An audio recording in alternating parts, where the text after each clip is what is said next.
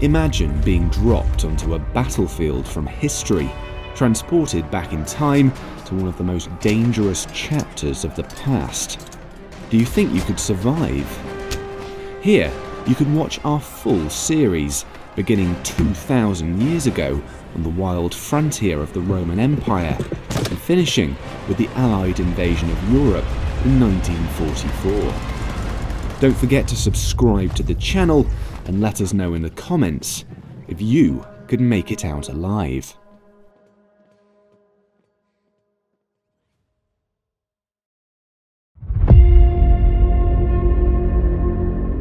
On the very edges of the Roman Empire, survival was far from guaranteed. There were over 5,000 kilometers of frontier to defend, stretching across mountains, forests, and deserts. Living in harsh conditions, watched by enemies ready to pounce at the first sign of weakness, the Romans had to come up with ingenious ways to keep their men alive. In the decades after the Roman invasion of Britain, the legions had proved themselves almost irresistible on the battlefield. But Roman commanders still had a problem. They had to maintain a presence in potential trouble spots and snuff out rebellions before they could even begin. The solution was to build a string of Roman forts along the frontier to show the local population that the empire was here to stay. In this episode, I've been posted to the wild Welsh frontier, where, for the first time in nearly 2,000 years, a full-sized Roman fort is under construction. At Park in the past, meticulous research is being used to recreate an authentic 1st century landscape. I've come here to find out what life was really like for the soldiers who served in these remote outposts across the empire, surrounded by locals who were often less than welcoming. Someone had the great idea of us getting shot at by a Sarmatian horse archer. Crikey. With the help of volunteers from the Roman Military Research Society, I'll discover how the Romans maintained a military edge over their adversaries. Jacobite. Ooh, it's got him. Headshot. And just how likely it was Feel nice and safe in here. that you'd make it out alive. Jacobite!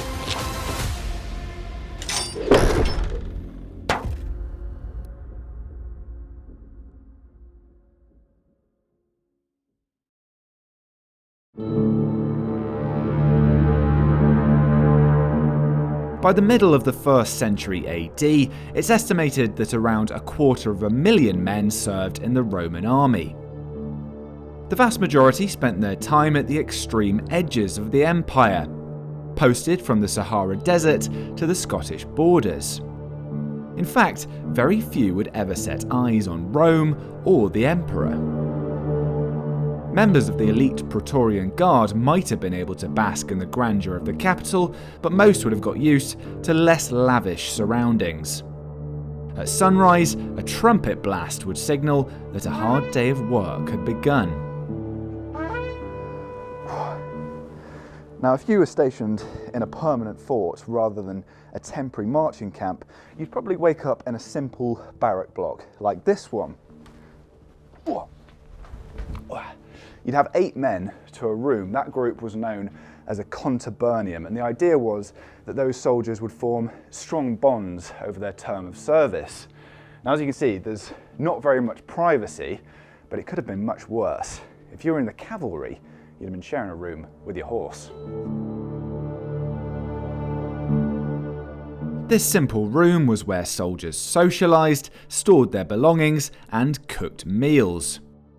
You'd need to keep your roommates on side, as I quickly found out. Getting dressed was apparently a 2-man job. A small fort like this one would have typically been occupied by auxiliary troops, perhaps not a full cohort of 500 men, but a smaller task force known as a vexillatio. These provincial soldiers accounted for at least half of Rome's military manpower, but were often looked down on by the better paid legionaries. Just like in the legions, auxiliary units were divided into so-called centuries of 80 men, each commanded by an experienced soldier with a fearsome reputation. Centurion? Hello, I'm here for my first day of the auxiliaries, reporting for duty. Can you explain, what is an auxiliary? You. Me? Yes, you. Recruited from the provinces.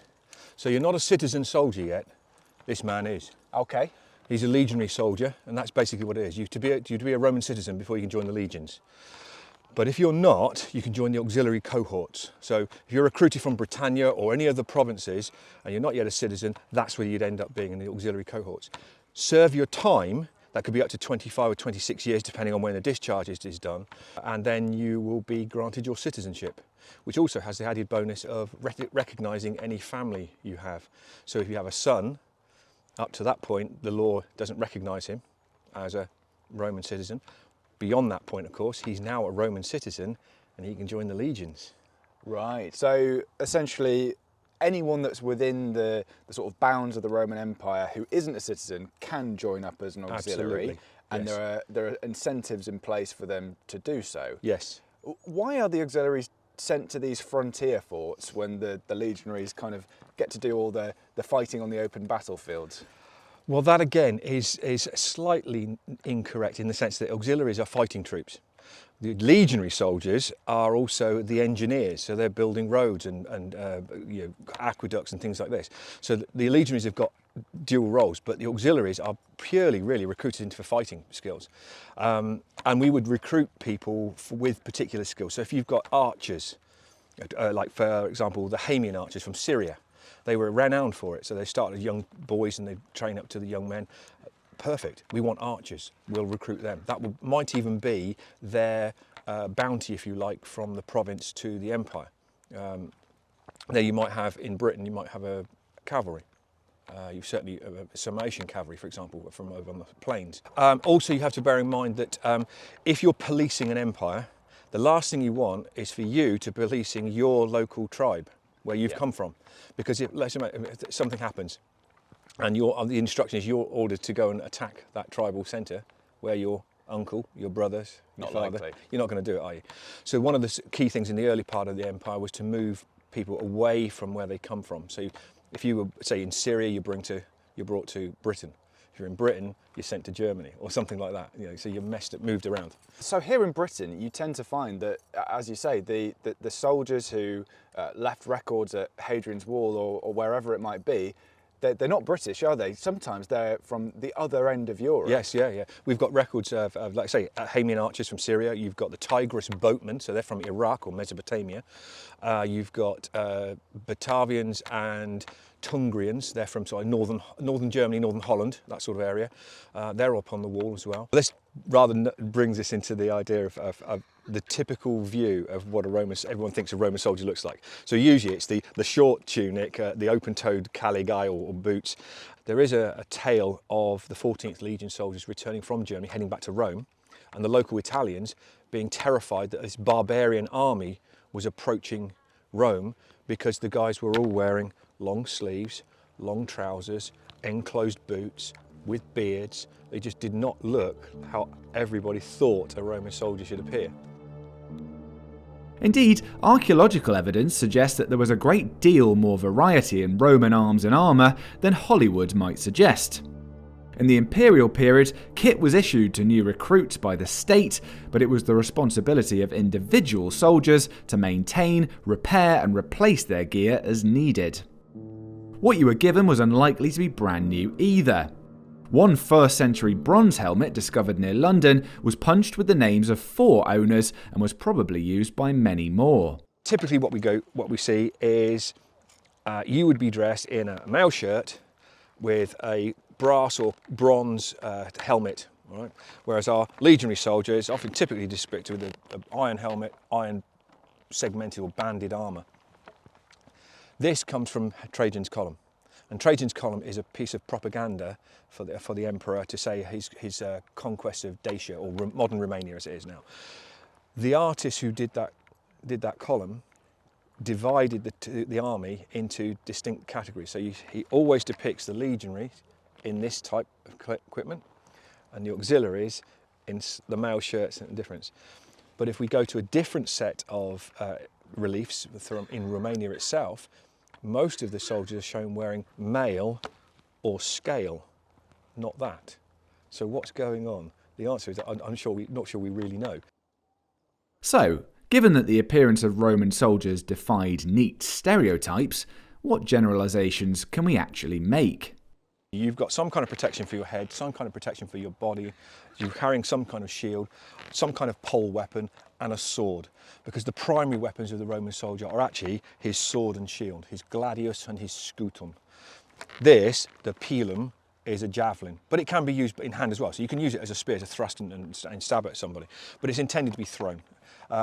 You might be issued a spear, so instead of the javelin you have a spear. The spear is a fighting weapon, you hold it and you can fight with it. Take us through what marks you out as a centurion. There are basically three things. When we see funeral gravestones of centurions, they're usually depicted with a helmet with a crest that goes from side to side, or ear to ear. That crest, or crista, is fixed to the helmet, which makes kind of sense because you want to know where that centurion is in his century. So my position in the battle is at the front, in the middle. So every guy around me can see that, and he knows where I am, because I'm leading from the front. Then you have the greaves, the ocria. This seems to be a throwback to an earlier period. So the ordinary soldiers are not wearing them in the 1st century AD. So the crest greaves, and the other one is the vitus. We call it vitus, a vine stick. Essentially, it's not necessarily from a vine, as in a grapevine, but it could be, as in this case, a vine has grown round that and it's caused that twisted, gnarled look. Okay. This is a symbol of the centurion's rank and his authority, and it's a means by which I can also correct minor disciplinary issues. Oh, I'm sure. Yeah. So while soldiers don't want to be hit, they accept that they will be hit by a stick. Yes. They'll be hit by the vitus. Not ideal if you're carrying your sword around. No. Would I carry this in battle? Probably not. And is it true, so life in a fort, you'd start early and you'd usually start with some weapons training, right? Can do, yes, yeah. It depends what the training regime might be. It could be we're going out on a march. So we march out for 20 miles, dig a marching camp, stay there, camp, defend it all night, pack it all down. Let's just stick in here and do some weapons training. Well, that costs you, that does.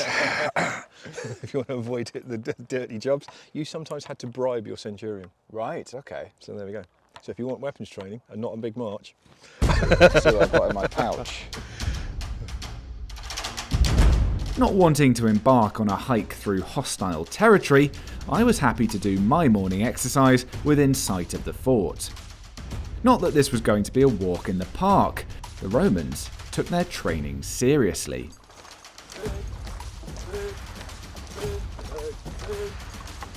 Anyone between the ages of 17 and 46 could theoretically enlist in the Roman army, and there were plenty of volunteers. Press gangs were unheard of, and conscription was rarely needed. New recruits were subjected to an intense medical examination which left nothing to chance. Having too much intelligence, short fingers, or a missing testicle were all apparently frowned upon. Together with a legal background check, this process was called probatio. Once it was passed, would-be soldiers embarked on 4 months of basic training, designed to weed out anyone unsuitable for army life. As if they'd been born with weapons in hand, they never have a truce from military training and never wait for emergencies to happen. Their peacetime exercises are no less thorough than real warfare. Every soldier applies all his energy to training as if he was on the battlefield.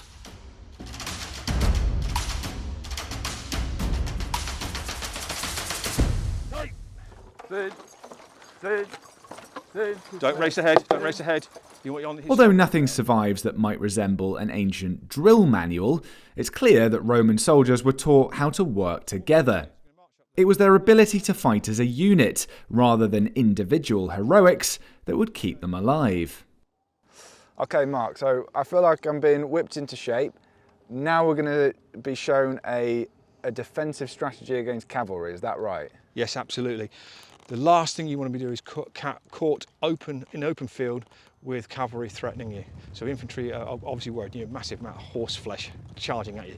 So we've come up with a solution. We know that the Romans used something similar. It is effectively, if you've heard of the testudo or tortoise, Of course. it's a static version of that. But we're going to create an offensive ray of javelins pointing towards our enemy horsemen, which for our purposes are going to be coming from that direction in front of us. Great, let's see if we can pull this off. Yeah. Okie dokie. The rectangular scutum shields carried by Roman soldiers offered excellent protection. Curved in design to deflect glancing blows, and large enough to cover the whole body if a man was kneeling down. Eques, contra equites facite, unos, duos, tres, quattro. Any horse that comes towards this will be scared by the sheer movement, let alone all the points facing them. If the rider is that brave, that's our job in the back ranks to throw a javelin at them. It's not the most comfortable, to be honest, but feel nice and safe in here. Good, we should be. Of course, the Romans hadn't earned their terrifying reputation hiding behind their shields. Over centuries of conquest, they'd mastered the combination of javelin and sword. So our next drill, Mark, we've been attacked by cavalry, we've fended them off. Now there's infantry coming at us. What are we going to do? We're going to launch these javelins. That's our first line of attack. Okay, this is the pilum, right? It's the pilum, absolutely. So what we're going to do is we're going to give ourselves a bit of space. So we're going to break out into like a checkerboard effect. I'll give you two the instruction to charge forward, so impetum facite, charge forward. When you hear yakite, you're going to draw that arm back and then throw that javelin. Got it. All right. As soon as you've thrown that javelin, stop, draw your sword and get ready, because you're now protecting these guys who would then do the same thing. Got it. Okay. Happy? Right. So these guys, they'll be throwing the pilum presumably when the enemy were quite close, right? Oh yes, yeah. We're not talking Olympic throwing here. We're Yeah. talking sort of maybe 30 metres at maximum. Yeah.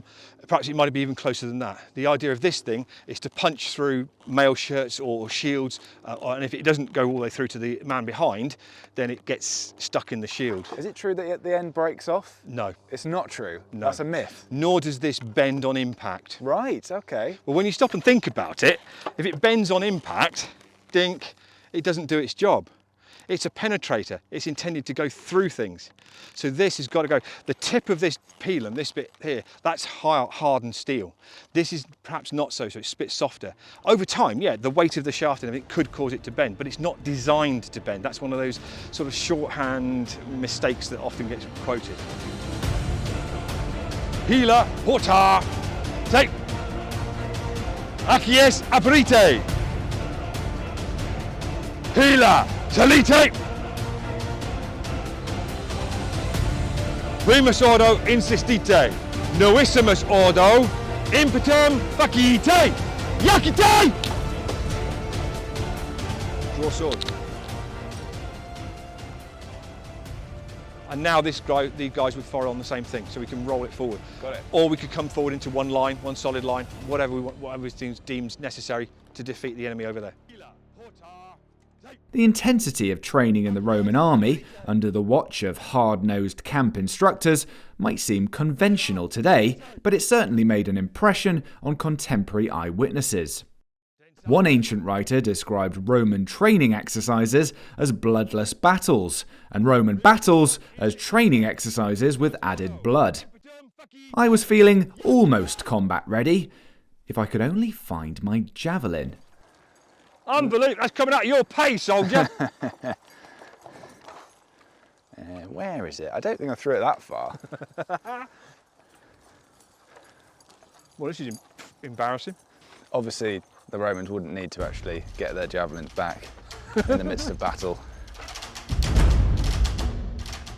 Despite their training, even the most disciplined troops were vulnerable when moving through unfamiliar territory. The destruction of 3 Roman legions in Germany in 9 AD, lured into an ambush in Teutoburg Forest, was a reminder that they weren't invincible. To neutralise the advantages of their enemy in the mountains, swamps and woodland of the frontier, the Romans needed to operate from positions of strength.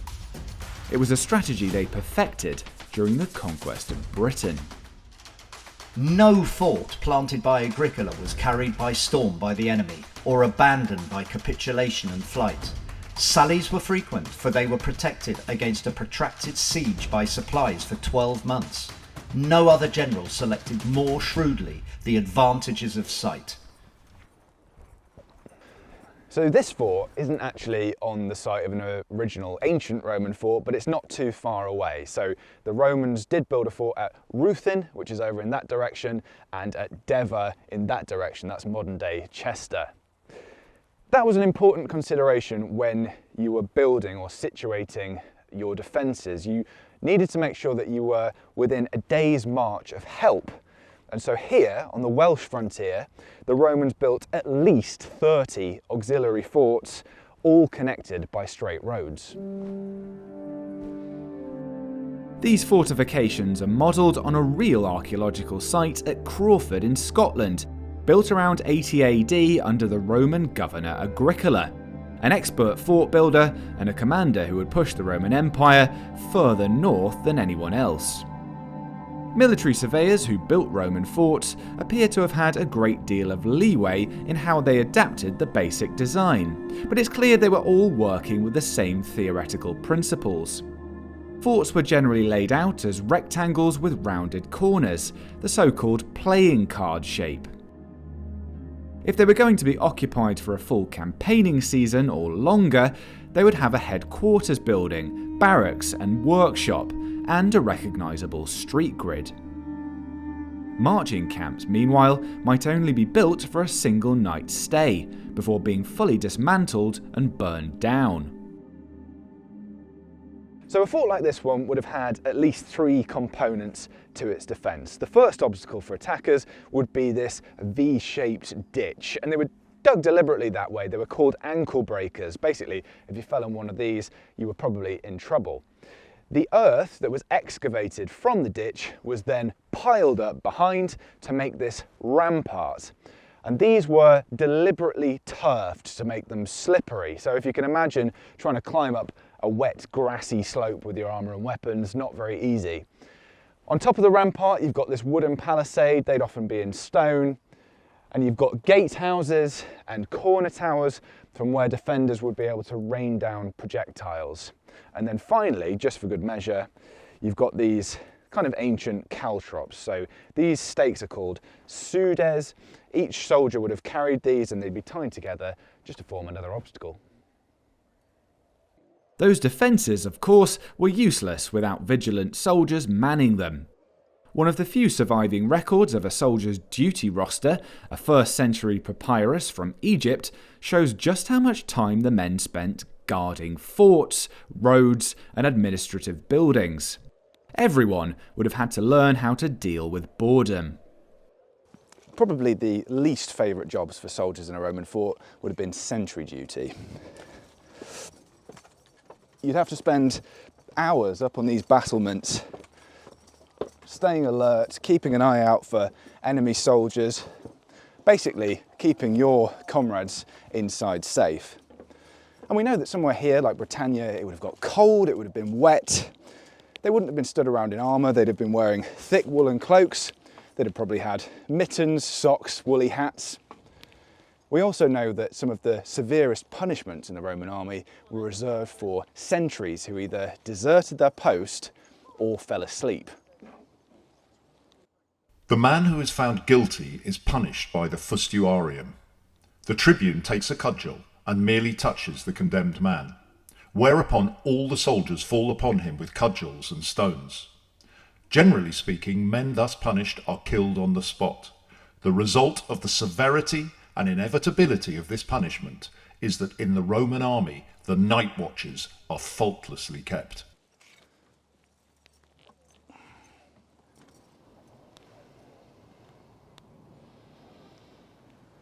I'll tell you what, Callum, we have to go through some hardship, don't we? You've only been here 5 minutes. So ungrateful. One way to avoid some of the more tedious jobs in camp was to prove you had a specialised skill or trade. Carpenters, musicians and medical staff were among those designated as immunes, quite literally immune from laborious tasks like digging ditches and latrines. Luckily for me, there were no latrines to dig here. State-of-the-art toilets had already been built. The Romans took their sanitation seriously. They weren't just digging ditches outside of the fort. They had properly drained toilets with sewage systems that would take human waste out under the defences. The only problem was you had to share the bathroom with all of your comrades. And there was only one sponge to go around. Do you have to fill this every time? Yeah, sorry mate. Just a request guys, please subscribe to the channel, give us a thumbs up and leave us a comment. There's loads more stuff coming. While I'd now taken a tour of the fort's impressive defences and toilet block, there was certainly a way to go to complete the interior buildings. I was keen to speak to the chief builder here to find out how difficult constructing a 1st century fort really is. So Gary, is it fair to say that a lot of the fort around us, you've built it? Quite a bit of it, yeah. Both myself and my colleague Vindex. I mean, so we've been the two primary here for the last year or so. We do have a number of volunteers which help us out, but obviously they're not always available. And obviously some of the skill sets that we require aren't available to just most of the public, so it's a little bit difficult. So it's a very small team that you've got. You Extremely haven't got a full team. legion to, No, to help I wish. you. So, Yeah. So what are the kind of challenges that come with that? Presumably speed at which you can build it. Well, there's a speed at which you can build it, and also the actual sheer physical challenges of some of the construction that we actually have to undertake does require us to, unfortunately occasionally cheat sometimes in order to bring safety into the issue as well, and manual handling, particularly of things like the frame vents that we've got here. Those require quite a bit of effort in order to put into place and make sure that they're safe. Understandable, yeah. So we are stood right now in front of the Fabrica. So that's a workshop, right? Yeah. And most Roman forts would have started with a building like this. Yeah, probably. I mean, sort of it makes the sense that if you're going to build everything else, you need, well, particularly here in Britain, you need a covered area that you're going to be able to sort of make use of whatever the weather, because unless you've got a massive monsoon, you're just going to be working regardless. The workshop at a Roman fort would have been kept extremely busy, dealing with a never-ending list of routine repairs and new construction projects. When one of Agricola's legionary fortresses in Scotland was dismantled and abandoned, the occupiers buried almost 1 million iron nails in a deep pit, most of which were probably manufactured on site. But at least some components of a Roman camp might have arrived ready-made. And you were saying earlier, many of the buildings within a fort like this one, for efficiency, the Romans would have brought them almost flat pack style. Well, it's possible that the Fabrica might have actually sort of been built in the actual Fabricas in the main legionary bases, like particularly the one at Dera at Chester. They've got Fabricas there that are almost like warehouse in size, and they've got to be doing something. So things like gateways, probably for these places, corner towers, some maybe important buildings would actually come literally on a cart for assembly. So you mentioned that you may have had to cheat a little bit with some of the earthworks and some of the heavy lifting, but you have done a lot of it using traditional Roman techniques, right? Definitely. So using tools like these. Can you talk to us a little bit about what some of these are for? Well, most of the tools that we use, I mean, you'll find derivatives in the modern day. I mean, simple things like chisels and what have you, they've been around literally since man started doing woodworking. I mean, obviously things like axes and what have you in like this particular one, which is a side axe, used for actually sort of hewing logs out of the round into sort of square section and what have you. These again are very, very common things. Draw knives, which again are used for sort of trimming and cutting. Simple drills, simple saws. Yeah, we've been trying to emulate a lot of the things that would have actually been done. Obviously, we'll only do that for a small amount because we actually sort of have to get on with the main part of actually constructing this place. And what's next for you and the team? What's the next project? Next for us, main one is, which is actually in the works at the moment, is the headquarters building, the Principia. That's going to be roughly in the centre of the fort, right in front of the main entranceway for the big double gates here. That is the administration building, but also, as nearly as important, the middle room at the back section of the Principia is the shrine to the standards. For the Roman units that's going to be here, that's going to be most probably the closest thing that we're going to have to a shrine, well, a shrine or a temple actually on site. And of course below that, that's where we're going to have the strong room. That's the treasury, right, where the money was kept. Where the money is kept. So you're going to be excavating an underground chamber for that? A certain amount, yes. With the land that we've actually got here, we can't basically dig too deep until we actually sort of hit water issues, unfortunately. So it'll most probably be that it'll be partly underground, but underneath a raised dais where we'll actually put the standards just slightly more elevated in order to honour the gods. Got it. Well, we really look forward to seeing the rest of this place coming together. Good luck with it. Thank you. It's been a pleasure. The Roman fort featured in this episode is the centrepiece of a unique heritage project called Britain's Big Fort Build. An exciting challenge to reconstruct an authentic, full-size auxiliary fort set within a rewilded 1st century landscape. It's the first complete conquest period fort to be built in Britain for nearly 2,000 years, and you can visit for a great day out and to see the build team in action. Please help by donating to this amazing project using the link on the screen right now.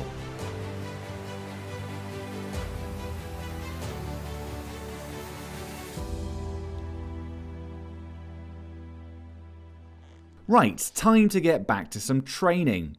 While heavy infantry certainly formed the core of a Roman army, some of their most innovative military contraptions were designed to kill at a distance. Okay, so we've looked at some of the weapons that the Romans would have used in close combat, swords, shields, pila. Now we're looking at ranged weapons. We're looking at things that they would potentially use to defend a fort like this. Yes, and in the case of the archer, you can also go hunting to supplement your rations.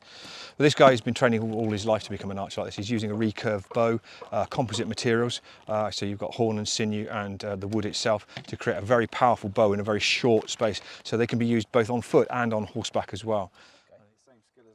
Most soldiers would have learned to use a bow and arrow, but professional archers tended to be auxiliaries recruited from regions like Syria, Crete and North Africa, where shooting was a way of life. Still, even a beginner might get lucky.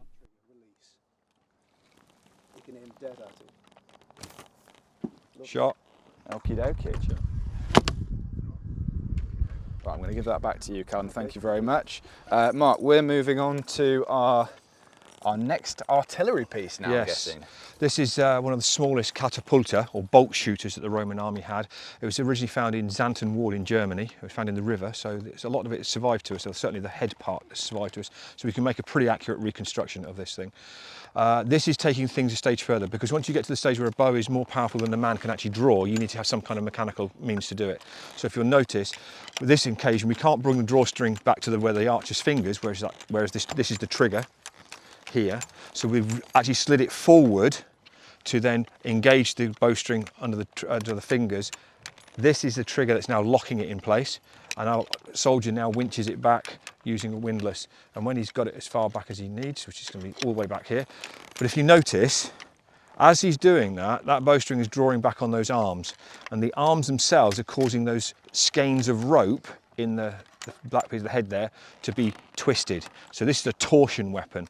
Bows are a tension weapon, this is torsion, so it's using a different power, because those arms do not go all the way through.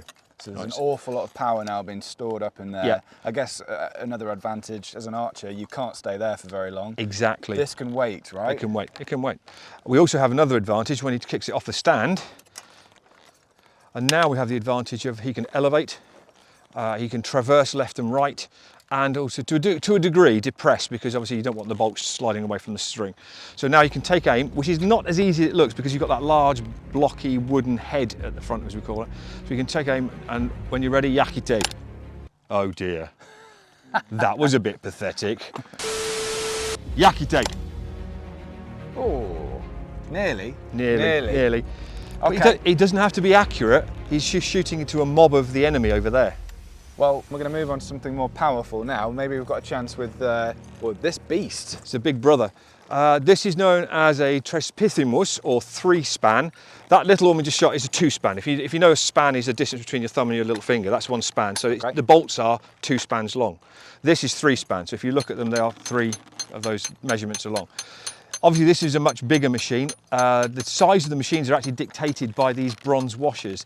In the ancient manuscripts, which have been used to create these things, that is classed as 1 unit. Okay. So this frame is 4 units wide. Exactly the same as that one, but you'll notice the bronze washers on that one are that much smaller. So Yeah. smaller machine, bigger machine. If you get the bigger washers, it goes up again. The guys are now ready. You happy? Right. What's the command to fire? Yakite. We say yakite, yeah. All right, guys, you ready? Yakite. Ooh, it's got him. Oh, I tell you what, that is a painful. Let's say top of the thigh, shall we? Top of the yes, yes. Great. So we've killed one of them. Yep. And now we're moving on to. This is our chronologically most advanced. It is. Weapon. This is where the Romans have now taken on the mantle of designing the thing. So what's actually fundamentally happened is we've got a machine that is able to use the spring bundles are spread out on a metal frame. So we've got the metallurgy has improved. So we've gone from the wooden frame to the metal ones. All right. Is it in? That's it. That's it. So now you can just crank it back, work together. This way, yeah. Yep. Oh, that's not actually too difficult to do, is No. it? I guess you have to keep it fairly steady. Okay, I'd hold it about there. There's the bolt. So grab a bolt, place Okay. the bolt. Obviously the Nasty looking thing. pointy end towards enemy. Okay. In That's we on go. top there.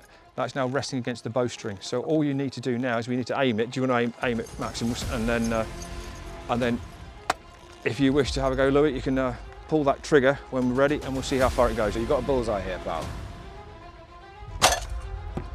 There we go. Is that the same guy? I don't know, but he's not very happy if it is. No.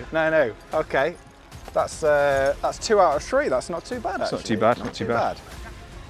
Feeling that one of our plywood targets had been unfairly singled out, I thought it was only right to try and hit someone else. Not to mention, I really wanted to have a go. When you're ready. Ready? Yakite.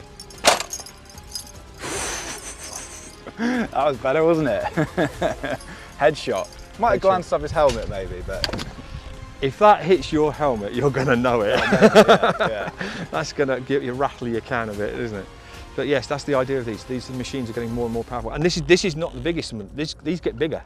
You can scale these up as well. So these can be massive things. And they're obviously going to be used, they're quite portable, right? Mm-hmm. So the legionaries are going to be carrying them around. Would they also have them sort of on the defences? Definitely. On the towers, battlements? anything like that, you're going to use that. You can use those to actually, like any artillery piece, or think of it in modern terms would be like a machine gun. Yeah. It doesn't operate like a machine gun, clearly, but that's that sort of idea that you're covering a length of ground in front of your gatehouse or between. So you've got one up there, one up there.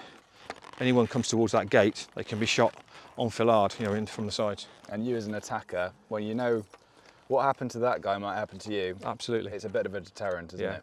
I mean, some of these bolts have been punching through armour before now. We've had that. So it's Scary pretty stuff. powerful machines. Very powerful. Shooting at a static target from a safe distance felt comfortable enough, but for my final test, the tables were going to be turned. As Rome's frontier pushed further north and east in the 1st and 2nd centuries, they encountered the nomadic tribes of the Eurasian steppe.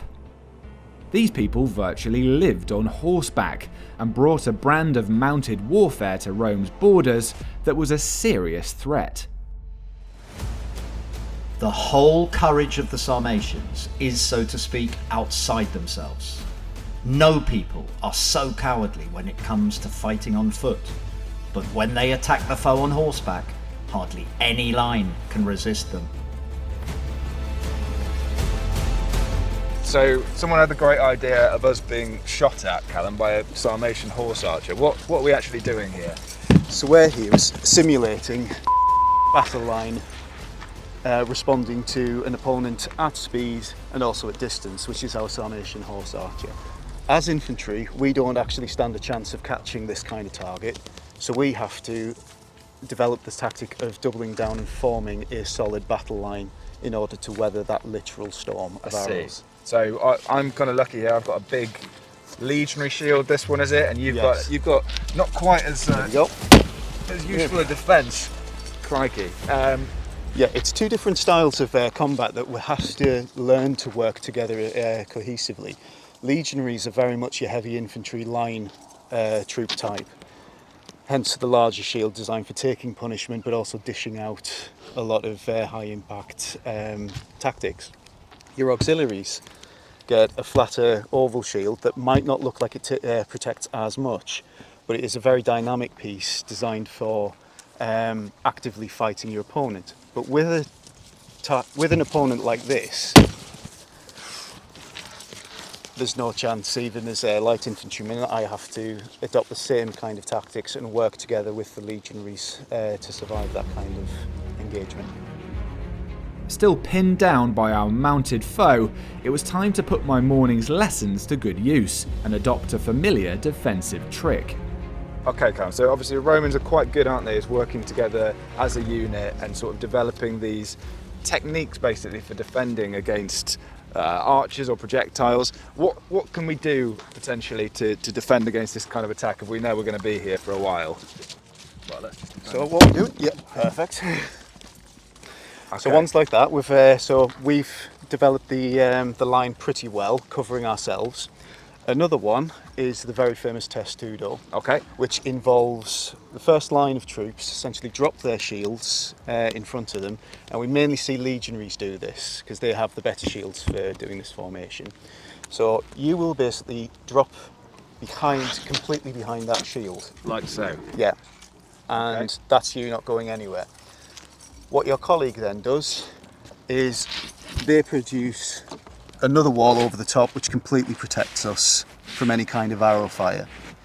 The trick to getting this working well is moving in sync without to seal everything up without any kind of gaps open to the horse archer. Okay, let's see if this works then. Got another wave of attacks So coming. simply call out testudo. Okay. Testudo! Perfect time. Oh. Perfect, relax. Excellent. So, we've weathered the storm. Sarmatians, they were used here, weren't they, in Britain? They certainly were. So an asset for the Roman army, I guess. The Romans have a very good skill at, when they see a good idea, they integrate it into the Roman army. And that is essentially the whole purpose of the auxiliary corps. When they came up against the peoples of Sarmatia, the various cavalry tribes, it was a cavalry the Romans didn't have. They had skill sets that the Romans weren't familiar with and fighting styles that they needed in their army to monopolise on. Things like horse archers were a much needed element within the Roman army. The Romans' ability to absorb the fighting potential of their erstwhile enemies is truly staggering. Imagine what the local population of Britain would have made of Sarmatian cavalry, or what the Sarmatians made of Britain. As Roman history wore on, the melting pot of martial cultures within and outside the empire's borders would begin to erode the recognisable legions of the 1st and 2nd centuries. After the internal chaos and financial meltdown of the 3rd century, Rome's mercenary-filled frontier armies would become hard to distinguish from those of the tribes they were fighting. But now wasn't the time to ponder the fall of civilization. I could smell dinner cooking.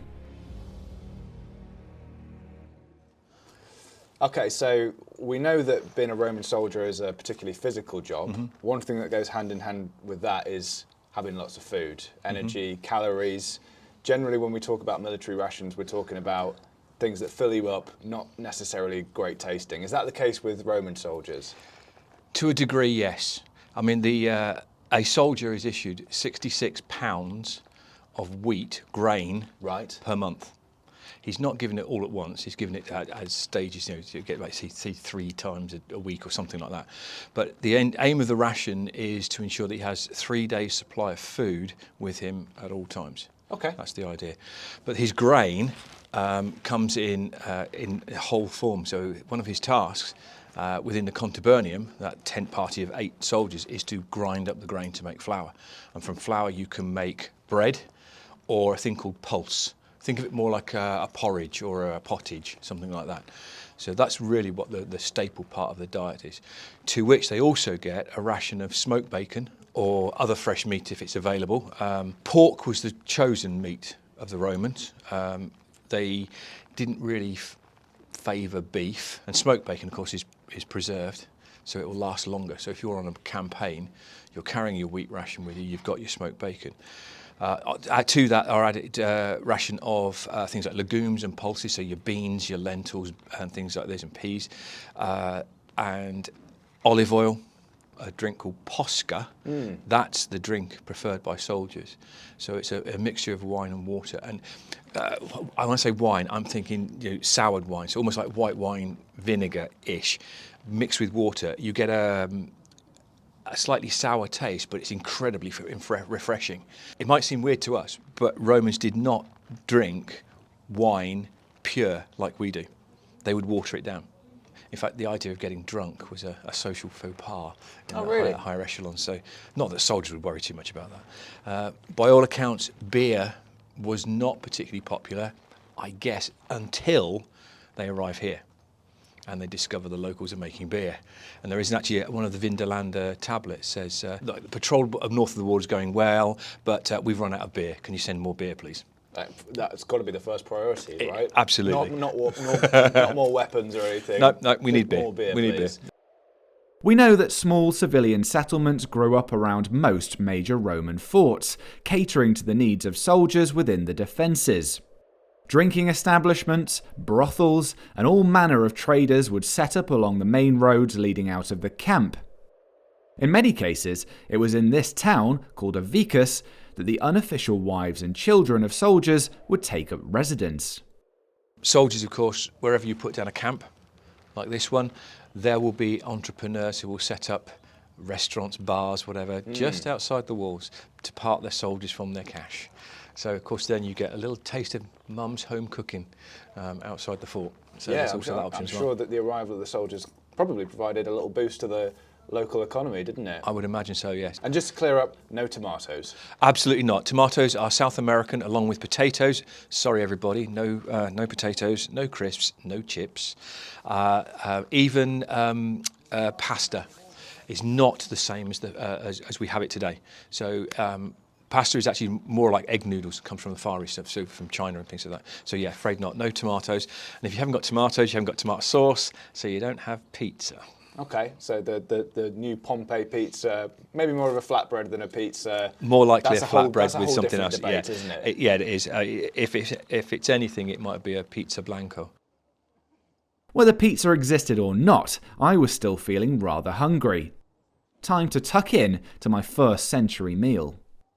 Today you've very kindly prepared a nice stew. Well, what's in this? Following on from what I said about smoked bacon and legumes, we've got basically smoked ham hock and peas. So it's a pea and ham sort of soup, really. So it looks pretty good, actually. It's good, isn't it? Slow cooked gammon, basically. Basically, yes. Yeah. That's very good. That's one of the jobs that you see within the contubernum. One of the soldiers may well be cooking for his other 7 colleagues. There's no sort of canteen or cookhouse or mess hall or anything like that. There's nothing like that. Basically, the soldiers cook for themselves.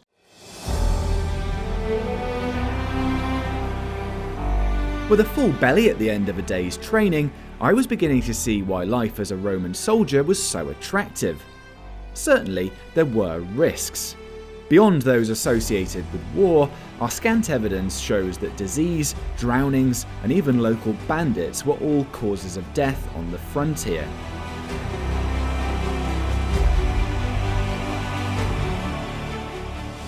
By the standards of the time, the army offered a well-paid and relatively stable career, with a generous pension offered to the estimated 50% who survived to see retirement. Regular soldiers could also rise remarkably far through the ranks, reaching third in command in a legion on merit alone.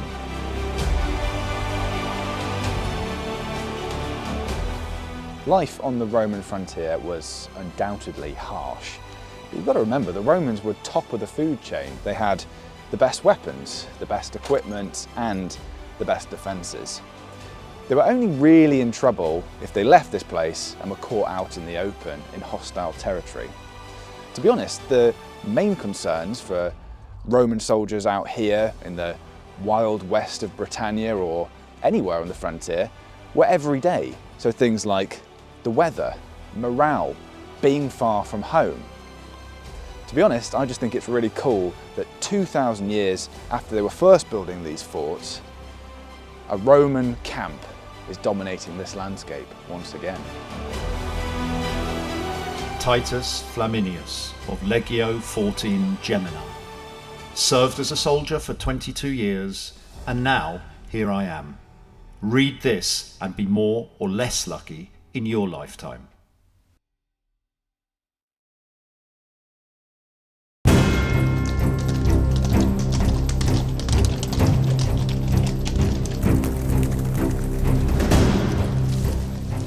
Not all parts of the Roman army operated in plain sight like the legions.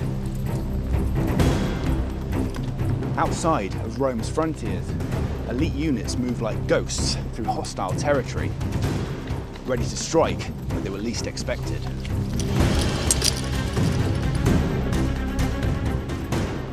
Although they leave few footprints in the historical record, the Romans employed a variety of groups outside the mainstream military to gain an edge over their opponents. Some specialised in covert intelligence gathering, others were elite scouts and pathfinders. The very best were tasked with politically sensitive and highly dangerous missions, rescuing hostages, for example, or assassinating enemy leaders. The Romans never used terms like special forces, but these ancient soldiers would be selected on ability, were trained in unconventional warfare, and would need the mental resilience to survive unsupported in the most challenging environments, much like their modern counterparts.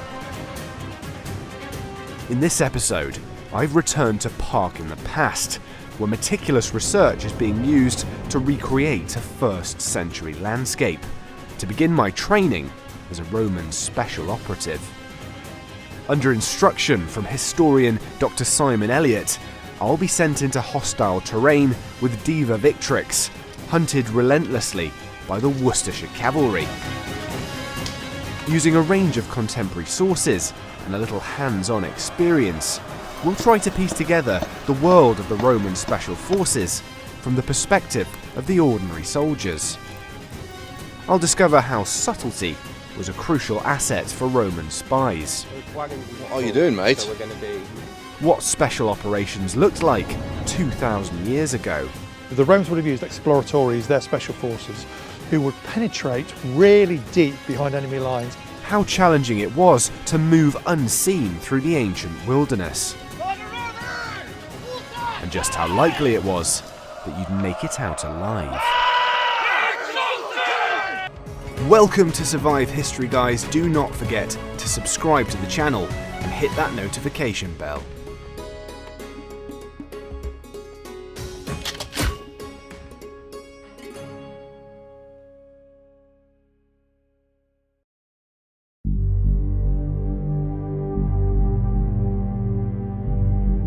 Throughout their history, the Romans relied on a reputation for military prowess to maintain dominance over vast swathes of territory.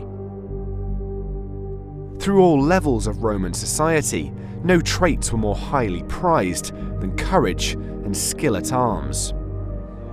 This was especially true during the Republic, when Rome's highest political office holders, the consuls, were also expected to lead the army in battle. In many ways, the macho image they sought to portray was at odds with the stealth and subterfuge required for effective spying and scouting. Consequently, we have only patchy evidence for intelligence gathering and special operations during this period. But as the Republican system began to strain under the weight of larger-than-life populists like Julius Caesar, and eventually collapsed into civil war, leaders became less precious about using devious tactics to defeat their rivals. Warring dynasts often turned to trusted and capable soldiers to do their dirty work, realizing the value of insider information or a well-placed blade in the dark. During the imperial era, the use of secret agents and special forces would soon proliferate. A new phase of history began with a real catastrophe for the Roman military.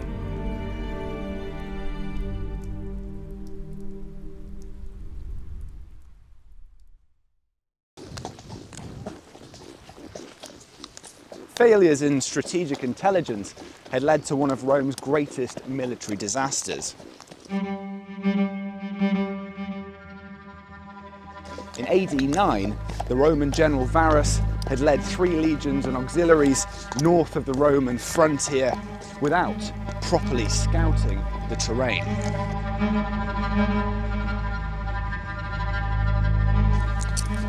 They went straight into an ambush and were wiped out nearly to a man.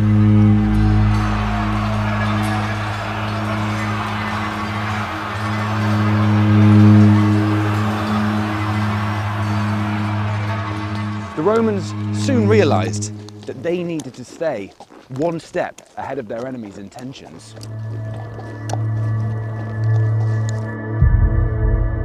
The defeat in Teutoburg Forest brought home a terrifying truth. The mighty legions, able to match anyone in a fair fight, could be undone by cunning and deception if they didn't have an accurate picture of the battlefield.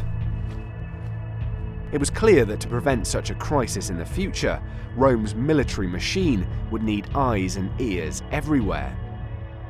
It would need a long reach too, to disrupt the enemy's plans long before they were acted on.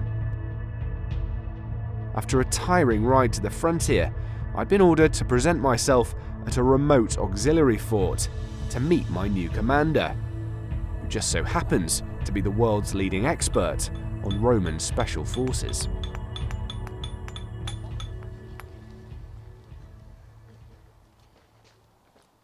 Oi! Legionary! Get back to work! Ah, Simon, I think I found our commander. How you doing, Louee? I'm good. Now, we're talking about Roman special forces today, but first of all, I think we've got to address this huge Principia building in the background, right? It's under construction. What's one of these for?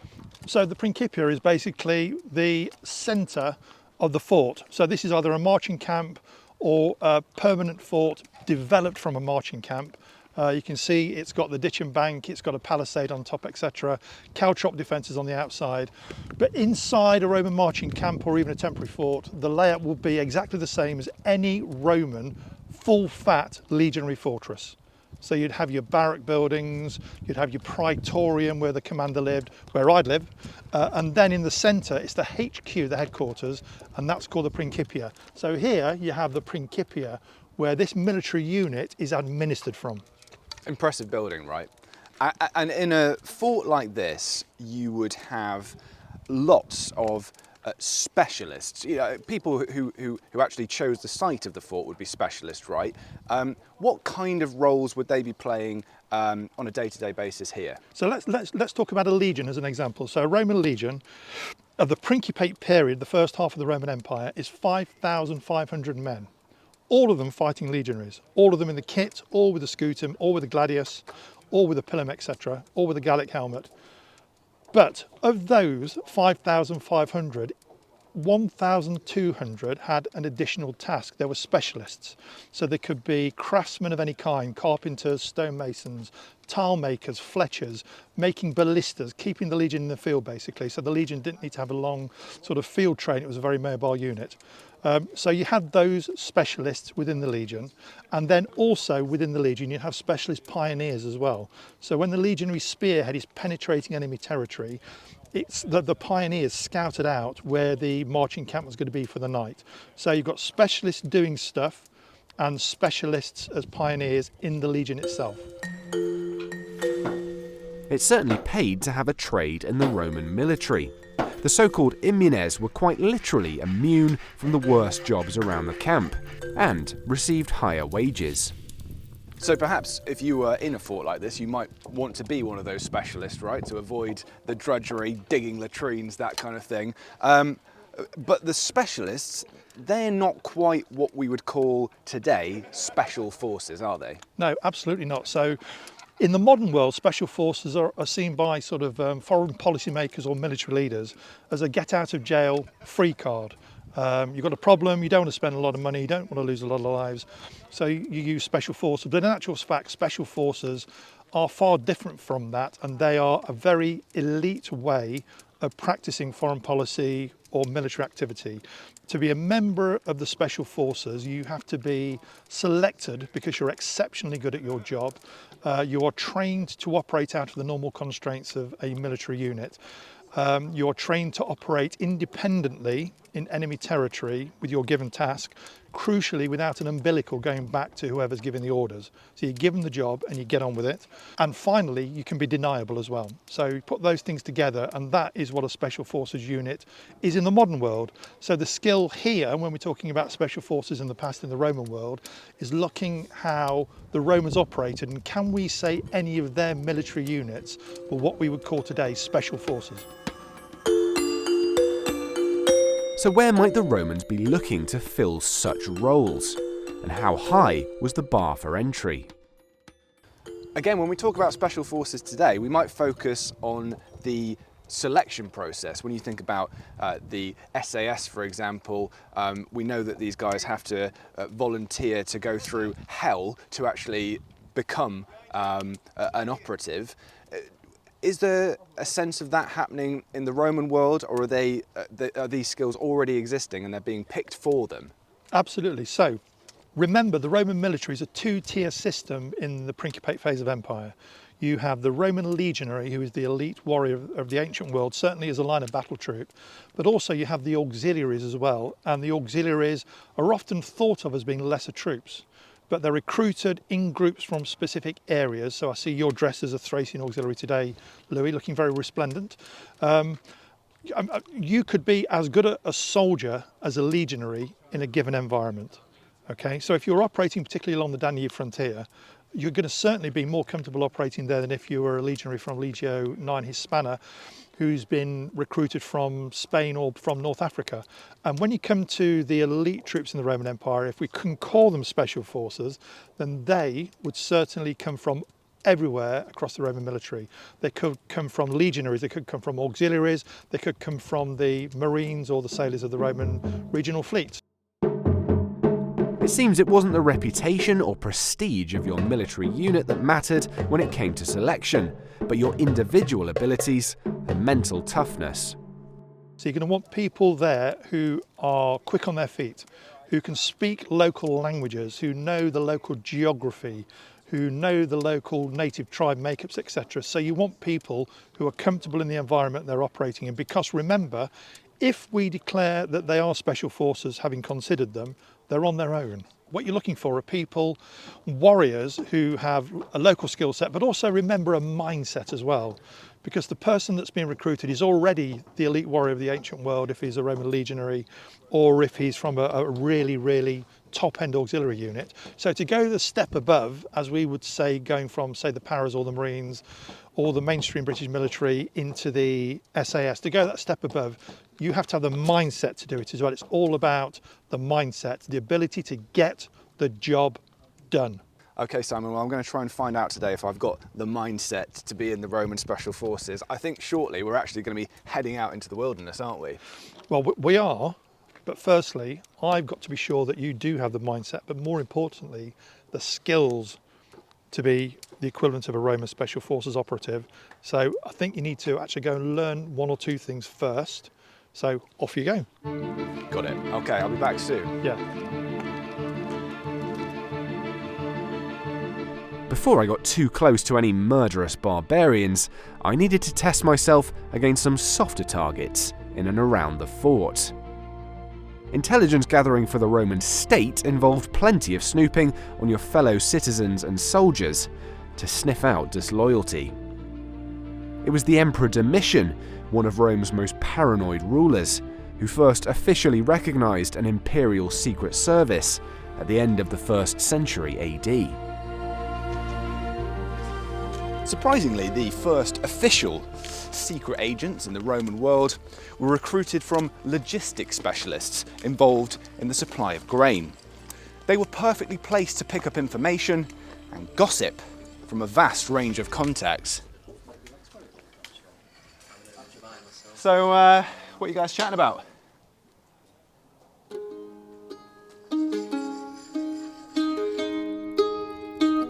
The frumentari, as they were called, are recorded carrying out a variety of tasks, from arresting provincials and confiscating property, to spying on senators and occasionally murdering them.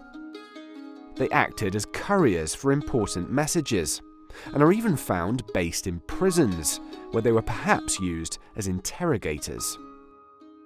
Overall, the job description seems to have been pretty flexible, and it's no surprise that they weren't very popular.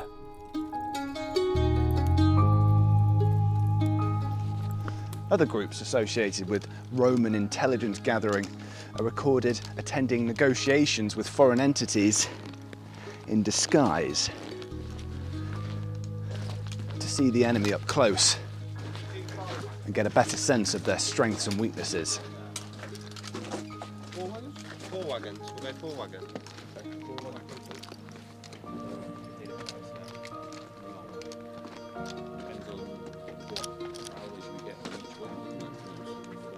What are you doing, mate? Scipio, on such occasions, used to send in the company of his envoys certain expert observers and certain of his officers, looking mean and dirty fellows, disguised as they were in the habit of slaves, with the object of exploring and inspecting, undisturbed.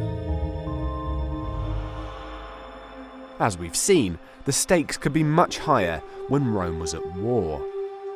The success or failure of a military campaign could hinge on up-to-date knowledge of the enemy's location, number, provisioning, and morale, not to mention terrain, topography, and distances from one place to another. This information could only be gained by sending specialist units into the unknown. The name for one of these groups, speculatores, came from the Latin word for watchtower, specula, and that reminds us of something important. When it came to surveillance of Rome's neighbours, there was no other option but to send people. Those selected for the task would need to survive outside the protection of Rome's frontiers. Aren't you supposed to be with them? Oh yeah.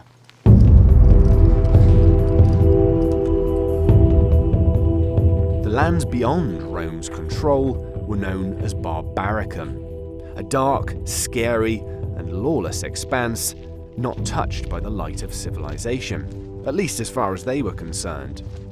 The Romans who regularly operated here are also shadowy figures.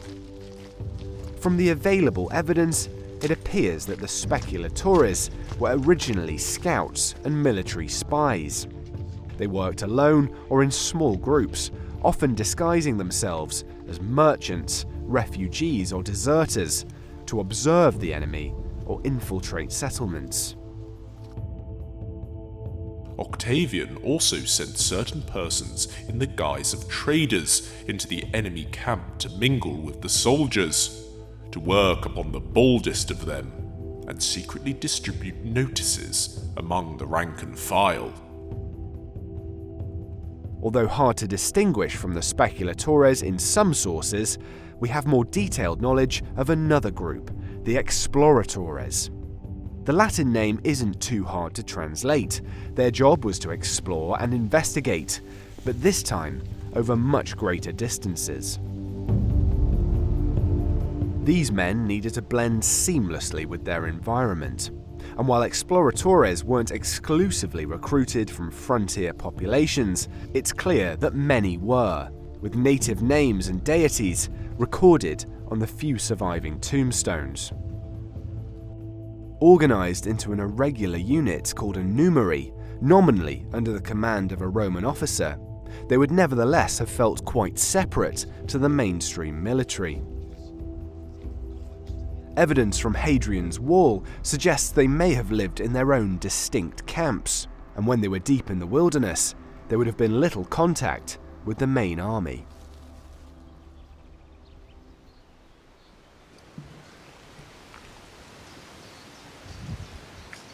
Roman military commentators offer some practical advice for soldiers operating close to the enemy in hostile territory. They should pay close attention to landmarks to aid the mapping of routes, identify potential ambush sites, move quietly, and be very accurate with timings.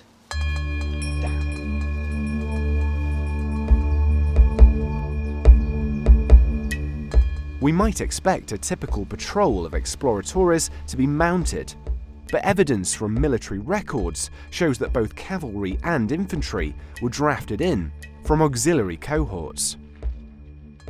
It's therefore likely that scouting details were hand-picked based on the specific demands of the mission. A group may have included expert skirmishers, saboteurs, hunters, and bushcraftsmen, a blend of skills that would have allowed them to survive unaided in the wilderness for days or weeks at a time. When they did return to make contact with their superiors, the observations they provided could prove critical to the outcome of a battle. Then came a threading of gloomy forests and a consultation on which of two roads to follow. The one short and usual, the other more difficult and unexplored, and therefore left unguarded by the enemy.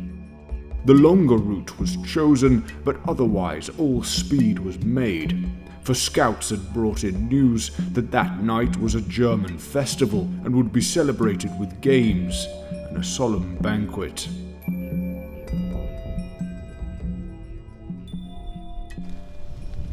Okay, Simon, so we've just spotted an enemy camp. The exploratores, deep behind enemy lines, one of their key roles was to infiltrate, assess enemy camps, right, get in there, identify the best time to attack. If you're a military force in the field, you're going to want intelligence of some sort, and if you're a legionary spearhead deep in enemy territory, you want to know what's in front of you. So the Romans would have used exploratores, their special forces, who would penetrate really deep behind enemy lines in front of the legionary spearhead to work out what was going to happen and to advise the military unit behind them, legionaries, auxiliaries, on what the best route was and where the weak points in the enemy defences were. And if they got the chance, they could even go for targeted assassinations. Okay, and I think there are even examples where the explorators identified the enemy having religious festivals, that kind of thing, telling the legions when the best time to go in was. Well, the beginning of that story actually is when the explorators failed. So that's the AD 9 variant disaster, when Varus took his 3 legions into the Teutoburg forest in Germany and they were wiped out. So clearly the special forces failed there, the explorators, but when the Romans had their campaigns of retribution, they worked really well. So there's one example when Germanicus was leading his troops to destroy one of the German tribes. They found out when a religious festival was, so they knew that the tribe would actually be off their guard, and that is when they struck. Pretty smart. And it certainly didn't end there, right? They were involved in pretty daring missions that you know, almost have modern comparisons right throughout the Principate period. Well, if you look at the campaigns of Agricola, who's the only Roman, I think, who could claim to have conquered the whole of the mainland of Britain in his campaigns in the far north. There's an example in AD 82 when the 9th Legion was almost wiped out by an ambush. Wasn't the event where it disappears, but it was almost wiped out. And the references we have say that it was saved by the intervention of the exploratores, who found a route through to them so that the Roman reserves who were coming up to relieve them got there on time and saved them. That's a great example. There's the targeted assassination of Decebalus, who was the king of the Dacians when Trajan was conquering the Dacians at the beginning of the 2nd century AD. In fact, this incident gives us a rare glimpse at the story of an individual scout. Tiberius Claudius Maximus was a decorated cavalry trooper from northern Greece, serving with the exploratores during the latter stages of the Dacian War. During the final pursuit of Decebalus, a scene depicted on Trajan's column, it was Maximus who supposedly cornered the Dacian leader on a mountainside, cutting off his head and later presenting it to the emperor. But an earlier mission was arguably even more audacious: a hostage rescue of Hollywood proportions. The best example I can give you, though, in actual fact, is for a British queen, Cartimandua, who was the queen of the Brigantes, and under the governor Belanus, after AD 69, when he was campaigning in the far north, he got word that she'd been captured in a rebellion led by her ex-husband, Venutius. He ordered a force north, a flying column. And if you look at the description of that campaign, to me, it's basically a special operation. So you might say the auxiliary cavalry are doing it. I don't think so at all. I think they're exploratores going deep behind enemy lines.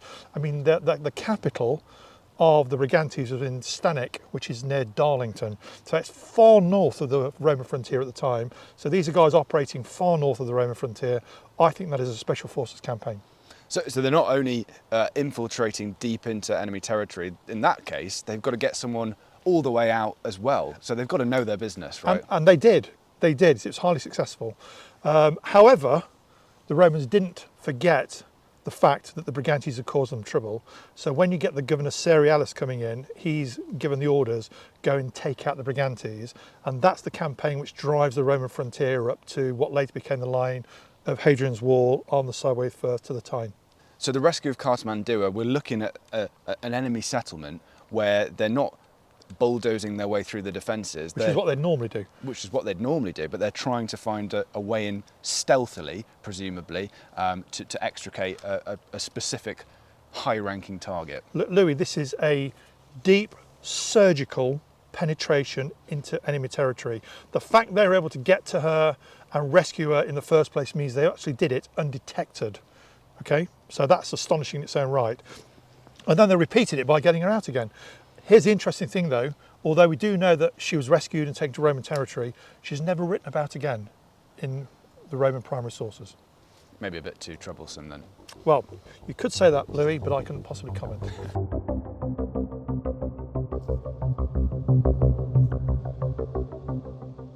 Now, Louis, here we have a native settlement, okay, and I've received word that there is a native queen who's been captured and has been held there.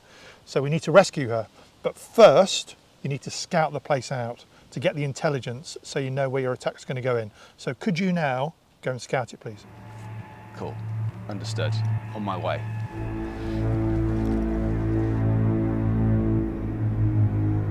Fires could be discerned from the camp of the Germans, and the scouts, who ventured closer up, came in with the news that they could hear the neigh of horses and the murmur of a vast and tumultuous array.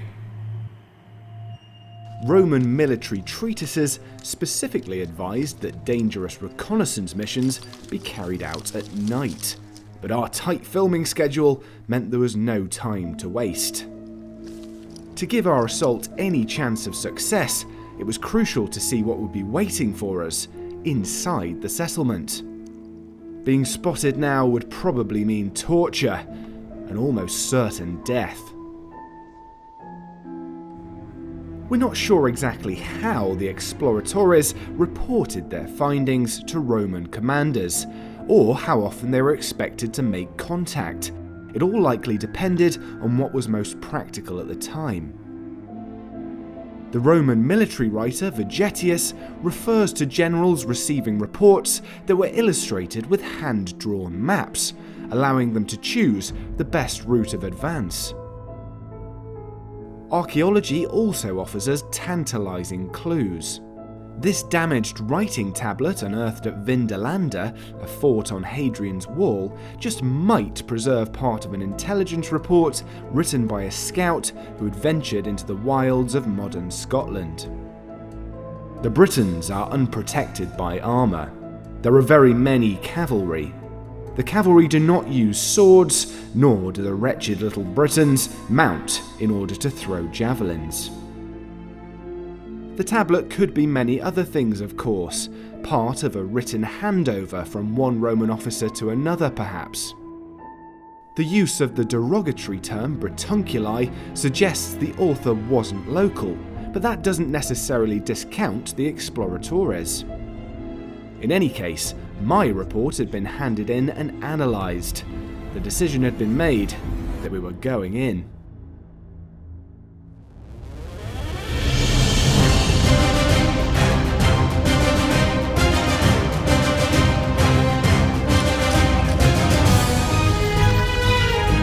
She asked the Romans for protection, and in fact some companies of our infantry and cavalry, after meeting with indifferent success in a number of engagements, finally succeeded in rescuing the Queen from danger.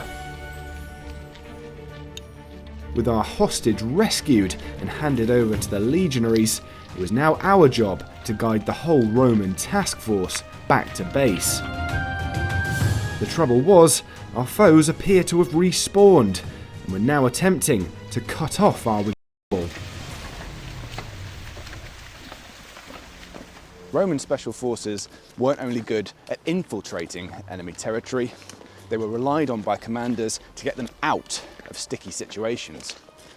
In 57 BC, Julius Caesar used his speculatores to get his army out of an encirclement placed on it by a huge band of Nervii tribesmen.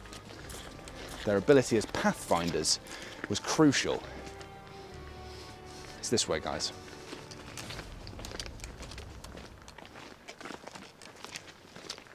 No, it's this way. No.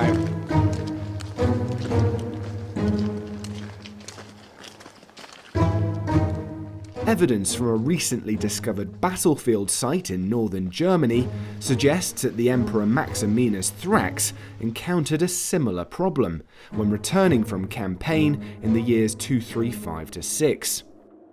Maximinus had apparently been successful in taking on the powerful Germanic tribes, leading his army more than 100 miles north of the imperial frontier. It was a huge gamble that relied heavily on expert reconnaissance. On the return journey, his tired troops had to negotiate the narrow Hartshorn Pass, a perfect ambush spot. The exploratores were again sent ahead to uncover what was lurking in the forested hills and report back.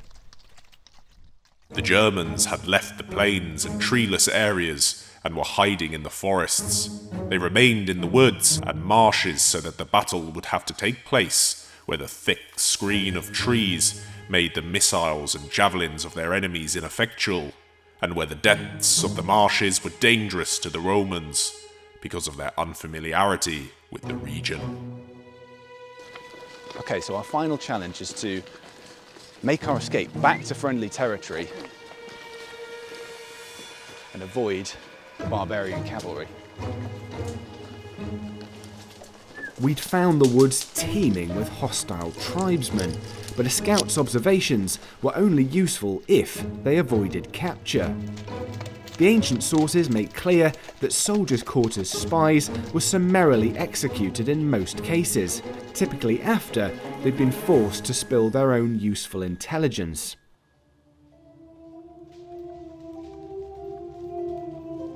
Luckily, we'd managed to slip through the net, back to our own lines. Centuries after the disaster in Teutoburg Forest, the Romans had clearly learned their lesson. Maximinus' scouts located the Germanic army, and when battle was joined, the Romans had prepared by deploying dozens of artillery pieces. The Hartshorn battlefield was found littered with bolts fired from the Roman Scorpio and ballista. Maximinus' army forced its way through. Just as I was feeling relieved to have made it back to the safety of the fort, there were plenty of Roman scouts grateful to get home alive.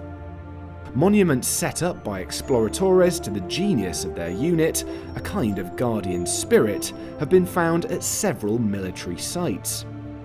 Often, the deities they offer thanks to are outside the traditional Roman pantheon, reinforcing the idea that these scouting units retained their native customs. I wanted to learn more about the men who were recruited into these roles and what made them suitable candidates for the Roman special forces.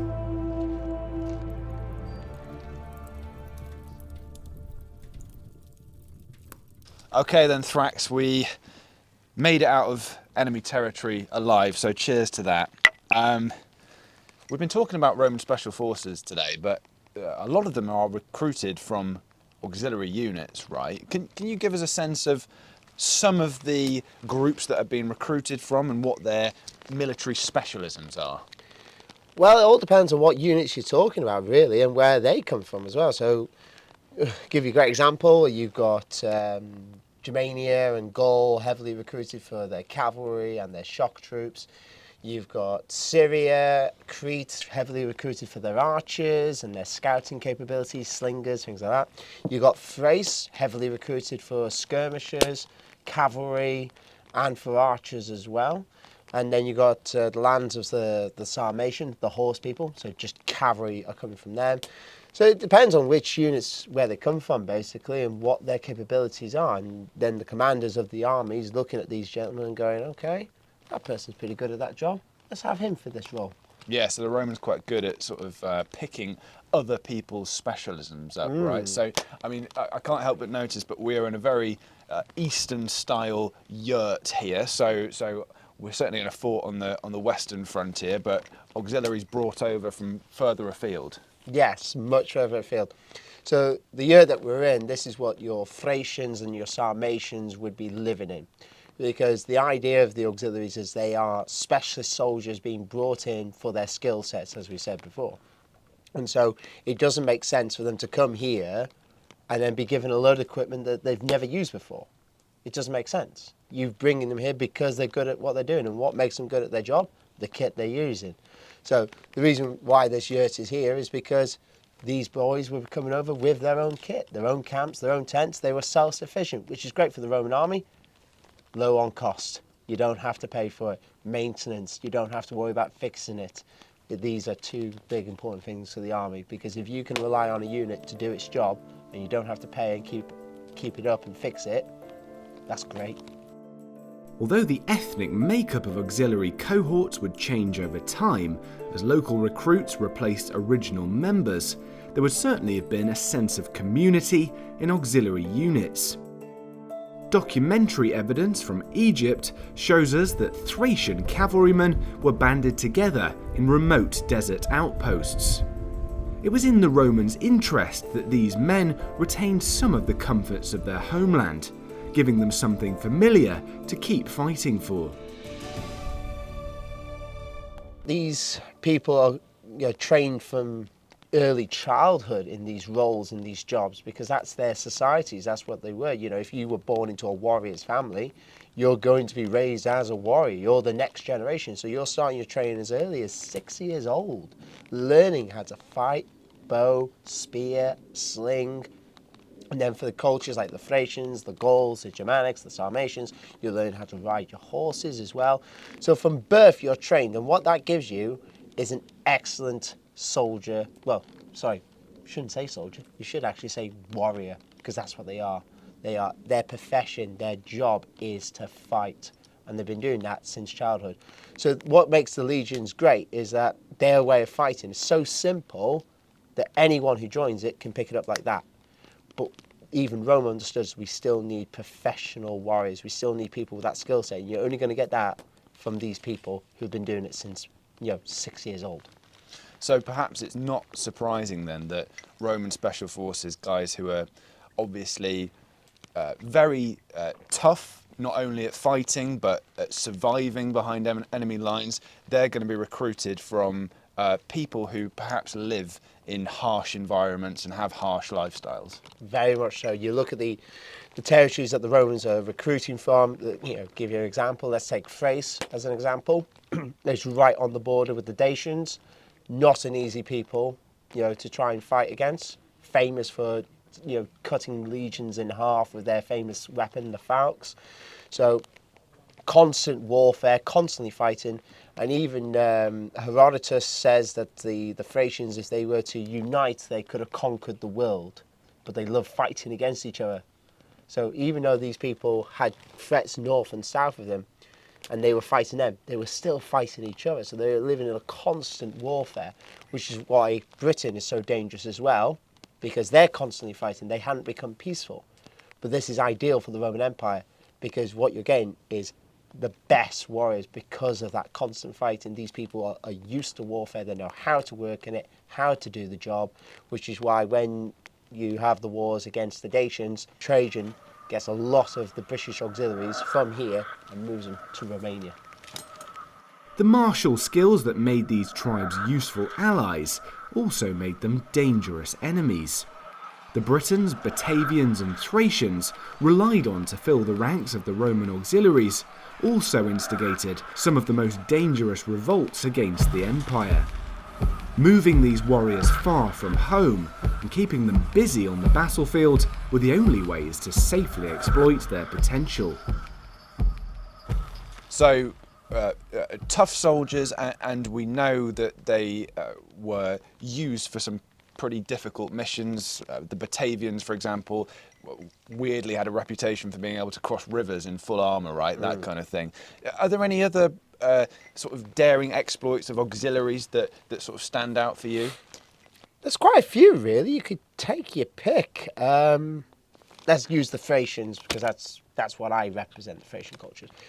During the civil wars with Mark Antony and Octavian against Brutus and things like that, Mark Antony's Thracian auxiliaries that he had employed to fight with him, they had they'd taken over the camp of Brutus. They were looting and going through all the stuff, legionaries and auxiliaries.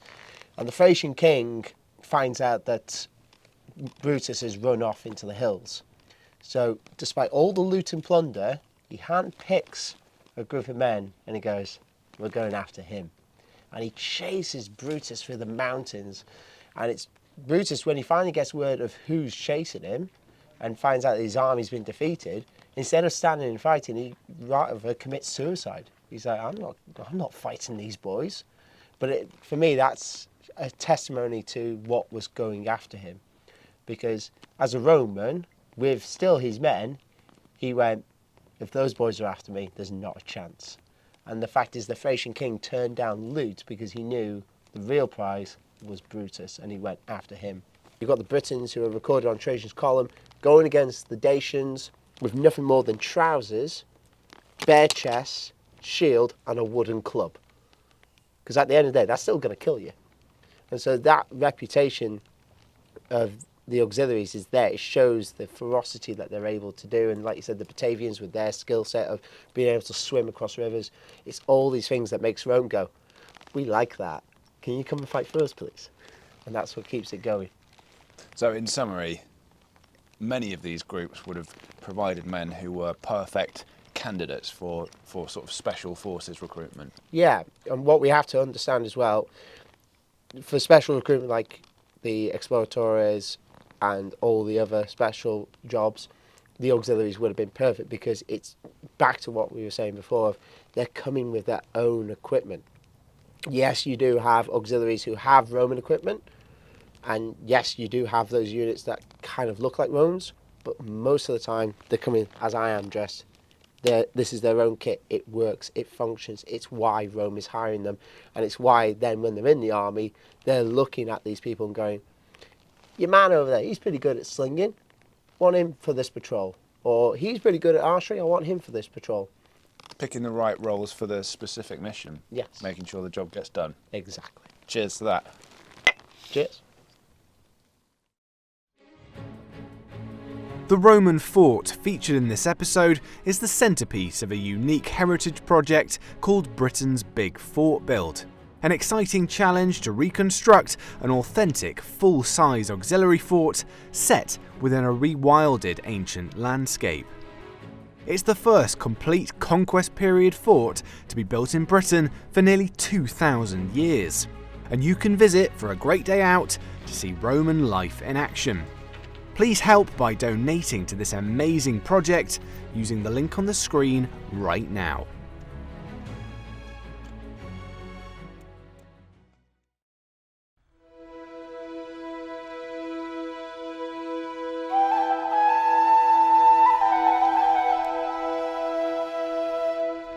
While Roman special operations behind enemy lines were inherently dangerous, we should remember that not all scouting was high risk.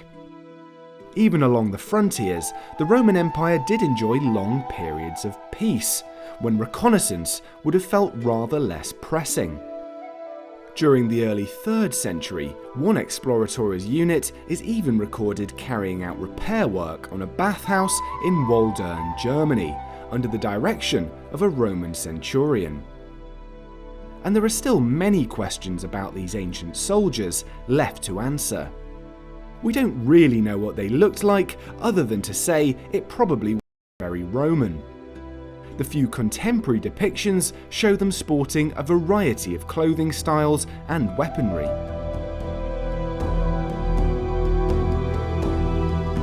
Just like today, special operations in the Roman world weren't widely publicised, and that makes the individuals who were involved in them elusive in the extreme. They leave few traces in the historical record, but we do get a sense from the limited evidence available, tombstones for example, that these soldiers were proud of their specialist roles. They were elite soldiers given the toughest assignments, where survival was far from guaranteed. Living for extended periods in hostile territory would have required immense resilience, not to mention advanced bushcraft skills. Capture was always a terrifying prospect that must have played on their minds. Ultimately, if they failed their mission, help probably wasn't coming. Their unit might even deny that they ever existed.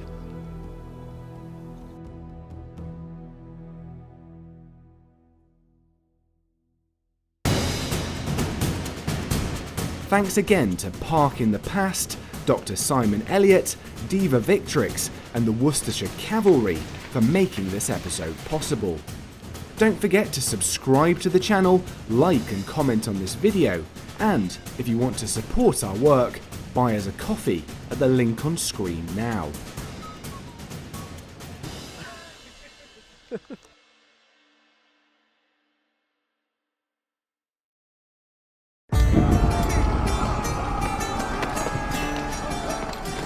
If you left Scandinavia in the 9th century as part of a Viking raiding party, the potential rewards were huge, but so were the risks. Every man, and perhaps even some women, would need to know how to fight. Not just against the enemy in the shield wall, but potentially against your fellow Vikings, to defend your honour and settle scores. The exploits of Viking warriors like Ragnar Lothbrok and Ivar the Boneless are as famous today as they were in the early Middle Ages. But as with almost everything related to the Viking era, it's hard to know where history ends and legend begins.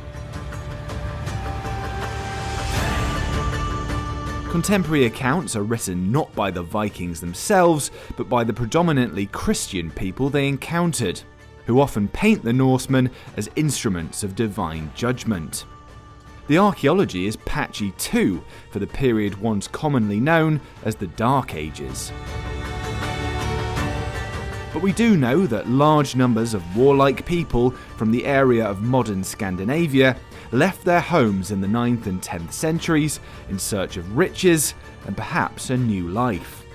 They used highly advanced longships to navigate the river systems of Eastern Europe and crossed an ocean to reach as far west as the North American coastline. We also know that in the 860s, a confederation of Viking groups joined together in one massive force to conquer the kingdoms of Anglo-Saxon England. In this episode, I've joined up with Blodorn Engla and Halder Reenactment groups that practice full contact Viking combat to see what it might have been like to take to the battlefield with this great heathen army. Using a range of historical sources and a little hands-on experience, we'll try to piece together what a Viking invasion looked like from the perspective of the invaders. I'll discover how the warriors of the Great Army lived while on campaign, what it was really like to fight in a shield wall. On fire, guys! And in a Viking duel.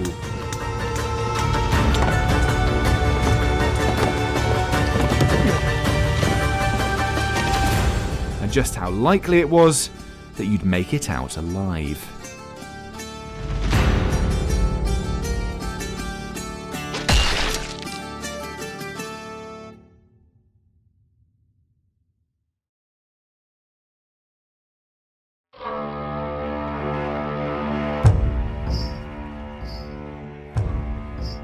The army that landed on the English coast in 865 was different to anything that had come before, carried across the North Sea in perhaps several hundred longships. Raiding parties had launched coastal attacks and even spent the winter on English soil, but had never aimed at conquest or settlement.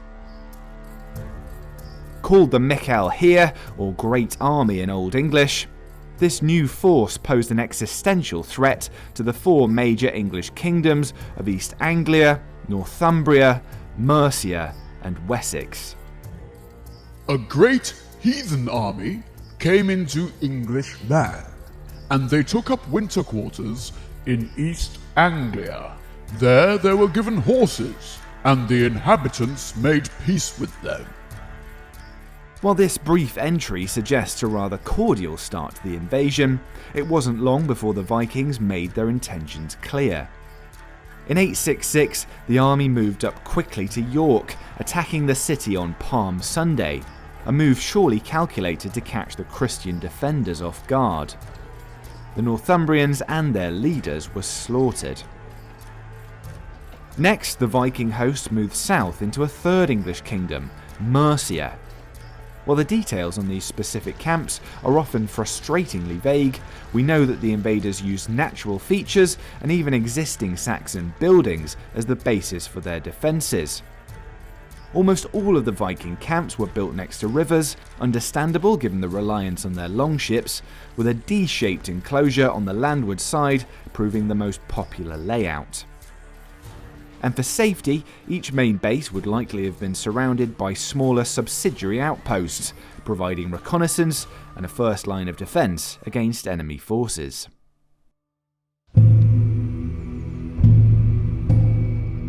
Meanwhile, back in the 9th century, I was still getting my bearings. This camp might be modest in size, but at places like Torksey in Lincolnshire, the Vikings spread themselves over an area of 136 acres, 75 modern football pitches, a huge enclosure that would have accommodated thousands of people and their livestock. We know from descriptions in European sources and even tent poles found in Viking burials that these places would have resembled canvas cities, complete with pop-up blacksmiths, silversmiths and bakeries. There'd have been women and children here too, some out of choice and some not. Slavery was an accepted feature of Viking and Saxon society.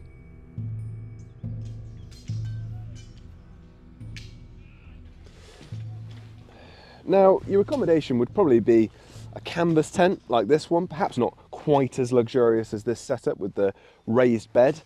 Unless you brought your family over with you, you'd be sharing with perhaps half a dozen other warriors, men from your local area back in Scandinavia. And the camps themselves were arranged by ship's company.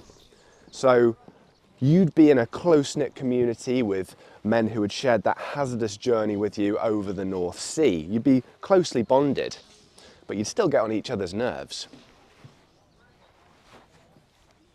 In the largest of the Viking winter camps, like the one at Torksey, you could have had up to 5,000 individuals living on top of each other. And it's easy to forget that for these Scandinavian farmers and fishermen, it would probably have been the first taste of urban living. It was quite a dramatic lifestyle change.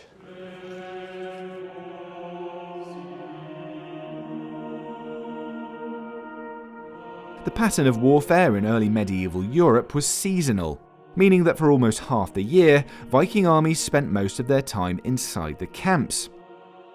As well as the problem of staying warm, there was the logistical challenge of trying to keep large numbers of people fed and watered.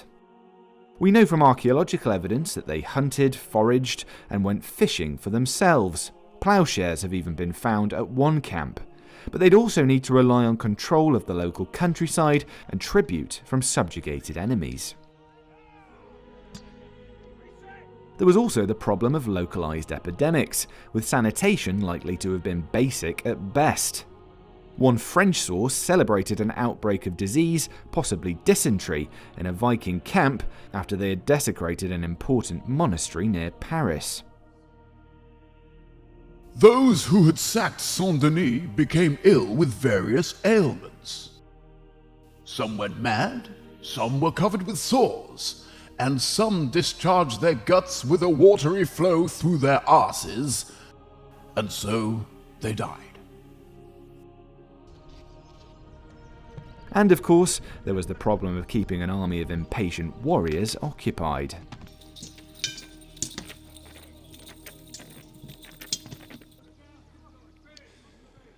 Now, during the restless winter months, you'd spend your leisure time trying to win hard-earned loot off your friend with board games like Nefertafel, a game of strategy, wit, and patience.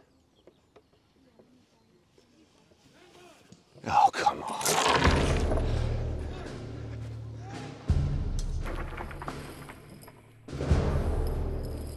These board game pieces, usually crudely fashioned in lead, were so common that they're one of the key indicators of the Great Army's presence, along with weapons, weights for use in trade, and coins outside their usual area of circulation. Surprisingly, dirhams minted in the Islamic kingdoms of the Middle East regularly turn up at Viking sites in Britain, demonstrating the extensive reach of the Viking trade networks. But beyond a love of board games and portable wealth, there wasn't a huge amount holding this force together.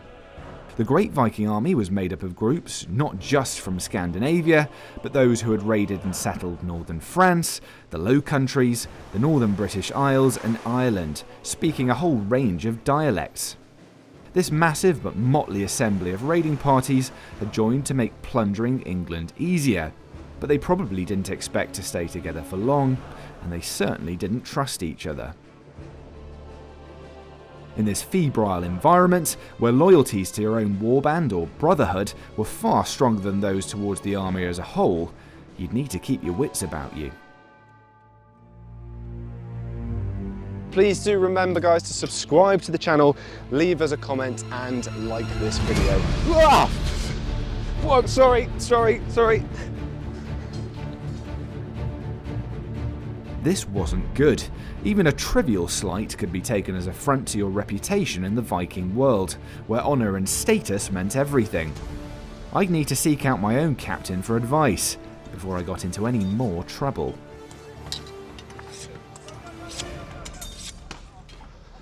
Oh, Tom, I'm glad I found you, mate.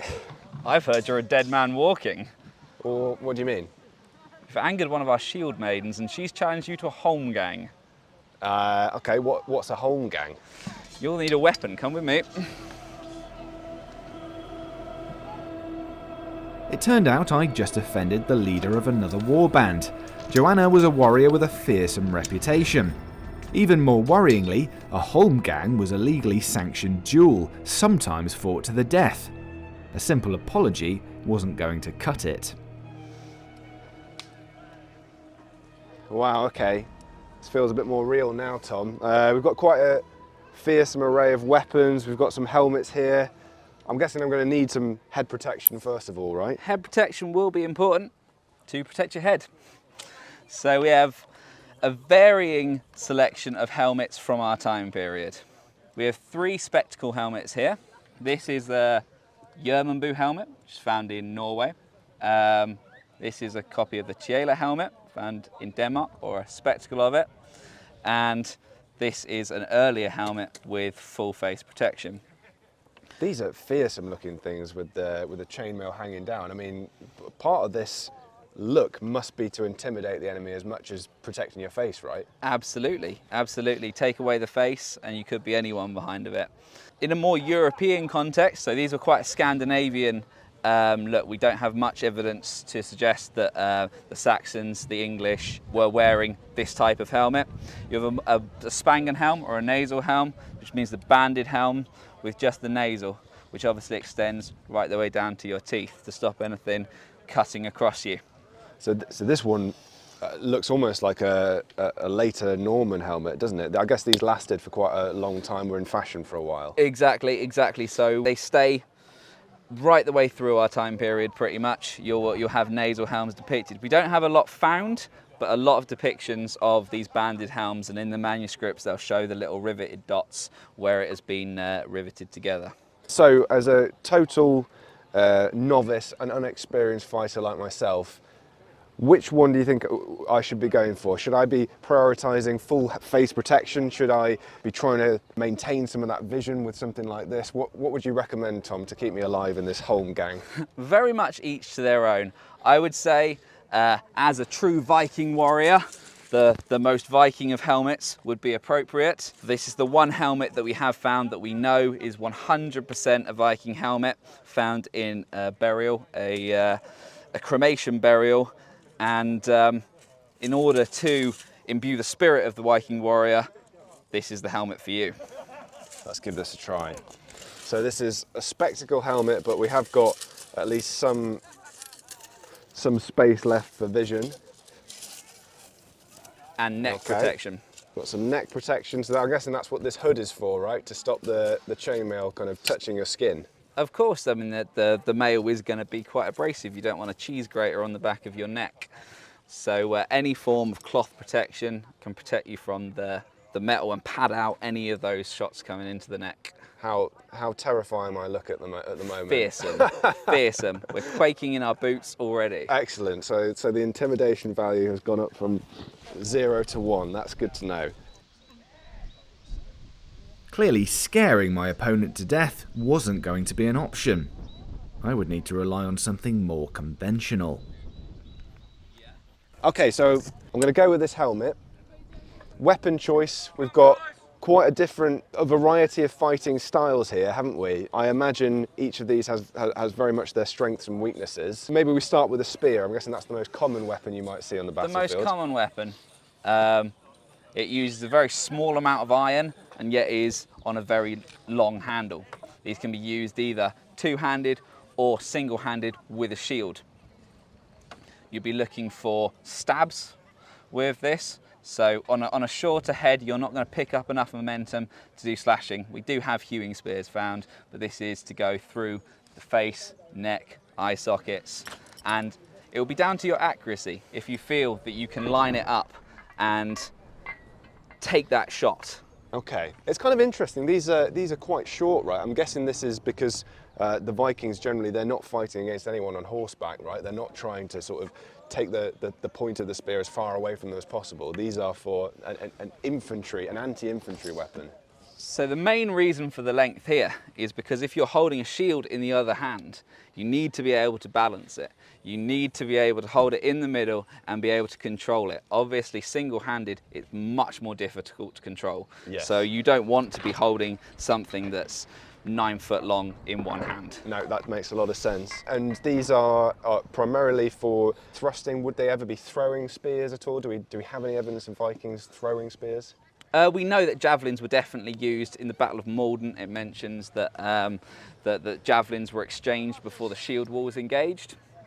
Obviously, there is you don't want to lose all your weapons, so maybe you would have some specific javelins for throwing, and then your main spear, which is what you would proceed through the battle with. Okay, so spear sounds like quite a good option, but I mean, for me, perhaps it looks like it needs quite a bit of skill. At least you're keeping the distance of your enemy, but if they kind of come inside the sort of length of the spear, you're once in a bit that of trouble. distance is closed, can you reach for your knife quick enough? Are you able to to take on that attack of the short arm, getting past the point, the dangerous part of the spear.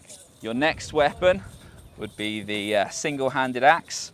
We know that the Vikings used these a lot. We find them in Scandinavian graves, always buried with their owners.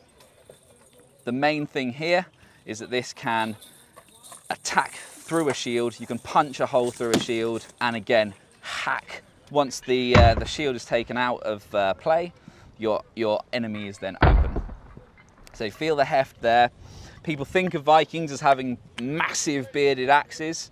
They do later have the two-handed Dane axe. Yeah. However, if you're to swing something single-handed, it's only ever going to be the size of a hammer. It's a tool. You need to be able to fight with it. So you can feel that all the weight of this is in the top, right? So you are bringing this down on someone and all that momentum is traveling through the end of the weapon. Absolutely. And you'd imagine that the Vikings who've come over, a lot of them farmers, a lot of them boat builders, fishermen, they've probably been handling axes all their lives, right? So they're going to know how to use it in anger as well. Exactly, it is a tool as well as a weapon. There are differences in wood cutting axes and fighting axes. Normally the blade profile is a lot thinner on a fighting axe because it's to sink into flesh rather than wood. Okay, finally, I might be able to afford this if I've just raided a monastery, but perhaps most people wouldn't. The sword, right? The sword, absolutely. So this is the weapon of the nobility. This is for one use only. A spear can be used for hunting, an axe can be used for splitting wood, a sword is purely for killing. Yeah. This is a weapon and a weapon only. It's very expensive to build a sword, forging the blade out, and you use a huge amount of iron. Their steel making capabilities were very minimal, so they would be pattern welding them with soft iron and hard iron and layering it up. We can see these in the finds. You can see the pattern going through it where the different irons have been built up to create a laminate. It's a beautiful thing, isn't it?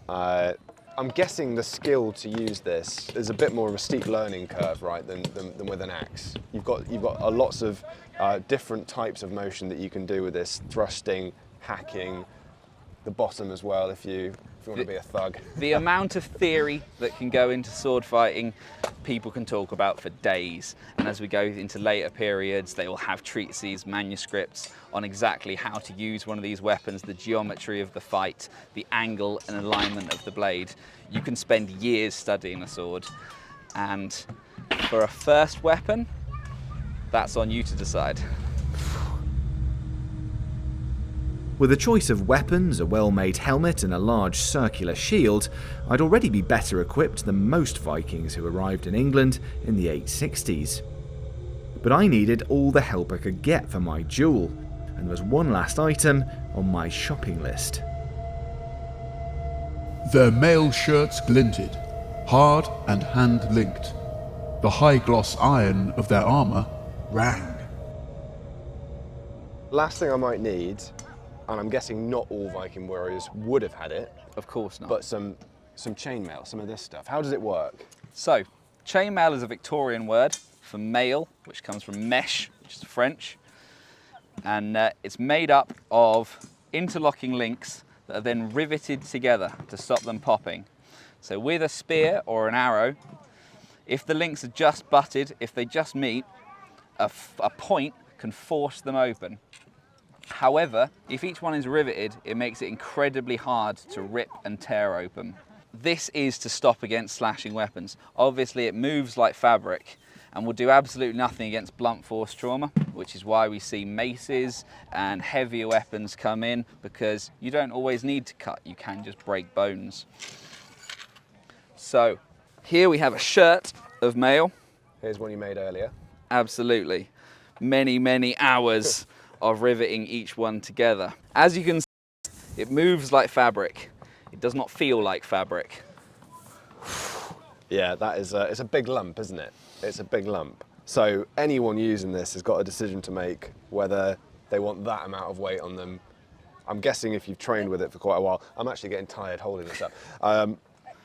If you've been training with this for a long time, you probably get used to it, but... When the weight's distributed over your body, over your shoulders, You'd always choose to have that protection over not have that protection. They were strong warriors, they trained for battle. This is what they did.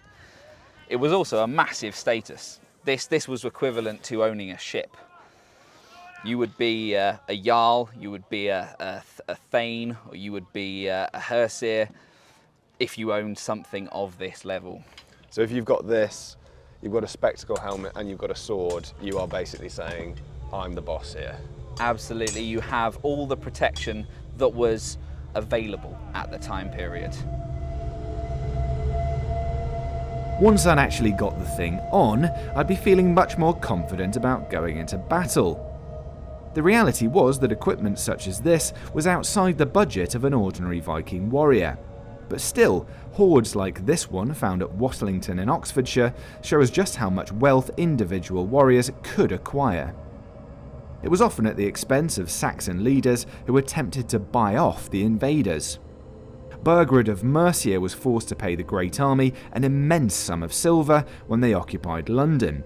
And we know Charles the Fat attempted to appease the Vikings during the siege of Paris in 886 with 700 livres of silver, over 250 kilograms. This seems to have been a short-sighted strategy, however, as the Vikings showed little compunction about breaking oaths and treaties made with Christian enemies, often returning with the threat of violence the following year. If I was going to get rich quick and pay for my equipment, I'd need to do some raiding of my own.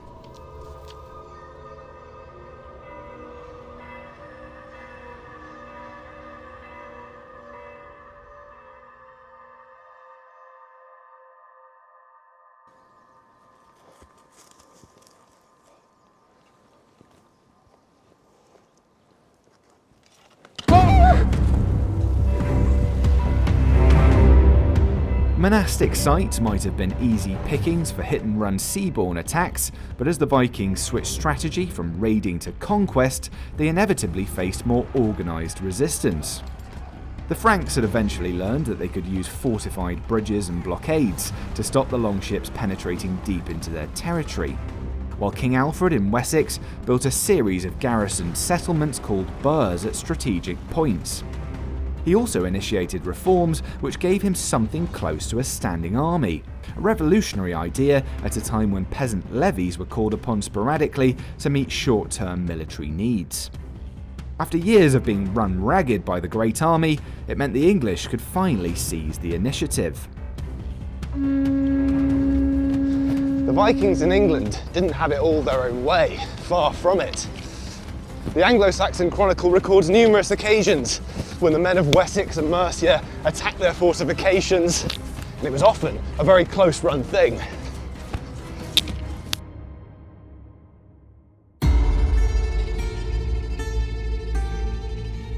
When the army of Wessex had reached the gate of the stronghold by hacking and cutting down all the Vikings whom they had found outside, the Vikings fought no less keenly. Like wolves, they burst out of all the gates and joined the battle with all their might. I'd taken my place in our shield wall, or Skjaldborg in Old Norse, and was hoping to avoid an early check-in to Valhalla. Although contemporary sources give limited clues as to how the shield wall actually operated, I was with a group who'd given it plenty of practice. Right, so Tom, we're in the shield wall. We can see that the enemy are forming what might be called a wedge formation, something like that. They're forming up into a boar snout to break our shield wall. So they'll be coming up with one man on the point to drive a wedge through the wall. And all we have to do is hold strong and stop it. So this is normally quite a strong formation, two flat shield walls against each other. Overlapping. It's going to be very difficult to break through. So this is a tactic for breaking through, punching a hole in our wall. Exactly. Blood on! Prepare to take force now!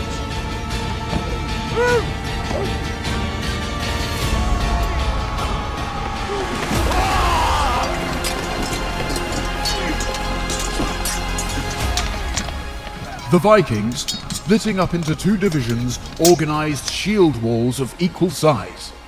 When the Christians saw this, they too split up the army into 2 divisions in exactly the same way, and established shield walls no less keenly.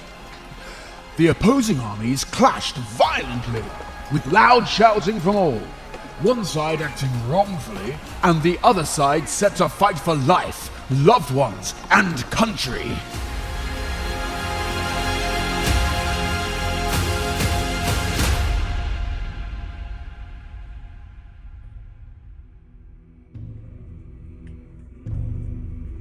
Our battle ended in something like a draw, but it was clear that the shield wall relied on discipline and group cohesion to work.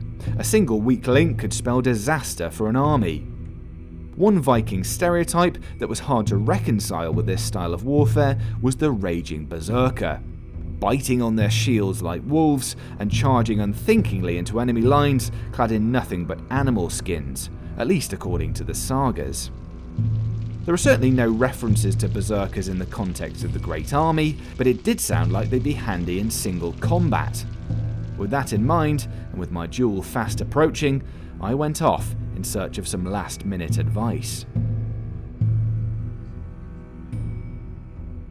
Okay, Phil, so this is my last few moments of relaxation really before I enter the Holm gang. Have you got any last tips for me? I was wondering if perhaps I should try and go berserk. Is there any historic accuracy in that concept? There's evidence of it, but I don't think you've got time to be able to find the right mushrooms that aren't going to put you in an early grave. At this point, you're fighting somebody with a spear. And typically what you've seen today is a lot of hand-to-hand with swords and hand axes and danes, but more predominantly in the Viking battlefield there would have been many more spears. So your challenge now is the fact you're fighting somebody with a spear. They've got the distance on you. You will have a shield and an axe. Your objective is to try and run that spear down as safely and quickly as possible and eliminate your opponent. Otherwise she will skewer you. Okay, and we've seen the damage that the spear can do with the watermelon earlier. I hope I don't end up like that fruit that we saw. Phil, the armour that we're wearing today, the warriors that you've got here at the training camp, everyone's extremely well decked out in full chainmail helmets, all that kind of stuff. Do you think that the real Great Viking army would have been this well protected? Certainly not, and again that's reflective of a lot of the finds that are available. There's limited evidence of chainmail and helmets. Now one can speculate, you know, something of such high value would have been kept and cherished and passed on, and yes, a lot of high status burials have these things within them, but certainly on the Viking battlefield, as I said, it would have been predominantly more lightly armoured, if not no armour at all, you know, just tunics, trousers, hose, winnegers and turn shoes, and the majority of them using spears. It's quite terrifying to imagine that they'd be going into battles like we've seen happen today with less protection, right? With their heads potentially bare. There's going to be some serious injuries. There's a lot of evidence as well. More. There's skulls that have been found with axes embedded in their faces. Many Viking burials are missing limbs. So it wasn't a particularly nice time. One such burial found at Repton in Derbyshire gives us a grim insight into the kind of injuries you could inflict in the 9th century. Found near a Viking camp built on top of a Mercian royal site, the so-called Repton warrior was found buried with a sword, a Thor's hammer amulet, and a boar's tusk between his legs. Why? He'd received an axe blow to his inner thigh that had likely chopped off his genitals. Ouch! He also had hideous facial injuries, likely caused by a spear thrust to the eye. He was clearly a high-status individual, but sadly, the Vikings left us with no other clues to his identity. And it's frustrating, isn't it, that the accounts that we have, perhaps of the Great Viking Army itself, they come from their opponents. They don't generally come from the Vikings themselves. The Vikings aren't writing anything until the sagas, which are centuries later. Yeah. So typically quite illiterate, but a lot of pictography with the designs and the stylistics. So they were certainly an artistic people, but they didn't write things down. It very much was, the skald and the storytelling and the songs. And again, that kind of happens. It changes and evolves over time as one person tells it and details change. And that's where things like the Anglo-Saxon Chronicles and the Viking sagas come from, is it can't 100% be classed as gospel, but it certainly gives you an insight into the time. That's what makes it so exciting, isn't it? That sense of legend and history and myth kind of melding together, and where's the boundaries, all that kind of stuff. Well, one thing we do know, they were certainly here where we're training in East Anglia. A strong connection with the Vikings here, right? Very much so, yeah. So the documented landing of the Great Heathen Army, they wintered not very far from here, up in Thetford Forest, and there's a huge amount of historical finds that have been found in this area, but also we've got a wealth of Anglo-Saxon history. So the Kingdom of East Anglia, which then became part of the Danelaw, was a prevalent area for the Vikings. They saw it as rich farmland. They were going to protect it as much as they possibly could, and as they expanded across the country, some successes, some not so successful, ended up really settling in this area, particularly in East Anglia and where we are here in Suffolk. A lot of the place names are still remnants of the Viking time.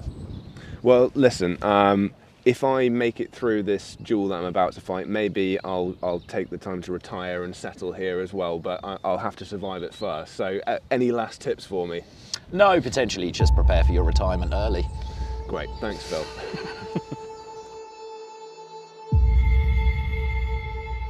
With the talking almost over, my thoughts now turn to my opponent. While there's no direct evidence of women fighting for the Great Army in England, it certainly can't be discounted. It was recently discovered that a high-status warrior grave in Birka, Sweden, long assumed to be male, actually contained female remains. And in general, Viking women enjoyed greater legal freedoms than in other early medieval societies. In any case, the appointed time and place for our duel had been set, and I didn't want to be late. So I'm feeling pretty nervous about my duel now. Mouth's a bit dry. I brought along my Thor's hammer amulet for good luck. These kind of things were found in Viking graves all over Britain from the 9th century. The term holmgang literally means island going, and there's a sense that in the early days this literally meant rowing out to a small island off the coast of Scandinavia to settle your differences. But going forward, really the holmgang was a duel that was fought according to a strict set of rules. It was often fought in a square marked by hazel sticks. The key thing really was that right and wrong was decided by violence. Now, both meet fully armed. If the insulted one falls, the compensation is half a weregild. If he who is offended falls, insults are the worst. The tongue, the head's bane. He shall lie in a field of no compensation.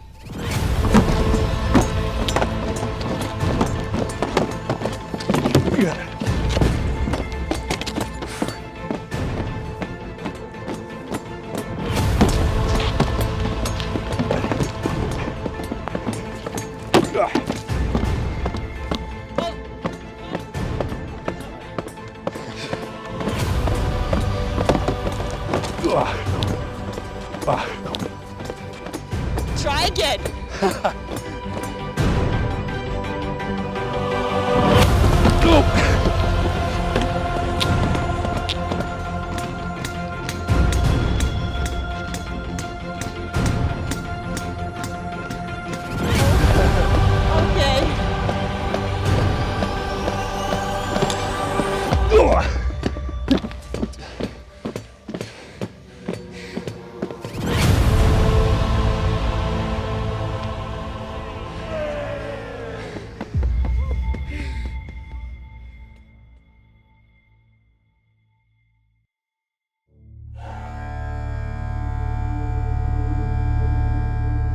Just as my fellow Vikings were pondering whether to cremate me or leave me for the crows, I managed to regain my faculties, thankful I'd invested in a male shirt.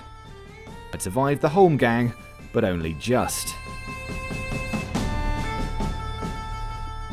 In some ways, survival for Vikings who came over to England wasn't really the goal. They were quite happy to go to Valhalla. That was the honourable fate for all warriors.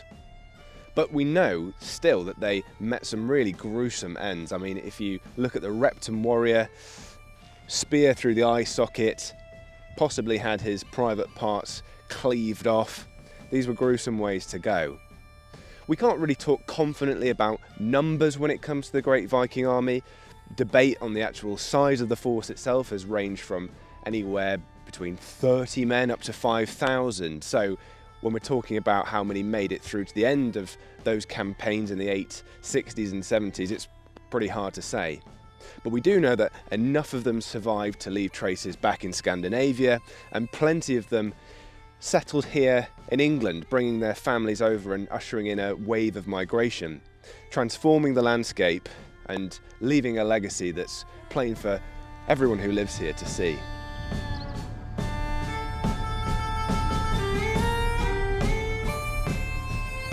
The invasion of the Great Viking Army was ended with the Battle of Edington in 878, a victory for King Alfred of Wessex, which would also earn him the moniker of the Great. But far from melting away back to Scandinavia, the defeated Vikings secured legal rights to settle East Anglia on the condition that their leader was baptised. Added to the lands already conquered by the Great Army, the so-called Danelaw held sway over much of northern England, from London in the southeast to the Irish Sea in the northwest. Though it would last less than a century, the story of Britain was now closely bound with that of the Vikings. The last serious invasion launched by a Scandinavian ruler was in 1066, the ill-fated campaign of Harald Hardrada. But integration of previous generations of settlers meant the country was already transformed. In many ways, the Vikings never really left.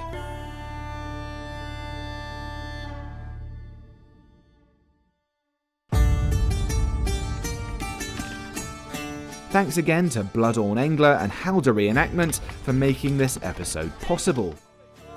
If you enjoyed the video, please do consider helping us out with a coffee, liking, commenting, and subscribing to the channel.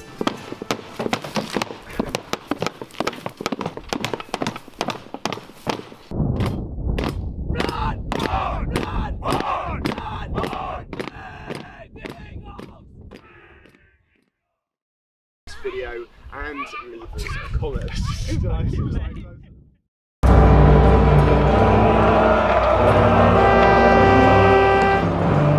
Had started well for the English. It seemed like God was on King Harold's side. But the shield wall is broken, and I don't know if we can hold on till nightfall. Whether they knew it or not, the men fighting near the small town of Hastings almost 1,000 years ago were caught up in a seismic moment in history. The battle would dramatically impact Britain's future and the world's, with far-reaching consequences for how the country was governed, its cultural identity, and even the English language. Despite the many problems with our evidence, it was also a battle that was recorded and recreated in extraordinary detail.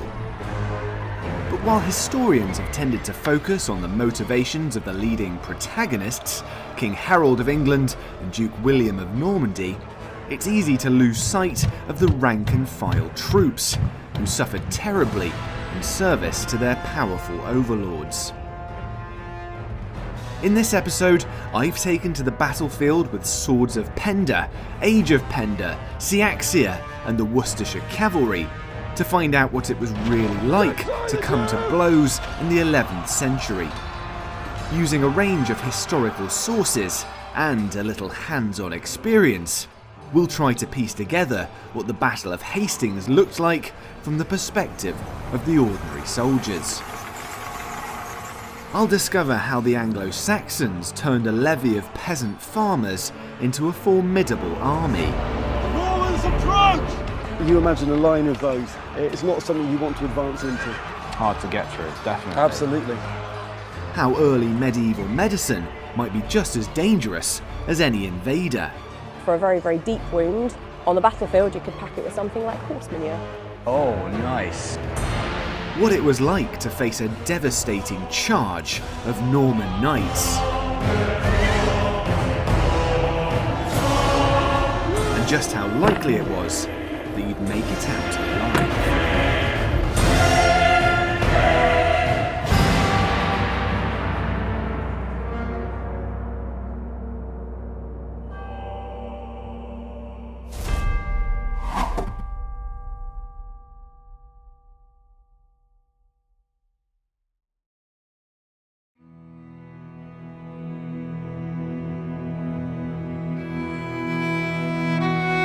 The fateful events of 1066 had their roots several decades earlier, with the accession of Edward, the last Anglo-Saxon ruler who could trace his ancestry back to Alfred the Great.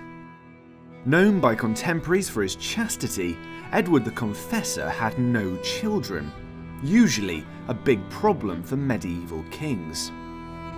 But he was a shrewd politician and kept his grip on power for more than 20 years by balancing the interests of two powerful factions at court.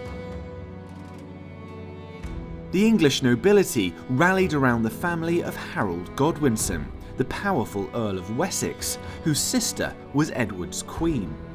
The king had made the mistake of trying to rid himself of their influence before. Harold and his relatives had forced Edward to reconsider, ironically by successfully launching their own invasion fleet against England. The men who really seemed to have the king's ear and his favour weren't English at all. Edward had grown up in exile in Normandy before taking power, and felt much more comfortable surrounding himself with Norman advisors and priests than his own countrymen. When Edward died in January 1066, two men claimed to be his rightful heir. Duke William of Normandy said that England had been promised to him years before, while Harold swore that he had been chosen a successor in the king's dying moments. Harold was in the right place to push his claim, and had himself crowned at the new Abbey of Westminster rather hurriedly on the day of Edward's funeral. With William seething across the English Channel and threatening war, Harold assembled a huge army on the south coast in early summer, in readiness for an invasion. There the Anglo-Saxon levies waited, daily expecting to see sails on the horizon. But weeks turned into months, with the Channel winds continuing to blow against the Norman fleet, until it must have seemed that the threat had passed.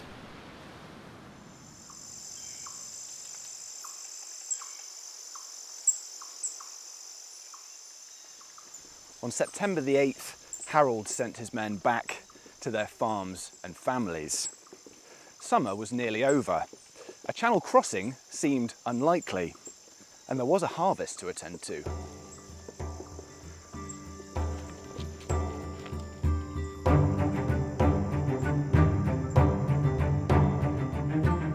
It must have been quite a surprise then when, just a few days later, after settling in back at home, the news went round that the levies were being recalled. An invasion force had actually landed. Go lads, form up! Oh, you're taking the piss. What did you just say to me, soldier? There was a good reason for the Saxons to be stressed out, because it wasn't William's army that had disembarked. Guided by Harold's own treacherous brother, the King of Norway had come to lay claim to the English throne. The sources make clear that this was a genuine surprise. The Viking leader Harold Sigurdsson, later to gain the nickname of Hardrada or Hard Ruler, was something of a living legend. He'd served the Byzantine emperor in the Varangian Guard, and butchered his way to the top of the pile in Scandinavia. But the Norwegian king's presence seemed to have spurred his English namesake to great deeds of his own. Harold Godwinson reformed an army at lightning speed as he tore his way north to face this new threat. Just outside York, at a place called Stamford Bridge, he caught the Vikings completely off guard. They there joined battle, and very strenuously for a long time of the day continued fighting. And there was Harold, King of Norway, and Tosti the Earl slain, and numberless of the people with them, as well of the Northmen as of the English. And the Northmen fled from the English. While the specific details are sparse, the battle was undoubtedly costly for both sides. The Norwegian fleet supposedly required only 24 ships to carry its defeated army home, when perhaps 300 had brought them to England. But there was little time to enjoy the moment. According to a later medieval source, Harold's own victory feast was interrupted with the news he had waited months for, but now hoped wouldn't arrive.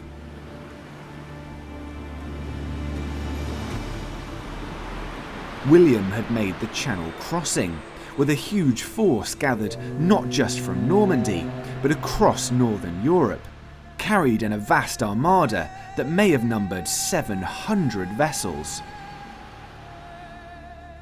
Harold's battle-weary northern levies were likely disbanded, but he would need to dash towards danger once again, accompanied by his mounted household troops, and raise a new army from the southern counties.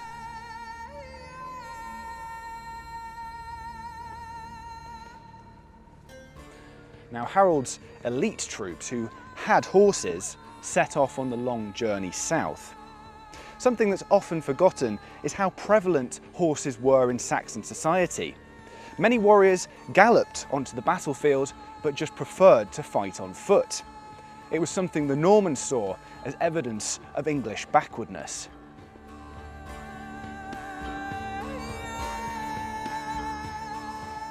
In any case, Harold's men clearly knew how to ride. They covered the 200 miles from Yorkshire to London in as little as 4 days, far quicker than they travelled on the outward journey. And they were spurred on by news of the Normans' bad behaviour on the south coast.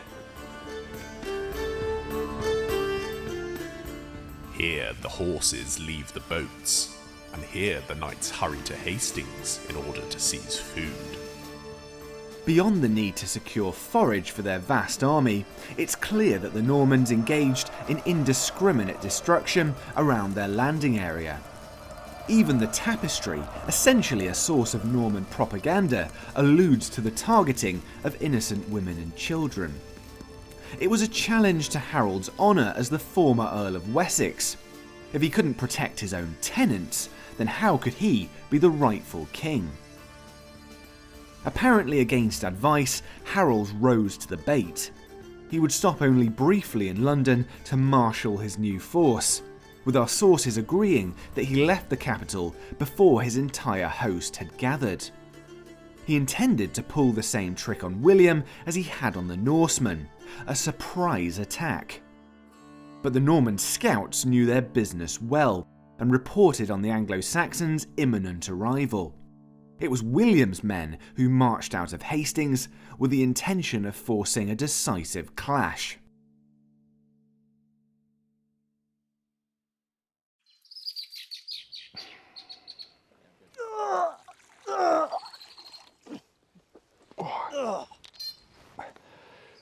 Later sources would claim that the English spent the night before the battle drinking and singing while the Normans sat up in prayer.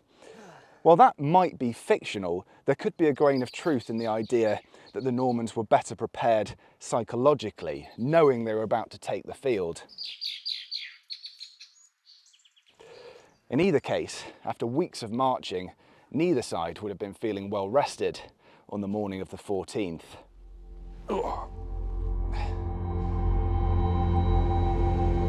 William came upon him unexpectedly before his army was set in order. What is this? The Normans have been sighted, so might want to get ready. Warriors! Enemy of Normandy approaching! Turn up, ready! Cross guards to the front! Firstmen to the rear!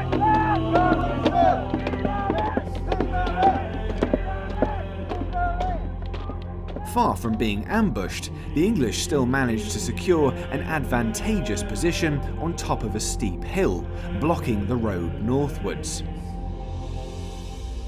It must have been a heart-stopping moment for the ordinary troops as they saw the opposing army come into view for the first time. In the written accounts of the battle, both sides claimed to be vastly outnumbered, a good indication perhaps that they were in fact evenly matched. The best modern estimates suggest both armies were fielding something like 7,000 or 8,000 men, far less than the English Feared system was capable of mobilising. King Harold. My friend. Good morning. Good morning. You must be feeling quite confident. I am. I have a good lot of warriors with me today. We've seen off Hardrada, and now we'll do the same with William. Exactly. Maybe a bit tired, having sort of marched all that way down. But, we are. But I have to defend my kingdom. Yep. I have no choice. So your army, talk me through Yes. it. So I'm guessing some of these guys aren't necessarily professional soldiers. No. Right? So this end of the line here, we have our Feardsmen. These are militia warriors. They are called in time of war. Most of them will be farmers, traders, blacksmiths, but when I need them, I put the call out and they answer. They will have military training. They will have some form of training. Because obviously they have to know how to proficiently handle the weapons, the spears that they use, and the axes. And are they bringing this kit themselves? Do they own it? Is that provided by the army? Some of it will be owned. Every man should own a sayax. It's a symbol of a free man. They most likely will own shields. Shields can be made quite easily. Some will own spears. Again, a village blacksmith can make spears fairly quickly. And a spear is a fairly common weapon. So they're bringing their own stuff. They're freeborn, I'm guessing. Not they they're are not absolutely slaves. all of these men, all of these warriors in front of you are all freeborn warriors. And who's doing the calling up? Who's going out and actually getting these guys ready for action? I will put the call out. Okay. So I will call my ealdormen. So they are overruling part of the country. I will call them. They will then go to the local thanes, and then the local thanes will start to round up the feared.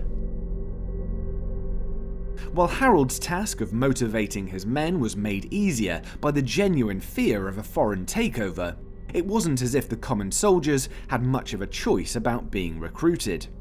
All free men were obligated to perform military service for their lords, with heavy fines if they failed to show up for duty.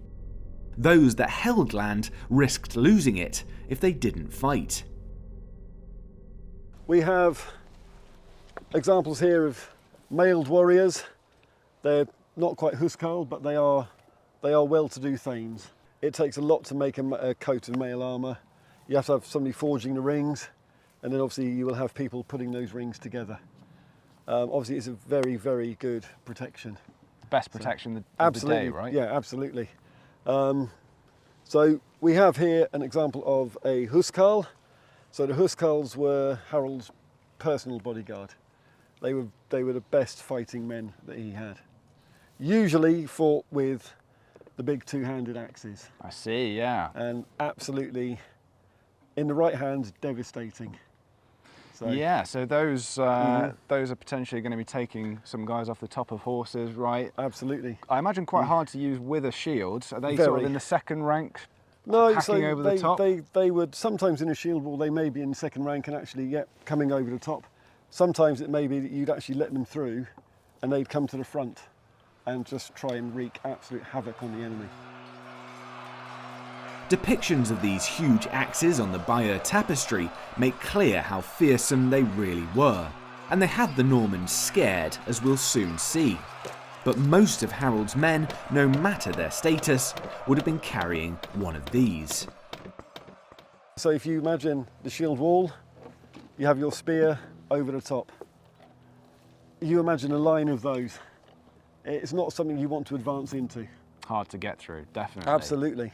And Yeah. so these guys in the centre of the line, they are essentially your your close band of, Yes. of bodyguards, Absolutely, friends, yeah. that Yes. kind of thing. Yeah. You have your brothers here, I believe, as well I in the do. Shield Wall. Yep. So Leof, Wine and Girth, they are on the other flanks. So they're holding those. I hope they hold them well. Yeah, and you as the king, you are going to be, when the battle starts, standing, I'm guessing, in the front rank. You're not like Yes. a Roman general No, directing things, no, you are in the absolutely. front. Saxon king of those times was expected to be a warrior. He was expected to fight. I'm not going to stand 5 ranks behind and direct. I'm going to be in the thick of it. So some disadvantages, I'm guessing, with that, because you might not necessarily have the command and control as if you're on a horse riding around the back, but perhaps some value in terms of providing morale to the men, a bit of inspiration. Yeah, absolutely. They know I'm there. They know I'm fighting alongside them.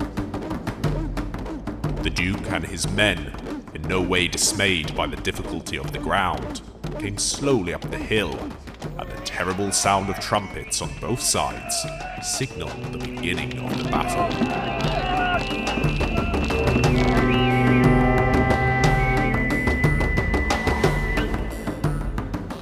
So the first test for the Saxons was a hail of arrows from the Normans, who were using both regular bows and crossbows. Even with the protection of their large shields, adrenaline would have been pumping through the English fearedmen as they faced this deadly storm. We know that the Anglo-Saxons pelted the Normans back with all manner of projectiles, including javelins, axes, and stones tied to sticks. But contemporaries only mention archers fighting for William. Some Norman writers went as far as to suggest that the English had no knowledge of the bow at all, another slur which sought to cast the Anglo-Saxons as savages and barbarians. The written sources might be silent on the topic of English archers, but the Bayeux tapestry suggests they were there lining up in front of the shield wall. Or at least it suggests one was there.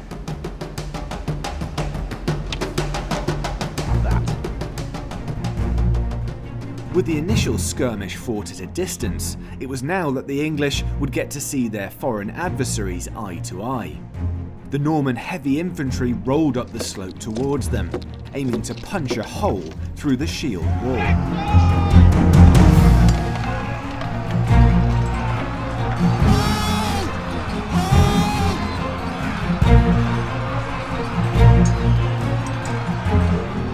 Most accounts of the battle agree that the Norman infantry failed to break the English line, despite furious fighting that lasted well into the morning. The shield wall, well positioned on top of the slope, appeared to form an impregnable front. One French writer complained that the English used weapons which easily penetrated shields and armour, probably a reference to the great battle axes of Harold's Huscarls.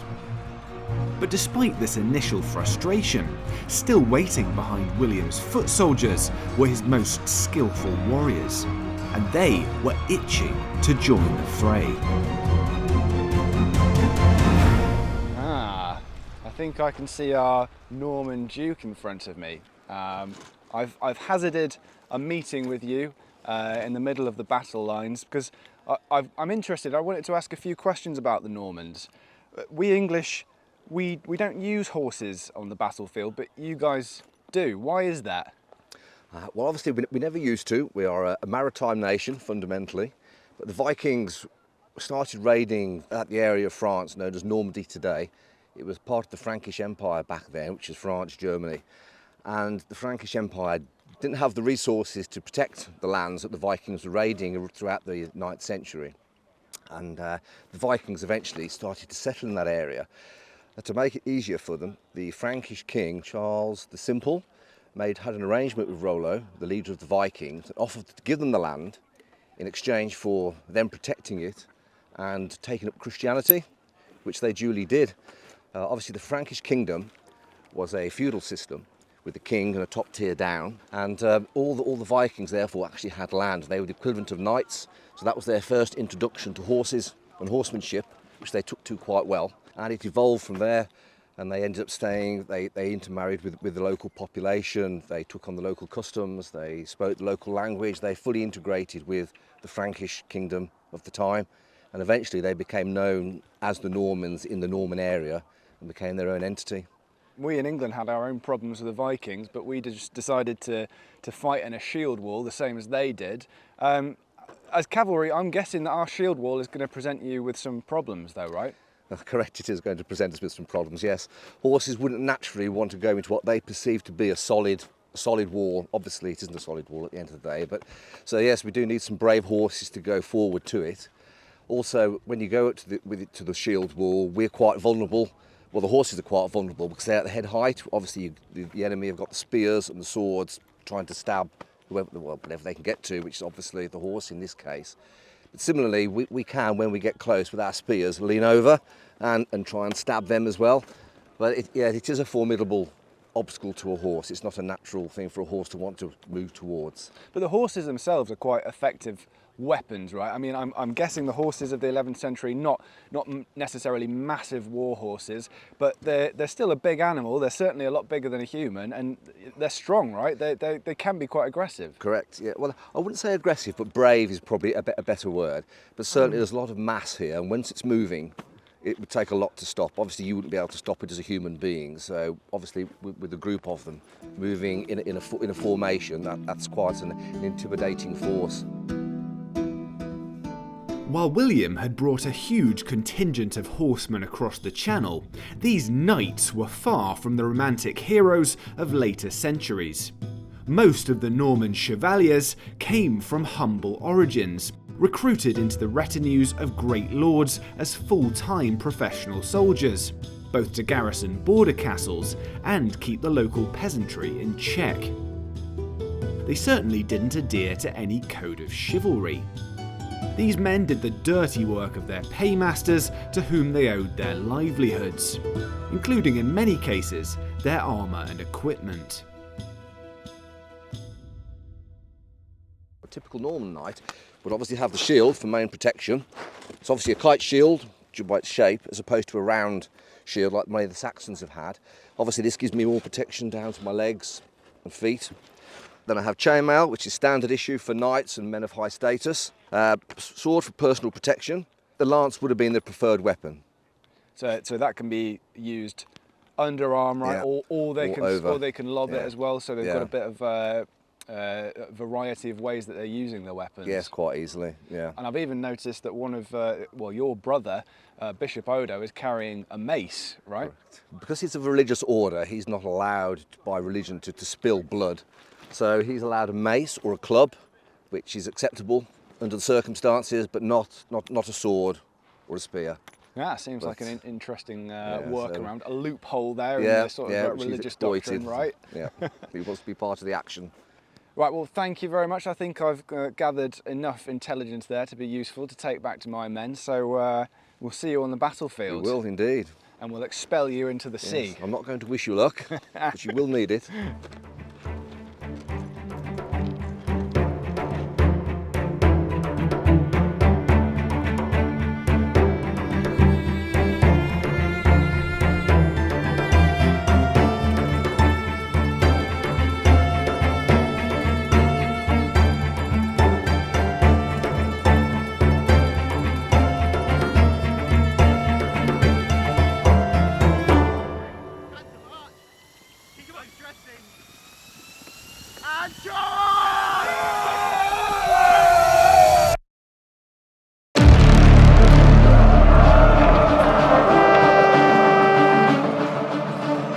The Norman cavalry launched wave after wave of attack, throwing their javelins before using lances and swords to probe the English line.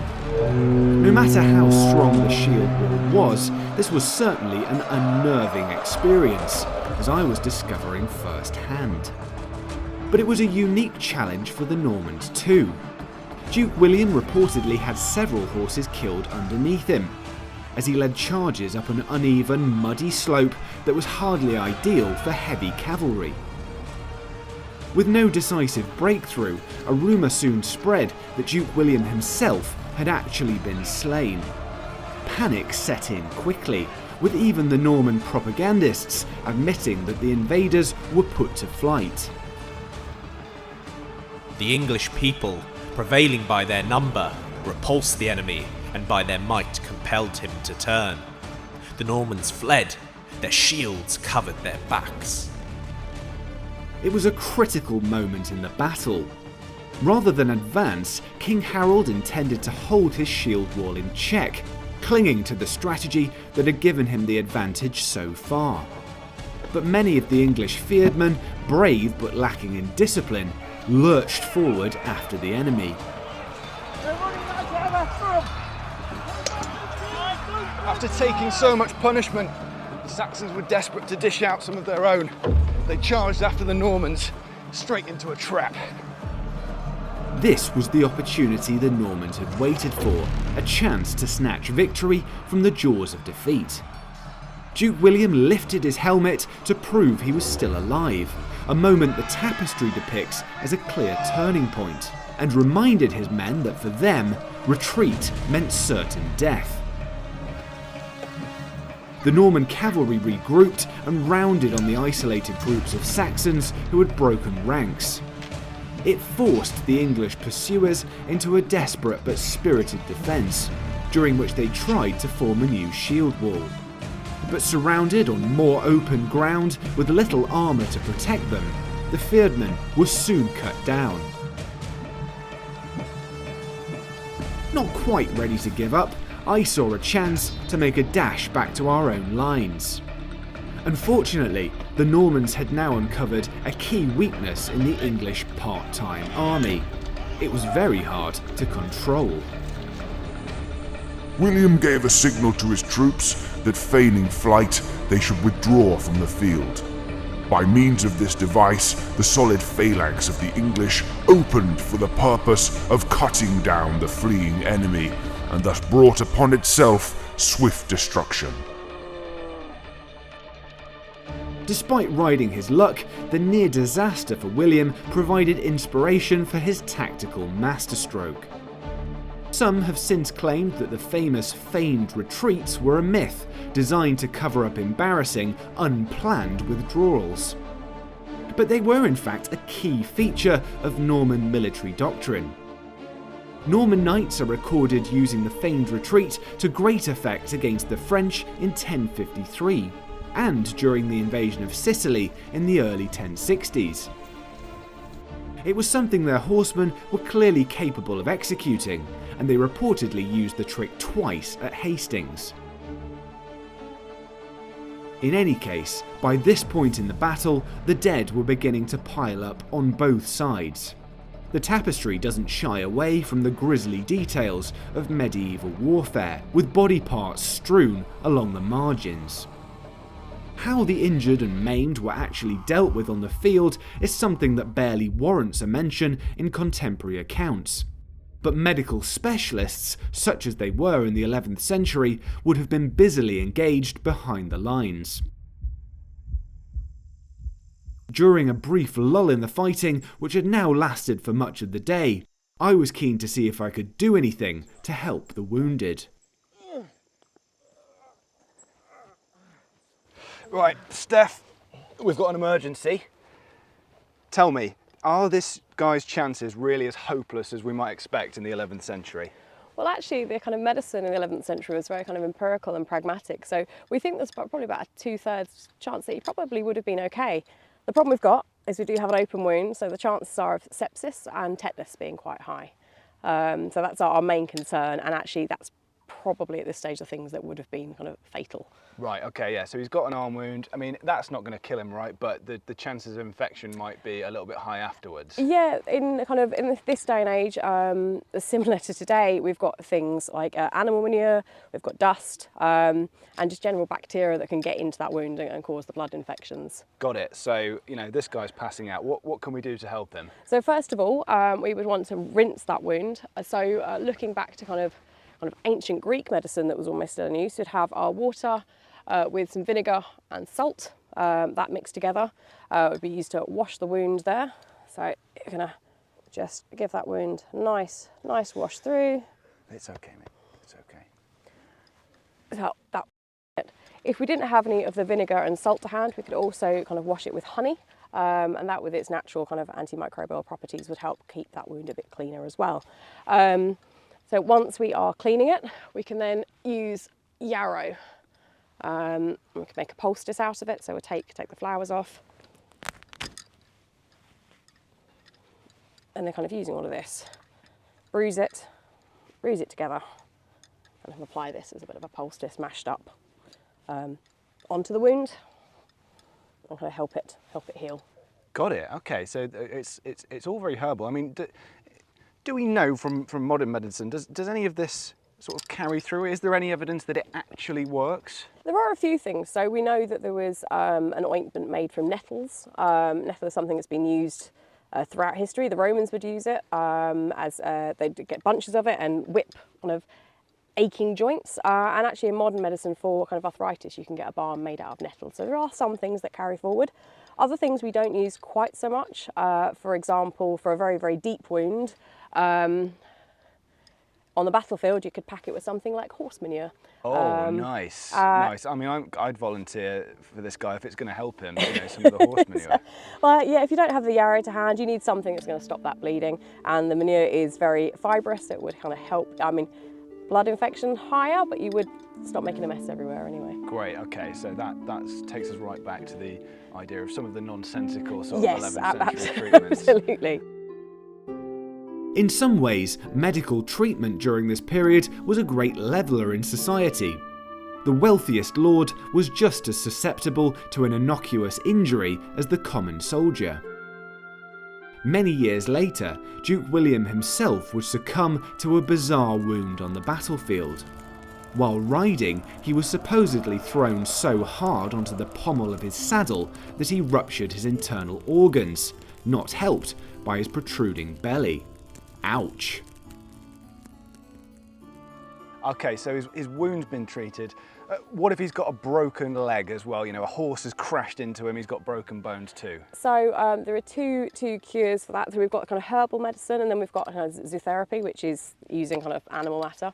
So from a kind of herbal perspective, we've got something like comfrey, which is like knit bone, and that could be applied to the wound, and that was supposed to help with the healing and the fusing of the bone. If it is a broken bone, we have to make sure we've put the bone back in place. So it's bone back in place, it then needs to be set and then rest. And we know from burials that actually the kind of Saxons around this time, they were very good at allowing the best bed rest. We know that they actually allowed people to rest and heal again. The zootherapy side, we've got the bull dung, again, going back to that right, poo. Nice okay, kind of, okay. kind of and leave that on there. And the kind of less nice one is the dog's brain would be applied as well. That was, not, again, glad we don't use that today. One of the things that we probably would have used is a splint as well, so elm. We didn't use plaster, but kind of cast could have been made, again, using comfrey. But yes, it probably would have been a splint. Or amputation with cauterization potentially as well. Amputation going back quite far as well then. I mean, I guess, you know, they would have had plenty of experience of treating battlefield wounds, right? It was a dangerous time. What might they have used as a general painkiller? Something is like this, which is willow bark. So it's got the kind of the same ingredients as aspirin. This is early aspirin. Another pain relief would be henbane mixed with hemlock, which in modern we know is completely poisonous, but actually the two would balance out, and they obviously knew which proportions to give in order to kind of help with the pain relief. We also think it would knock people out as well. It'd be used as an anaesthetic, which could potentially put someone out for about 3 days to allow for surgery.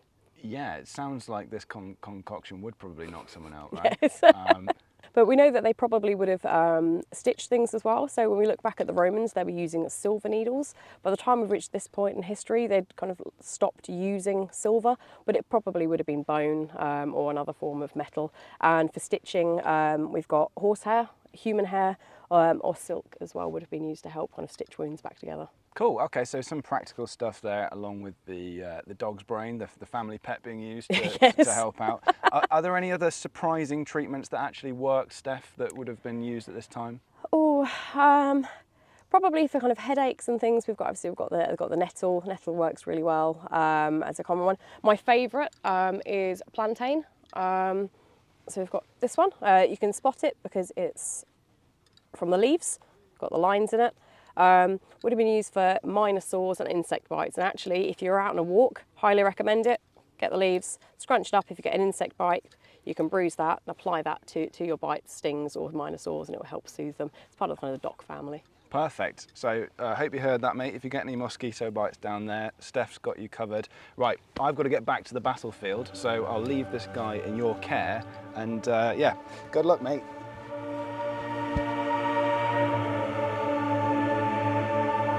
It was now a strange kind of battle. One side attacking with all mobility, the other enduring as though rooted to the soil. The English began to weaken. The Normans shot, smote, and pierced. Back at the front, things weren't going particularly well. The Normans continued to use cavalry, infantry, and archers in rotation, pressurising weak spots in the line and tempting small numbers of Anglo-Saxons out into the open. As the Bayeux Tapestry suggests, constant volleys of arrows seemed to have whittled down the English fyrd over the course of the day. The dead had so little room to move in the tightly knit ranks of the shield wall that they reportedly remained standing with the living. Nerves must have been frayed to breaking point. As the sun began to set, with many of the English nobles killed, including Harold's two brothers, the exhausted troops began to falter.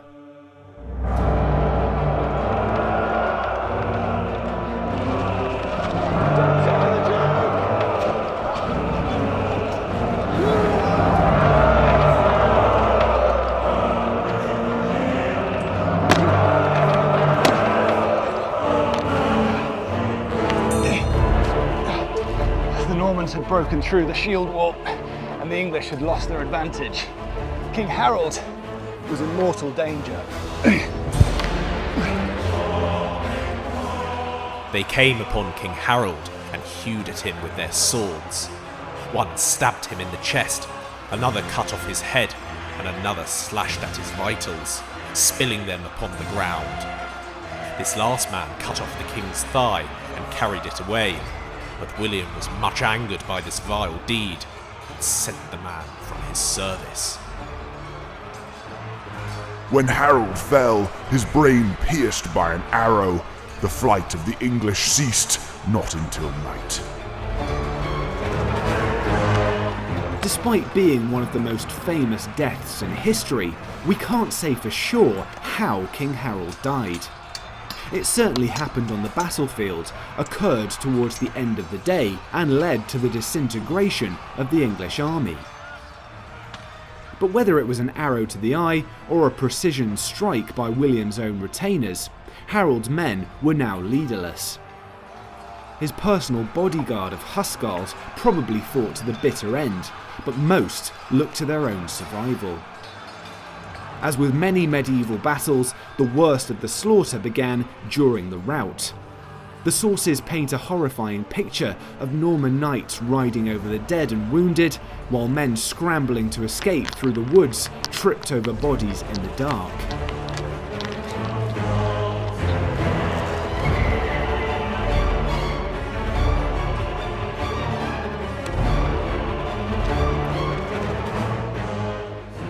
The night was terrifying for the defeated English. Those who could ride away did so, but most were fleeing on foot, trying to evade the Norman cavalry. But William's men didn't have it all their own way either.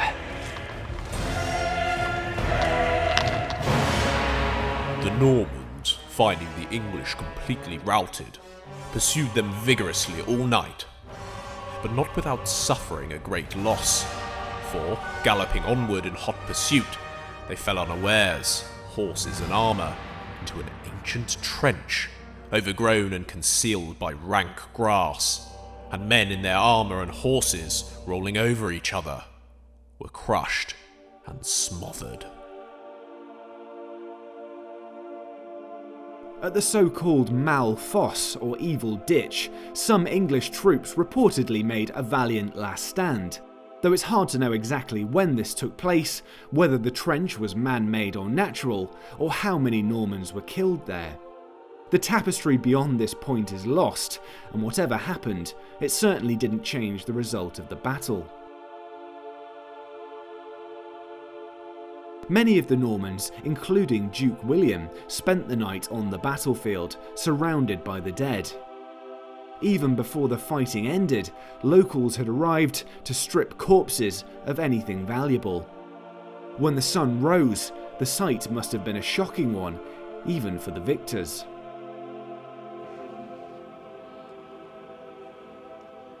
The morning after Hastings revealed a scene of devastation. The sources leave us in no doubt that the field was absolutely littered with bodies, including those of Harold and his brothers. Now, numbers are very difficult to gauge. One of the usually reliable sources, William of Jumièges, claims that 15,000 Normans died after the battle ended, which clearly can't be trusted. So we have to use our own common sense. Some historians believe up to 4,000 Saxons could have died on the field, which would be a huge proportion of the army. But when you remember that it only took 24 ships to bring home Harold Hardrada's army after it had taken 300 to bring his army to England, you get a sense of how brutal these battles are. Enough of the English survived to rally a considerable force in London, joined no doubt by the levies who had failed to make it in time for Hastings. Almost the entire country remained in Anglo-Saxon hands, and many were keen to continue their resistance. But as anyone familiar with this period will know, the course of history had already been inexorably changed. Duke William would soon receive the surrender of the remaining English nobles, have himself crowned, and begin the often brutal pacification of the country. The Battle of Hastings was over, but the Norman conquest had some way to go. As a waning wood falls to the stroke of the axe, so the forest of Englishmen was brought to nothing.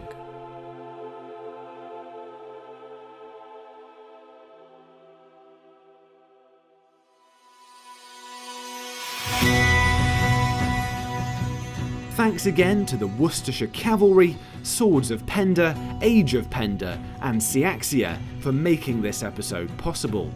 Don't forget to subscribe to the channel, like and comment on this video, and if you want to support our work, buy us a coffee at the link on screen now. Everyone's hungover the morning after the night before. No, the morning after the night before the day of the race.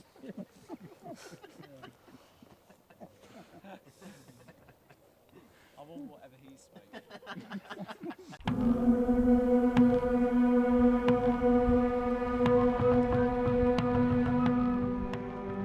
In 1642, the people of England were forced to choose between loyalty to Parliament or their king. So-called Roundheads and Cavaliers were answering the call to arms, most for the first time in their lives. Civil war had begun. The question was, how to win it?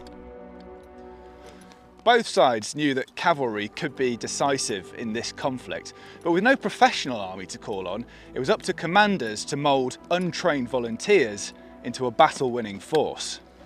Draw sword! Front, march!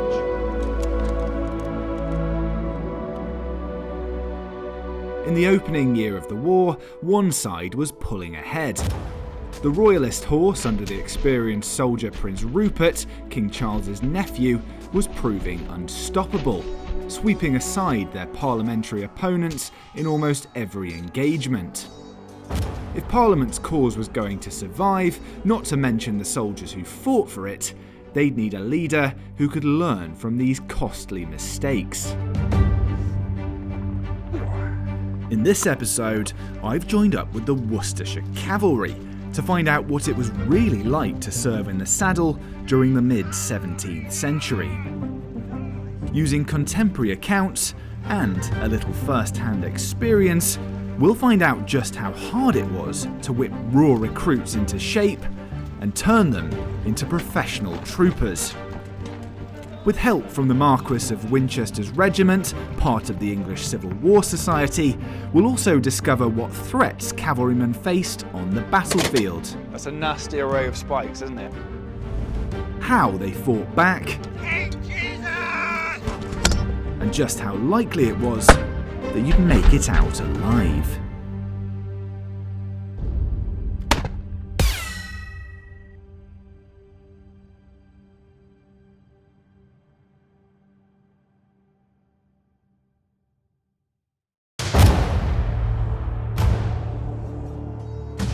Long-standing arguments over religion, taxation, and the limits of royal power led to the outbreak of civil war.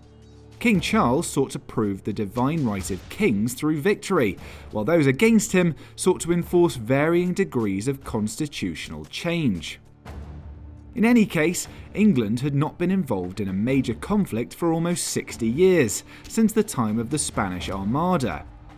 Some men might have served in their local militia, the trained bands. Fewer still would have fought in the 30 Years' War that had been raging on the continent. For the most part though, those joining up and their new leaders were complete novices. The little-known Huntingdon MP, Oliver Cromwell, a gentleman farmer, was one of many who had to convince men in his wide circle of friends and religious connections to join the fight for Parliament. In many places there were fierce contests and disputes, almost to the blood, even for in the progress every county had more or less the civil war within itself. In the late summer of 1642, Cromwell mustered a troop of horse in Cambridgeshire, and he had around 60 riders with him by early September. Now, as a captain, he was given an amount of money by Parliament, about £1,100. That was known as mounting money. And with it, he was responsible for providing his men with equipment, weapons, and of course, horses. Now, apparently the ideal number of hands for a horse, a military horse at the time, was 15 or 16. But Windsor here is 18 too, so a pretty big guy.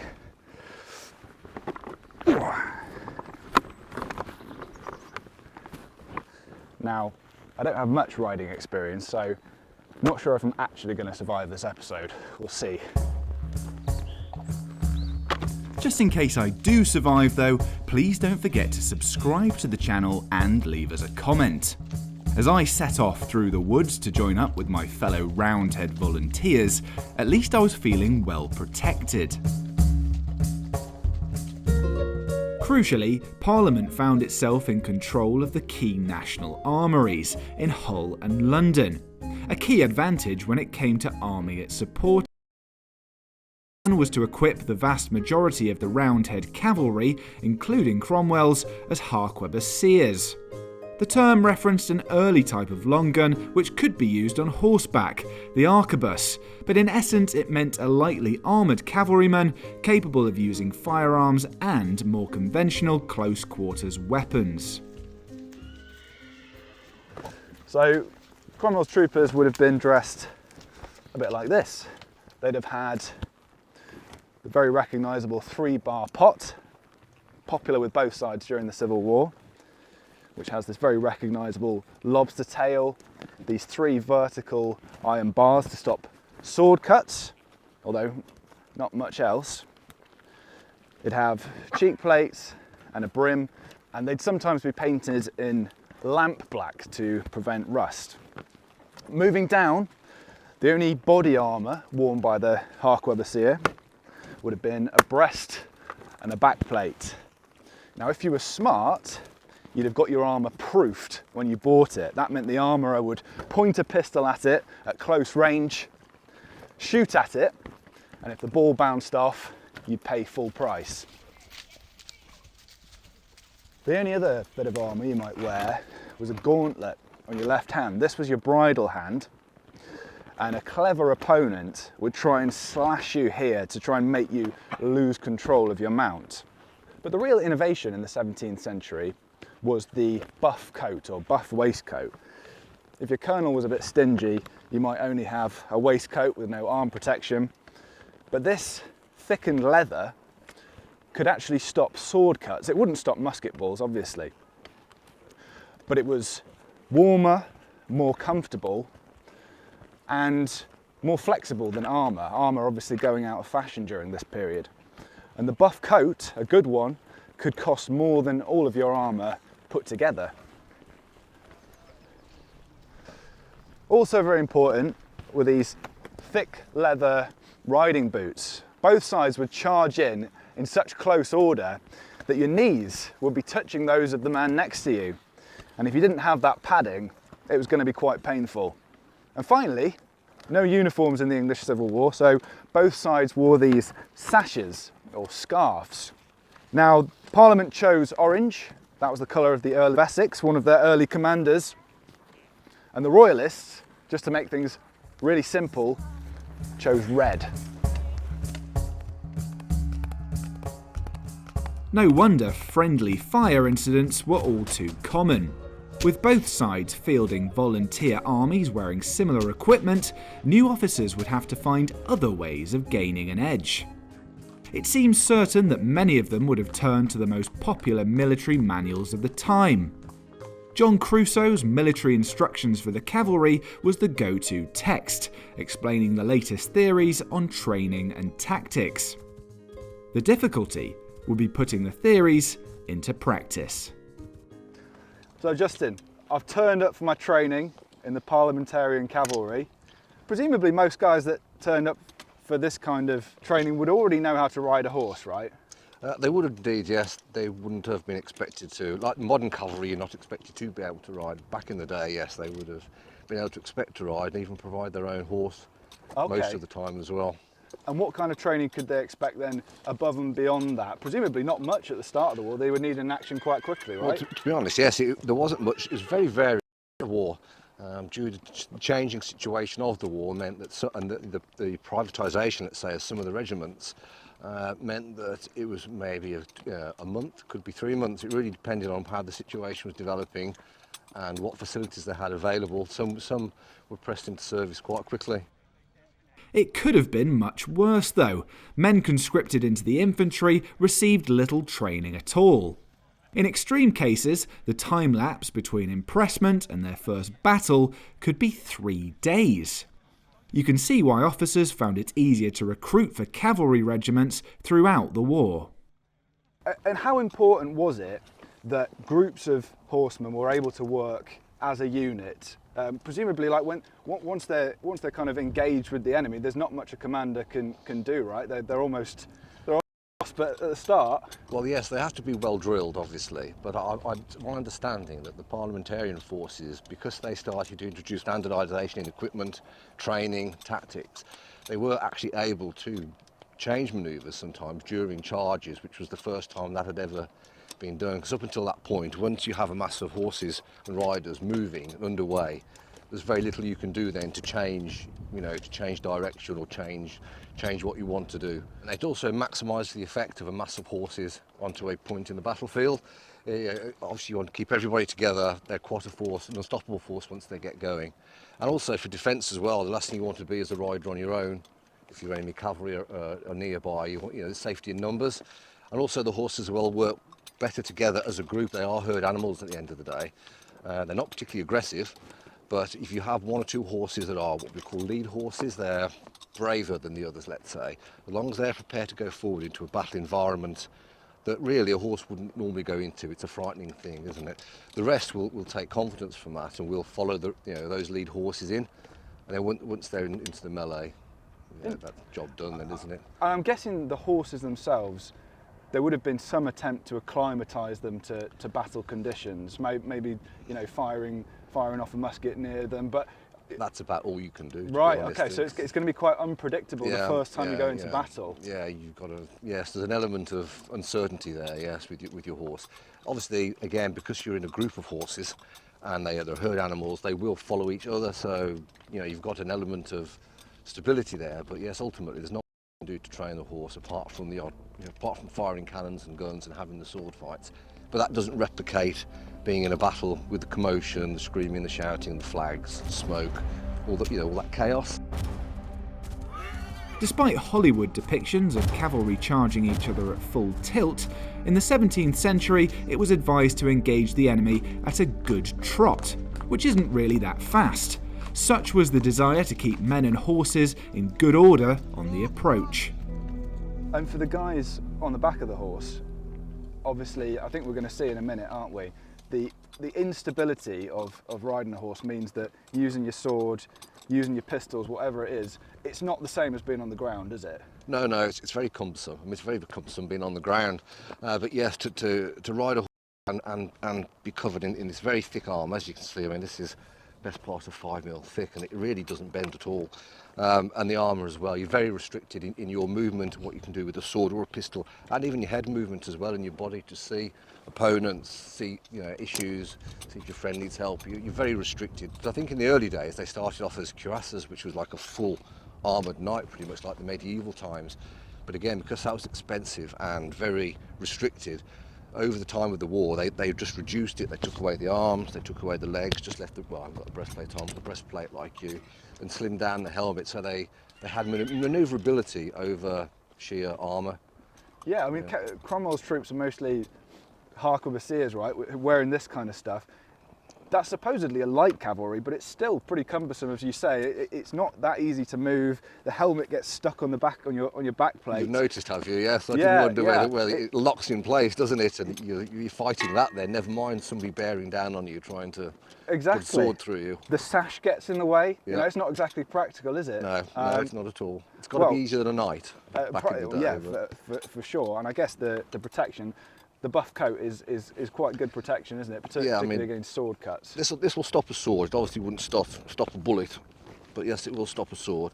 But as you move on through time, obviously all the armour eventually disappears, doesn't it, by the Napoleonic times? Because obviously firearms come into their own over time, and the armour really just gets in the way. Not much point in it anymore. Okay, Justin. Well, I mean, these guys, they'd have to get some of their experience on the battlefield, but at least they could do a little bit of training. Can you show us some basic manoeuvres that they might have had to learn? Yes, we can.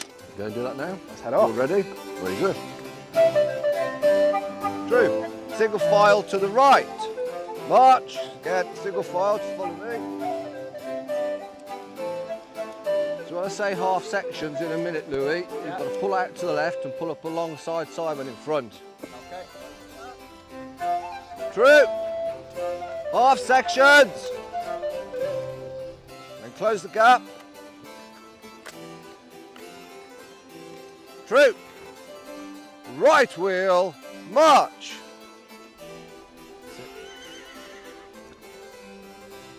Good, well done. And halt. Pressing. Come forward, Louis. Can't quite get him to nudge over. Windsor. Come on. The chief commanders, in their exercising of an infant troop, such a one as hath been newly raised, did customarily draw them forth by ranks, that they might place the best men and horse in the front, the second sort in the rear, and the third in the middle rank. Troop, trot march. The primary weapon for every cavalryman was his sword, but again, that's not to say that soldiers would receive any training in its use. Proficient gentlemen might prefer the more slender fencing rapier, best for thrusting at weak spots in armour. The unpractised amateur, like myself, would opt for a broadsword, best for wild hacking.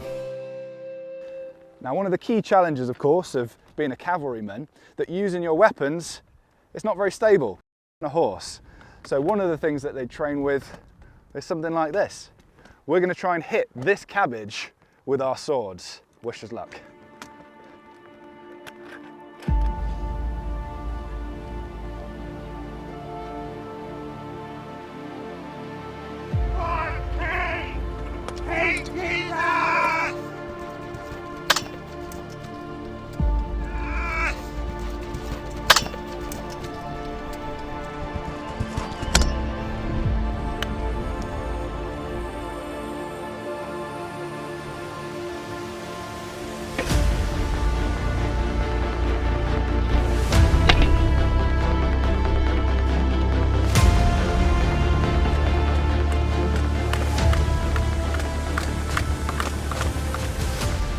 With one royalist vegetable taken care of, it was my turn to start chopping.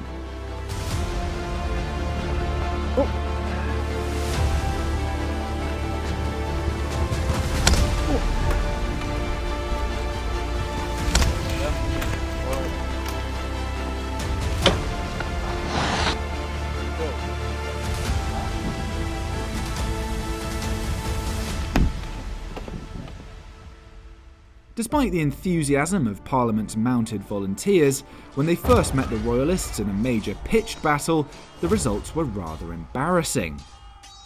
As Prince Rupert's cavaliers charged in, one troop of parliamentarian horse promptly defected. The rest fired their pistols and then immediately fled without even coming to blows. Had Rupert's men been able to surround the parliamentarian infantry and finish the job, rather than riding off to loot the baggage train, the war might have been over very quickly. As it turned out, neither side ended the day as outright winners.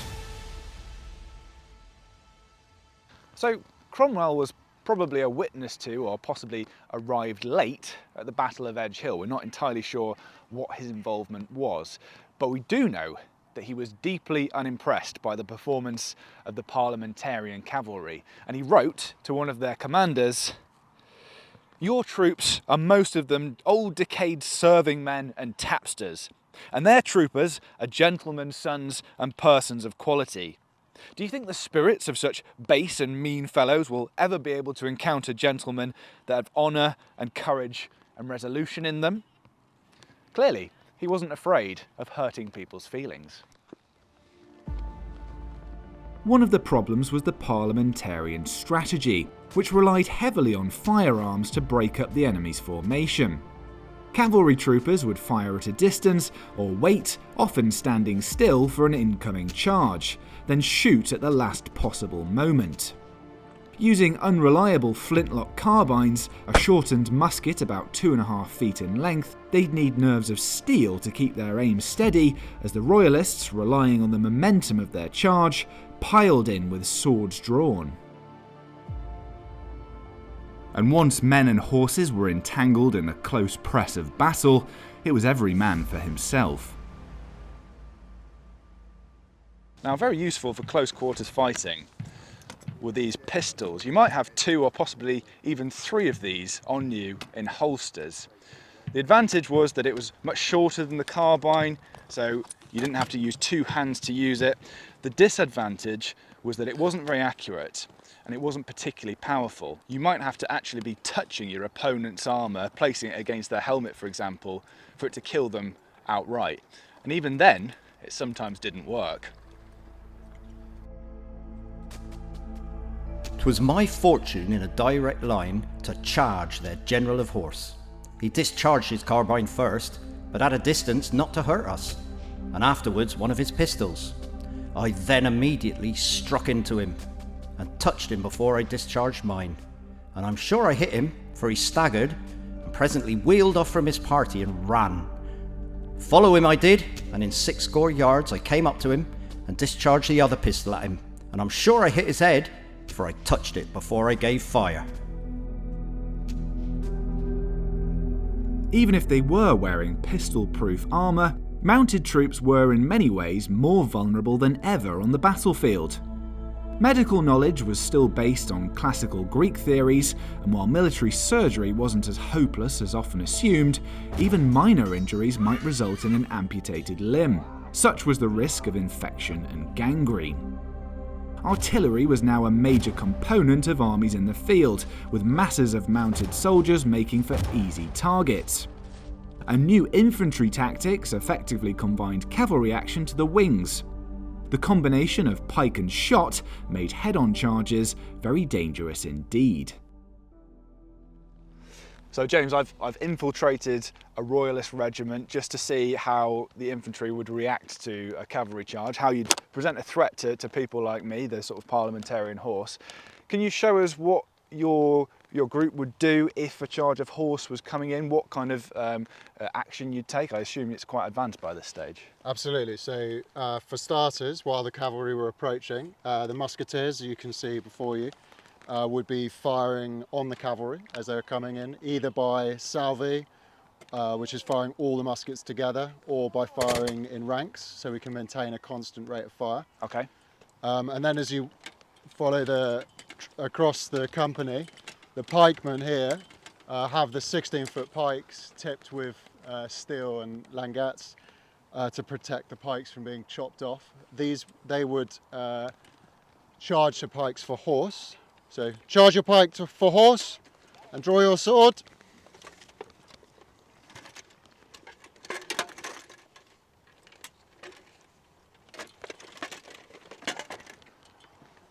I see. The pikes are aimed at the horse's chest height, because a horse is an intelligent animal. It's not going to ride into a division of pike. That's a nasty array of spikes, isn't it? I assume this is quite uncomfortable for the pikemen down here. Recover your pike to the order and put up your sword. The swords are drawn as well, so that if a rider is thrown, they can be dispatched quickly with the sword. A direct attack might have seemed like certain suicide, but clever cavalry commanders could still get the better of infantry if they picked their moment. The flanks and rear of infantry formations were vulnerable, musketeers were slow to reload, and gaps in their fire could be exploited. And at the very least, you could make them run for cover. Draw your sword!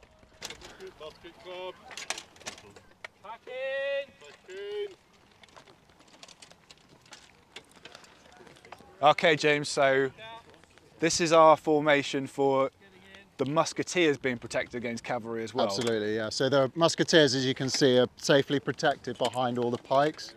All the pikemen there on the outside protecting the musketeers. The musketeers can fire out from this position as well. Why don't they start in this position? Because you can't move around as a division at all. The cavalry have effectively pinned down the infantry in this position. So as a tactical weapon, the cavalry have now stopped the infantry moving, and they are trapped in this position. Got it. So it's kind of like an earlier Scottish schiltron, right? I'm guessing a formation like this, once the cavalry have gone in, sort of vulnerable to artillery maybe in this position. Artillery, and also the pistols that the cavalry carry, because they can quite happily sit at this range and fire the pistols into it.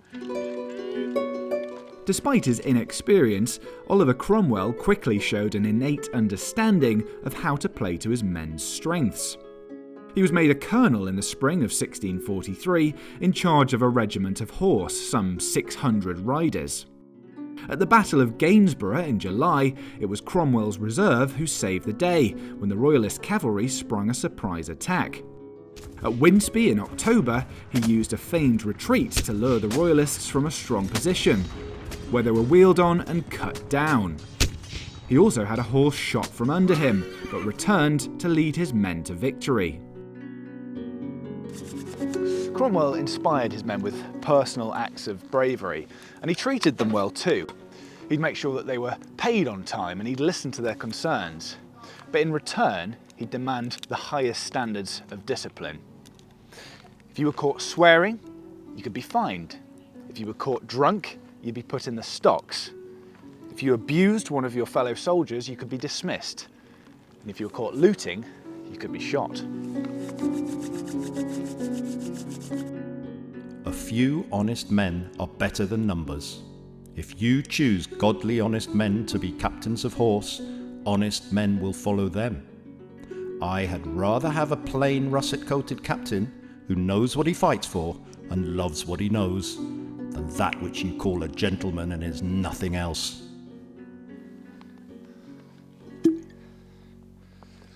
Come on, time for church.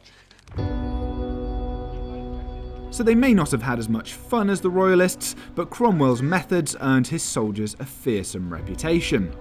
Having learned the lessons of Edge Hill, his troopers were taught to wheel and reform after a successful engagement, not chase after a fleeing enemy. Many were also bonded by Puritanism, a somewhat humourless religious movement that sought to purify the Church of all traces of Catholic ceremony, and encouraged a strict, moral lifestyle free from gambling, singing, and holidays. They were issued with individual pocket Bibles, just 16 pages in length, containing 150 rousing verse quotations picked by the colonel himself. The regiment's big moment came at Marston Moor in July 1644. With the light fading, Cromwell and Prince Rupert's cavalry would finally come face to face.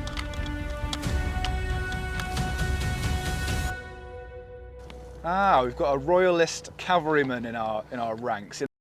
A handsome cavalier.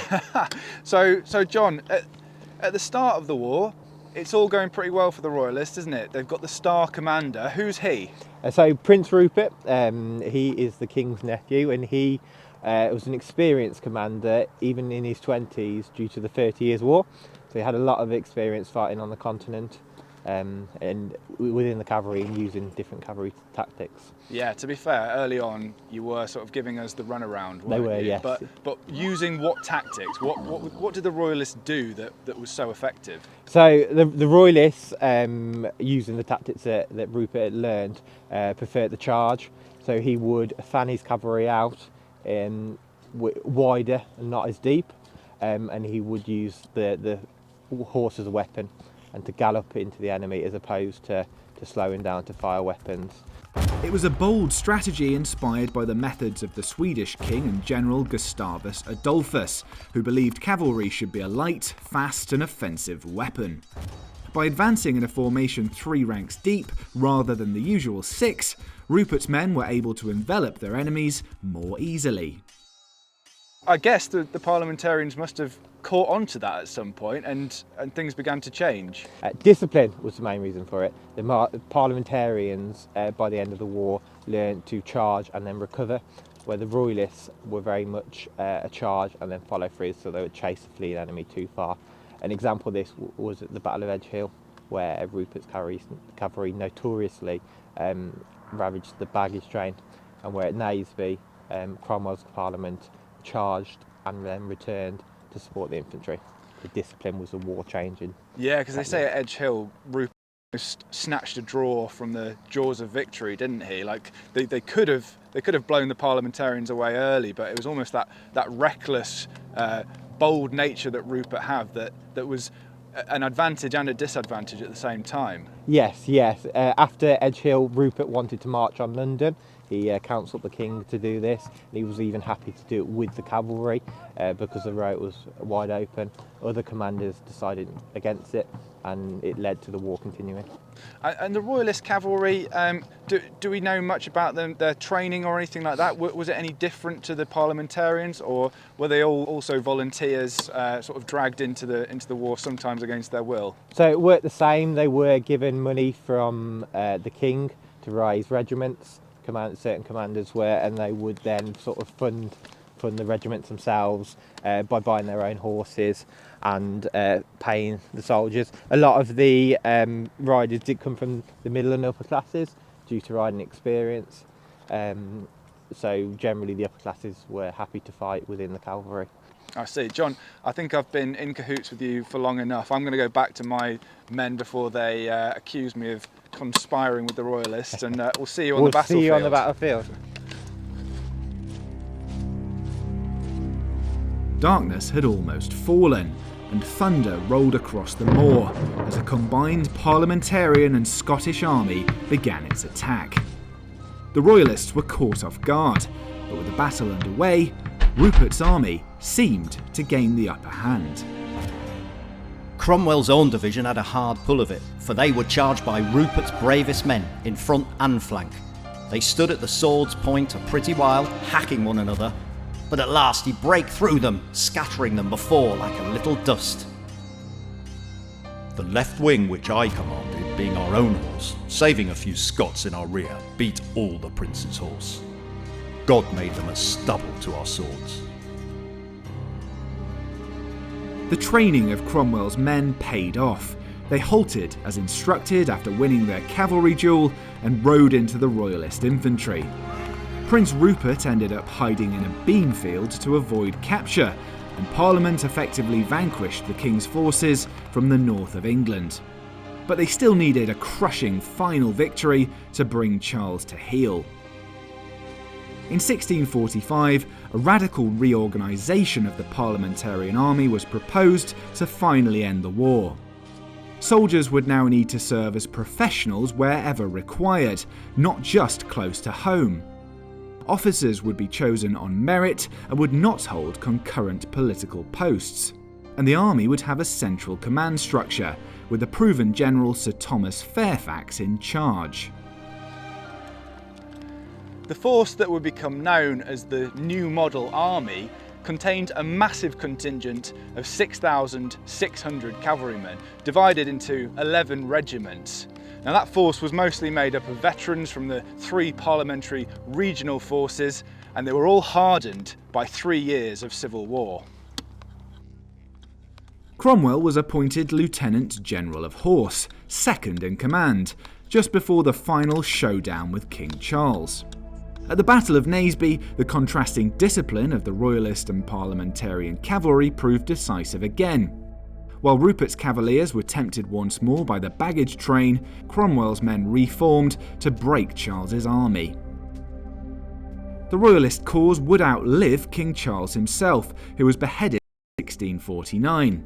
But the New Model Army went on to claim more stunning victories that would see Cromwell's star rise even further. While his men's behaviour in crushing an Irish rebellion would win them eternal infamy, the battles of Worcester and Dunbar proved that Cromwell's cavalry were among the best soldiers in Europe, and cemented a nickname that would stand the test of time: the Ironsides.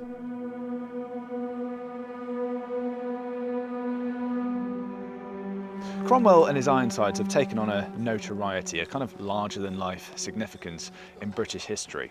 But a lot of that is due to what came later, when Cromwell was Lord Protector and in many ways a ruthless monarch himself. But what about the ordinary cavalry troopers who served in his regiment? Well, like many periods of history, the cavalry had it slightly better than the infantry.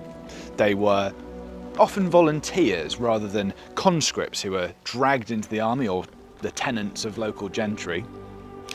They were slightly better paid, and they travelled in front of the main army, so they got the best billets. But leading from the front also meant they were much more likely to encounter the enemy, and many Civil War battles were just large cavalry skirmishes. As we've seen, the close quarters fighting could have been absolutely brutal. And there was also the trauma of fighting against people you knew. I mean, it was no cliche to say that family was pitted against family, friends against friends. In the end, around 60,000 soldiers are estimated to have died on the battlefield, perhaps 100,000 more from war-related diseases. But for anyone who fought in the Civil War and survived, it would have stayed with them for the rest of their life.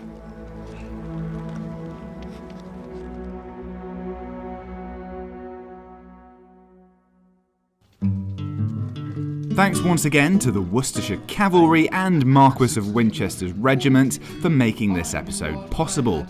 Please don't forget to subscribe to the channel, leave us a comment, and check out our other episodes, which are on the screen right now. Fighting for old Charlie.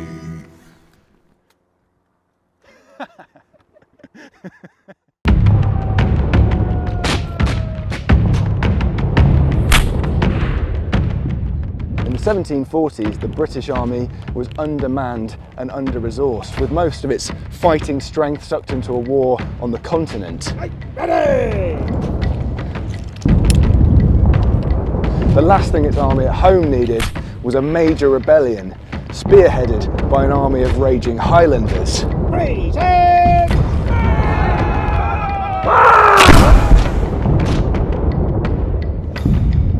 The Jacobite Rising of 1745 brought a clash of military cultures unlike any other in British history.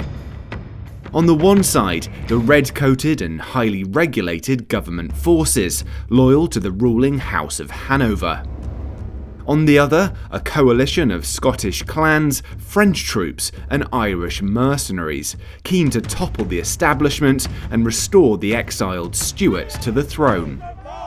While the history books have tended to focus on the leading figures and generals, and popular culture has reduced the story to a struggle between oppressed Scots and savage English occupiers, little attention has been paid to the rank-and-file troops, who bore the brunt of the suffering.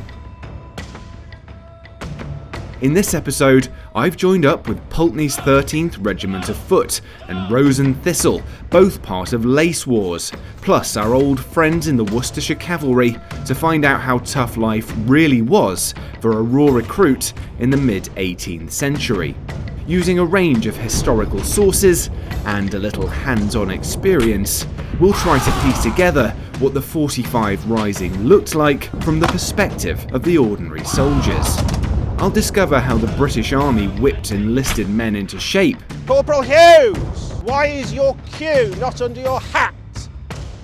How they were sustained on seemingly endless marches. Soldiers will be allowed 6 pints of beer a day. Wow. What it was like to face a terrifying Highland charge. Stand fast, damn your eyes! Stand fast! Just how likely it was that you'd make it out alive.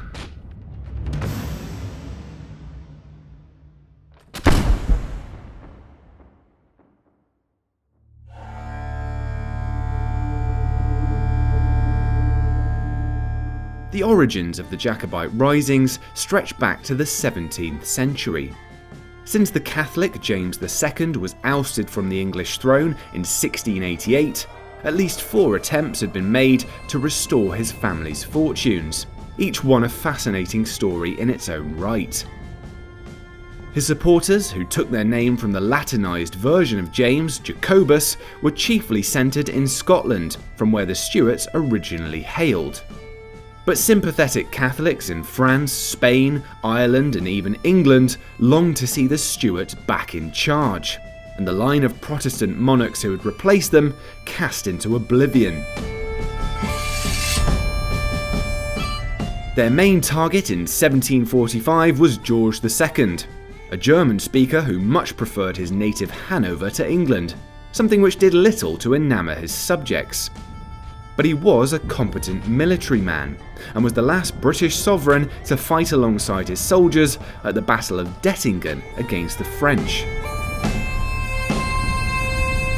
George oversaw an army in a state of transition, slowly evolving into the highly disciplined redcoat force of later conflicts, but still weighed down with some of the traditions and tactics of the previous century. 3 cheers for His Majesty the King. Hip hip! Huzzah! Hip hip! Huzzah! New standardisation for uniforms and equipment had been laid down by the King in 1742, for example, but regiments still bore the name of colonels who usually bought their commission. As we'll see, this often placed government troops in the care of incompetent officers. In any case, with the scene set for the last great Jacobite rebellion, Britain's best units were busily engaged on the continent, and those posted in Scotland had no idea what was about to hit them. Shoulder your bayonets. Order your bayonets.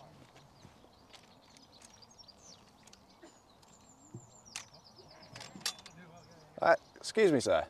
Hi there. I've just turned up for my first day in King George's army. A new recruit, splendid. A new recruit. On the eve of the 45 Rebellion, where are recruits like me generally coming from? All over Britain, really. All through the year, a lot of the regular line infantry regiments recruit across the country.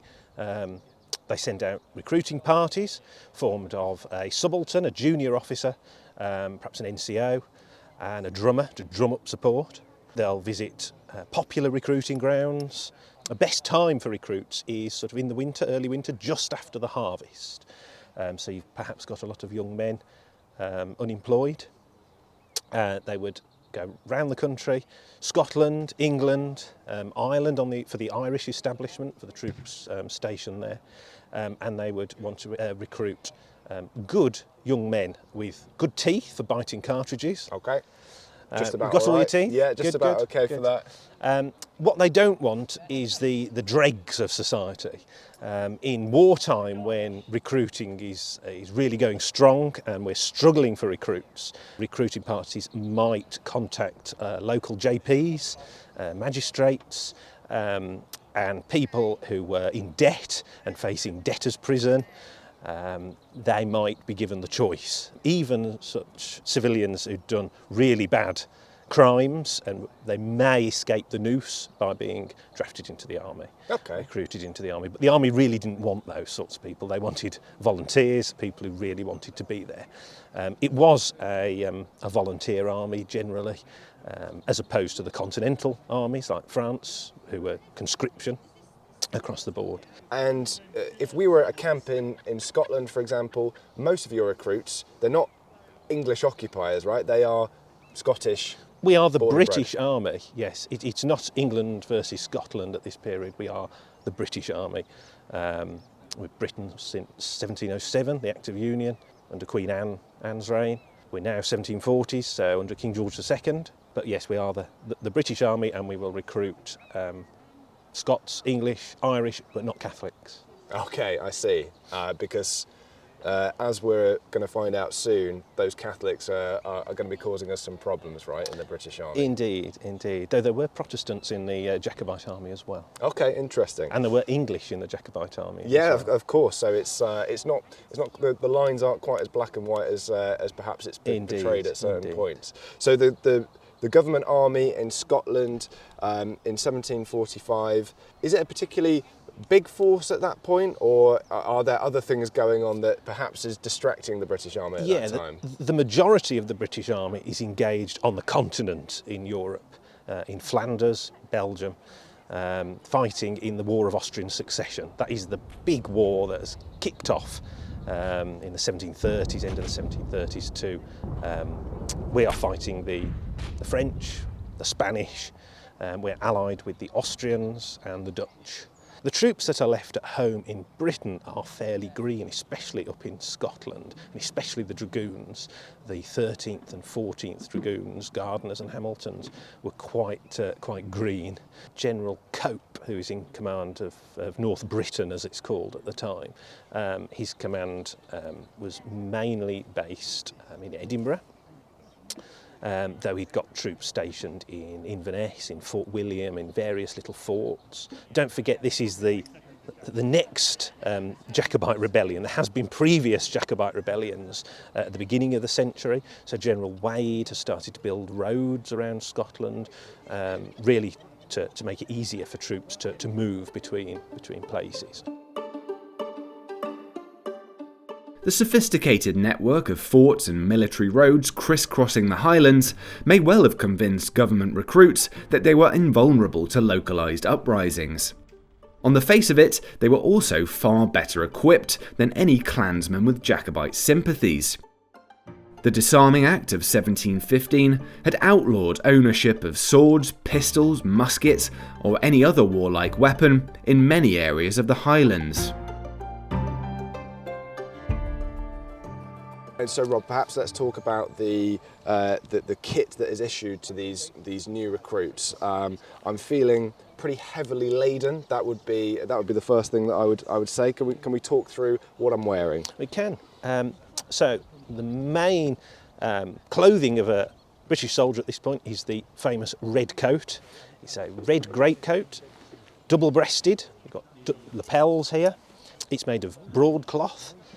Quite thick and heavy. It's thick and heavy, all right, yeah. Which is hot on a day like this, and in in bad hot climates, but it keeps you dry and keeps you warm in the colder weather. And in inclement weather, you can unbutton the lapels and fold them across. The skirts here are hooked up to show the facing colours, so you can unhook them and they fold across to protect the upper thigh. Upper leg. I see. So some consideration for fashion and some for practicalities, I'm guessing. Quite useful in Scotland. Yeah, definitely. The cuffs can be folded down over your hands to keep your hands warm and dry on when you're on sentry. And per mess, for every sort of 6 men, there would be a massive heavy greatcoat issued, like a watch coat, and that would be issued for really wet, damp, cold nights on sentry duty, because only one person out of a mess would be on sentry at any one time. Got it. I'm sure they were fighting over that at night, in the winter in the of 1745, tents, perhaps. One thing I've got to ask, Rob, sometimes in popular culture we might see everyone's wearing one of these periwigs, including private soldiers. That's not the case, right? Those are just for officers. No. The upper classes would wear wigs, or they would style their own hair. It's a bit more hygienic to wear a wig. They would perhaps shave their own head and wear a wig. For the private soldiers, they would generally style their own hair, not with the curls perhaps, but certainly long hair, and they would tie it back and put it in a queue, as it's called, a ponytail, and tuck it under their hat. And otherwise, we're carrying everything that you need to survive on the march, right? You are. As well as your coat, you've got a thick woolen waistcoat and woolen breeches. The waistcoats, we think, could have been or were often made from the waist of the previous year's coat. So you would, in theory, get a new uniform every year. And in theory, yes. Depends on where you were. If you were stuck in Antigua in the West Indies, you might not. Yeah. But in theory, you got a new uniform each year, or a new greatcoat. So your coat would be then made into the next year's waistcoat, which could be where the name waistcoat comes from. Got it. You've got canvas gaiters to protect your lower leg and to keep your shoes on as well. You've got buckled leather shoes, which can easily come off in muddy, sticky ground, so the strap under the gaiters help to keep your shoes on. We've got leatherwork, cartridge box to keep your cartridges in for your musket, waist belt for your hanger or sword, and your bayonet. And famously, the three-cornered hat. Yes. Cocked hat. Yeah, So this is civilian fashion. And whereas most of your kit is fairly practical, the hats aren't. They don't really keep the sun off or the rain off. In fact, they fill with rainwater, and when you look down, the water drips down into your pan of your musket. That's not very helpful. It's not, but there are records and there are some pictures shown of the men uncocking their hats. So they undo the stitches and pull the sides down. So it's just a wide brimmed floppy hat. Right, and that's much better for keeping the sun and the rain off. And I notice it's slightly pulled to the side, it's not in the centre. Is that So it to, should to be avoid over this musket? The front part should be over your left eye, so you can shoulder your firelock without knocking your hat off. If the hats worn by regular soldiers appeared impractical, then those donned by grenadiers appear almost comical. As their name suggests, these elite troops historically carried a satchel of grenades, and the unique headwear was to allow them to throw these unimpeded. But while grenades were probably used on the battlefield during earlier rebellions, by 1745 they tended to be reserved for siege operations. Grenadiers were nevertheless still hand-picked to set an example to the rest of the battalion, and young troops would quite literally look up to them with their tall mitre caps. And talking of firelocks, this looks very similar to a weapon that you might be using 80 years later, right? The Brown Bess has a lot of staying power. Indeed, it's essentially the same weapon. At this period, it's just a bit longer and perhaps slightly heavier. These are the Longland pattern Brown Besses, used from sort of Marlborough's period right through to into the Victorian era, and it gradually got short. The barrel gradually got shorter throughout the century. But yeah, the smoothbore firelocks, as they were called, land pattern firelocks. They're smoothbore, so they're relatively inaccurate. They're not rifled, so they fire a small lead ball. When fired, the ball will rattle and bounce its way along the barrel and come out of the end at a slight angle. So the military doctrine of the day specified that they're fired in volleys generally, to maximise the amount of lead in the air. So perhaps you're not aiming at a particular single target? No, you're not aiming, you're presenting. And these soldiers are being trained presumably to fight against armies using similar tactics, also firing volleys. Yep. Lines of infantry opposing lines of infantry, firing volleys into each other. Because that's what they're used to fighting against if they're on the continent, for example, but they're about to face something a little bit different. They are, yeah. So at Prestonpans and Falkirk, and to Culloden to an extent, they faced the Highland Charge. The Jacobites were issued with a lot of firearms, certainly in the later part of the war. But yeah, it was something completely different to what they'd experienced before, certainly at Prestonpans. And it worked initially, right? It took them by surprise. It did. Cavalry and infantry, yeah.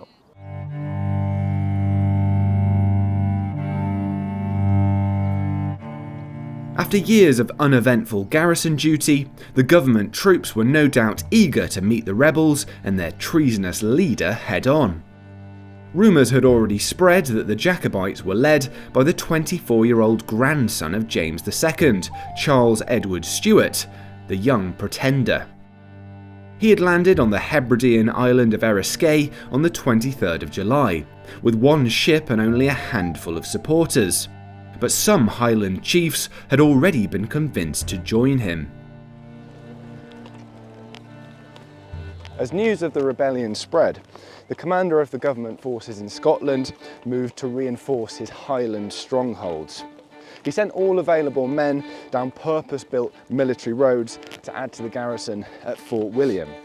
Everything was under control, or so he thought.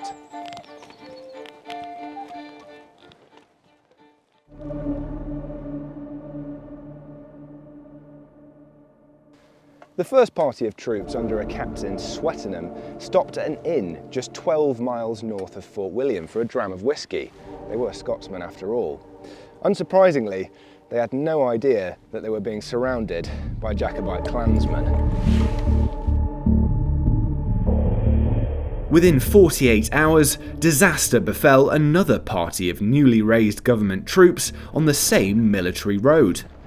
Setting off on a grueling 28-mile march through hostile territory, this detachment of the Royal Scots did little to impress a local eyewitness.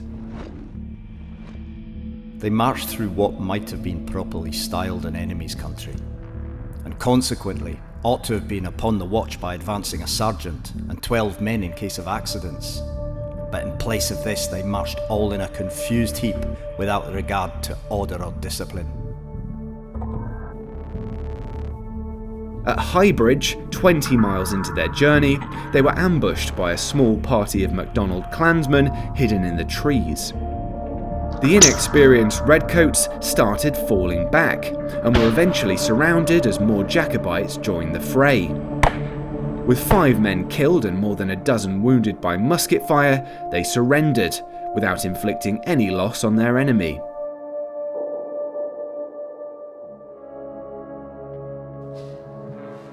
The soldiers captured during these encounters ended up being spectators to a significant moment in history, the raising of the Jacobite standard at Glenfinnan.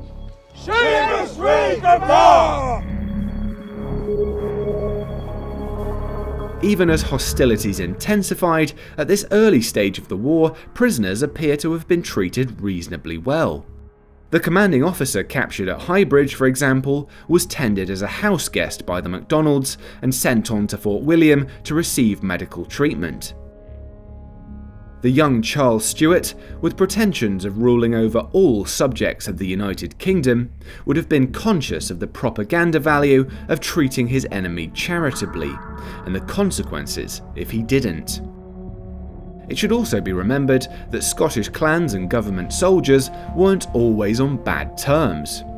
The Black Watch was a British Army regiment recruited in the Highlands that had served with distinction at the Battle of Fontenoy on the continent. Apparently seen as no threat to the Jacobite cause myself, I was also free to gather my things and rejoin my unit. But before heading back, I was keen to gain some more intel on the enemy's strength. So Todd, I've risked coming to meet the Jacobite leader. Can you tell us a little bit about your camp setup? Is this a marching camp that you're in? So our camp's quite different to the Redcoats in the fact that the Jacobites were mostly civilians before they joined the Jacobite army. So usually we would have been set up in a village or a town. We wouldn't have had tents at all. We would have taken over a village, slept in the barns, the houses, the pubs, the inns, or wherever else it would be. So this is just a representation really of what they would have had. Okay, and the Jacobites, they're not wearing uniforms in the same way that the Redcoats are. How are you distinguishing yourselves? Is it by the tartan? Is it by the cockades on your hat? What is it? Well, it's a bit of both really, because initially the Jacobites were all Highlanders. When Bonnie Prince Charlie raised his father's colour at Glenfinnan, they were all wearing tartan, so you could recognise Jacobites by that. But by the time they'd moved down into Edinburgh, a little bit later in the war, you've got a lot of Lowlanders had joined, and Lowlanders dressed the same as everybody else. They're just the same as the English, the Welsh, the Irish. It's just civilian wear. So then you might start seeing people wearing the cockade in their hat, or even maybe a tartan sash to show that they were loyal to the Jacobite cause. Is it fair to say that the Jacobite army isn't necessarily that unified? There's different groups, as you mentioned. There's Highlanders and Lowlanders who are probably quite suspicious of each other. They might be bonded by the desire to see the Stuarts back on the throne, but otherwise it's quite a different looking bunch, right?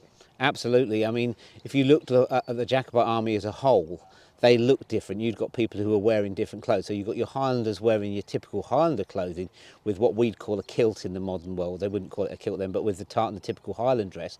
And then you've got people who are dressed in Lowland clothing, which is very similar to your uniform in a way, other than the fact that you're wearing red, of course. And then you've got the people that had come over from France. So you've got the Irish and the Scots descendants who were actually wearing uniforms, and some of those regiments were actually wearing red. So they looked different, and they were armed differently as well. Got it. So let's talk about the arms a little bit. There is something of a clear distinction, at least in terms of tactics, between what the Redcoats are doing and what the Jacobites are doing. Yeah, so initially the Jacobites weren't very well armed because there'd been Jacobite risings at the end of the 17th century and earlier in the 18th century.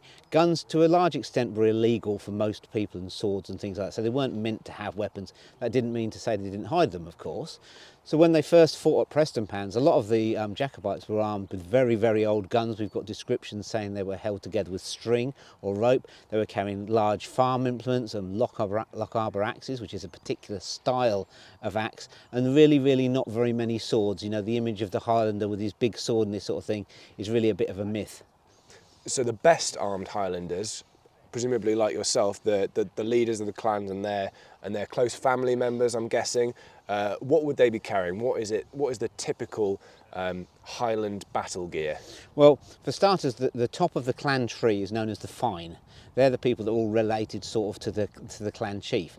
So somebody like that, once the army has started moving, are carrying everything. So they've got a nice basket-hilted sword like this, which gives hand protection and is a slashing weapon which will cut you in half from your shoulder to your hip in one slice if you should catch it wrong. Is a very posh version of that type of sword. It's a multi-purpose weapon to a large extent, because this edge here, this is a back sword, so it'd only be sharp from the top to here and all the way down this edge, and not sharp on the back, but that's a slashing weapon. It's not a fencing weapon. So you're hacking with this. That doesn't mean to say that I wouldn't be trained, because I would. You've also got the basket hill. This makes a very, very nice knuckle duster. If you catch that in the face, you're going to go down. And of course, the objective is not to kill somebody, it's to get them on the floor and move on to the next person. So when you see things in the film of somebody stabbing somebody once they're down, they're probably going to be killed by the bloke behind them. You've also got a pommel on here. You can use that, whack somebody on the top of the head. That's where you get the expression pommeling somebody from. Again, you're going to go down on the ground. But this is basically all-round hand protection, and this is what the better people would have. So as well as that, you've got the dirk. Now, There's lots of stories about these being made out of broken swords. If you look at this blade here, it looks like the top half of a sword, and certainly there were some like that. There's all sorts of different designs. This one's actually copied from an exhibition that was at Culloden. It's got a Celtic knot design here, and of course the traditional Scottish thistle here. And traditionally what you do is you'd carry this in your left hand. Now you wouldn't just carry your sword and your dirk, you'd have your targe on your left arm. So this is a shield. For all intents and purposes, that's for what it's for. It does not stop musket balls. If you went back and got your musket, it will not stop a musket ball. But what you do is, you hold that in your left hand. You can see the hand grip here, the arm grip, and the padding at the back. You hold that in your left hand, and what happens is, if I come up against you, this edge here can be used to disembowel you. This will deflect your bayonet, but if I bring it up under your chin, it will snap your neck. At the same time, I can push you away with it and bring my sword and cut you in half with it. Well, this all sounded rather medieval, but I couldn't help but notice that Todd was carrying another unique weapon that didn't fit with the typical view of a backward and bloodthirsty clansman. The other thing that the Jacobites had, the better off, is steel pistols, and these are typical to the Scots, particularly to the Highlanders. These are made in places like Doon and Glasgow. They're a fully steel pistol, and we've actually evidence to say that the best steel to make these out of is old horse nails, because it's refined. And these are very much different. They don't have the wooden stock that you see in normal pistols, and of course they don't have the range, but the myth is that you have to actually go and touch somebody to shoot them with it. We know from firing them at ranges that's not true at all. They're a fairly effective weapon, albeit with a small bore, but that's a typical Scottish dag. That's a very unusual looking weapon, isn't it? And I mean, with the Highland tactic being to get as close as possible, you can imagine in a sort of close press, especially because the redcoats aren't really wearing any protection whatsoever, it's going to be deadly, right? Absolutely. The myth is, and the story is, that what would happen is the Highlanders would go in with their muskets. They would shoot their muskets and throw them to the ground. They would then shoot their pistols and throw their pistols at the opposition. This is a really expensive piece of kit. This is not just a pistol, it's a piece of jewellery. This one's been blued, most of them were polished, and they might even have engraving on them. This one's a little bit later than the 1745 rising. But you wouldn't go throwing that at the opposition. What you do is stick it back on your belt, draw your sword, draw your charge, and then charge in. You wouldn't throw it at somebody. It's another one of those myths from the books. While on the topic of myths, it's fair to say that the Jacobite Rebellion, like the earlier Scottish Wars of Independence, have taken on a romanticism that distorts our views of these conflicts. Many aspects of today's distinctive Scottish culture would have been alien to the clansmen of 1745. Sometimes people might see this period as being the genesis of the typical Scottish traditional dress we might think of today, with the kilt, the sporran, the family tartans. Is that a myth? Are those kind of things something that comes in later? Absolutely. We can't really say that there was any clan tartans during the 18th century, particularly in the time of the Jacobite risings. Certainly there would have been regional tartans, but there wasn't any clan tartans. It's not really until you get to the beginning of the 19th century and the re-emergence of Scottish dress, the modern kilt, the modern type of socks that people wear, the modern type of Bonnie Prince Charlie jacket, etc, etc, etc. That is, to an extent, a caricature of what they were wearing in the 18th century, and it's now become traditional. For example, people now wear the fly plaid on the shoulder, the tartan plaid. That's where you'll see our Highlanders wearing the full plaid where it's pinned to the shoulder. And a lot of what they did in the 19th century was basically a replica of what they did in the 18th. But bagpipes, they certainly were using those, right? That is correct for the Jacobite Rebellion. Absolutely. Bagpipes weren't an 18th century or even 17th century thing. They really go back much earlier than that. You can go back into the medieval period, and it doesn't matter whether it's in Scotland or England or even in the Far East. They were playing that sort of pipe with a bag to pump the air through the pipes to produce a sound. It's just something that Scotland adopted, and now the world knows about it all over.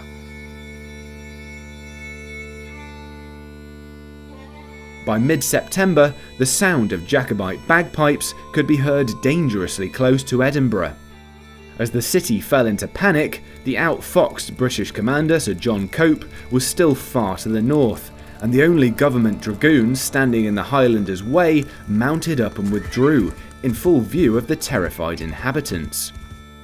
The Scottish capital was taken without a shot being fired. After weeks of fruitless marching and a journey by sea down from Aberdeen, Cope's army eventually arrived to the east of Edinburgh and formed up for battle. The rank and file were uneasy after receiving a frosty welcome from the locals and hearing rumours of the Highlanders' savagery, but their general appeared full of confidence. There is not in the whole of the ground between Edinburgh and Dunbar a better spot for both horse and foot to act upon.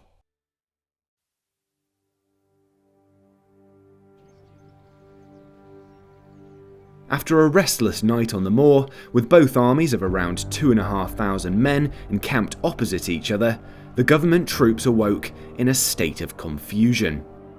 The Jacobites had found a way to approach their position undetected, and just before daybreak appeared in front of them through the dawn mist.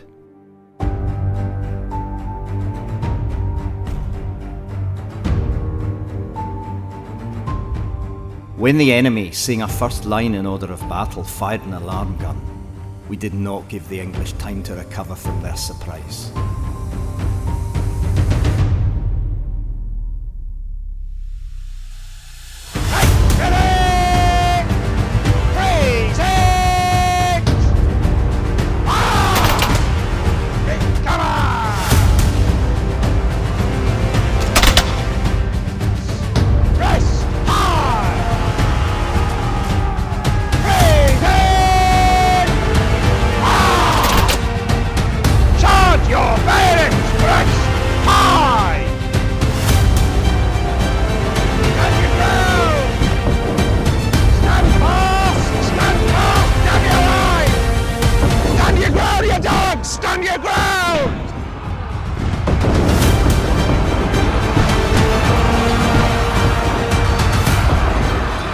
The Jacobites had predicted, the mounted dragoons on the flanks of the British army fled at first contact, leaving the regiments of foot in the centre to face a devastating attack on three sides.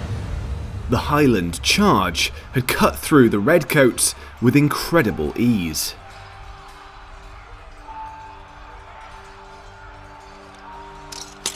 In the chaos that followed, the infantry had it the worst.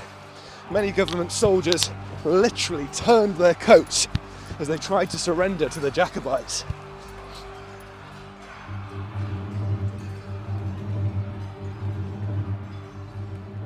The front line was miserably massacred. Such as threw down their arms and begged for quarter upon their knees were cut down inhumanely. Yea, such who fled into the enclosures were pursued and murdered.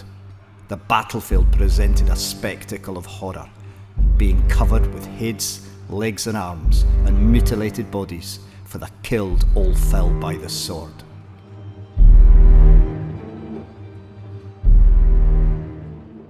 As many as 500 government soldiers were slaughtered during what became known as the Battle of Prestonpans. Colonel Gardner, a lowland Scot, was among the high-profile British casualties, supposedly felled by the blow of a Lochaber axe to the head as he tried to inspire his fleeing dragoons. Panic soon spread throughout England, and after initial complacency, George II sent orders to bring reinforcements from Flanders. They couldn't arrive soon enough. In November, Charles led his forces into England and besieged Carlisle.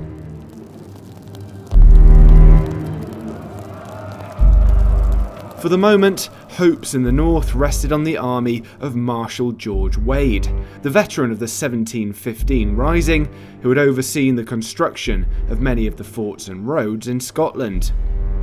But the records of his winter campaign reveal a miserable experience for the British, Dutch and Swiss troops who served under him, as they trudged along snow-covered roads late into the night with little food or even straw bedding to look forward to.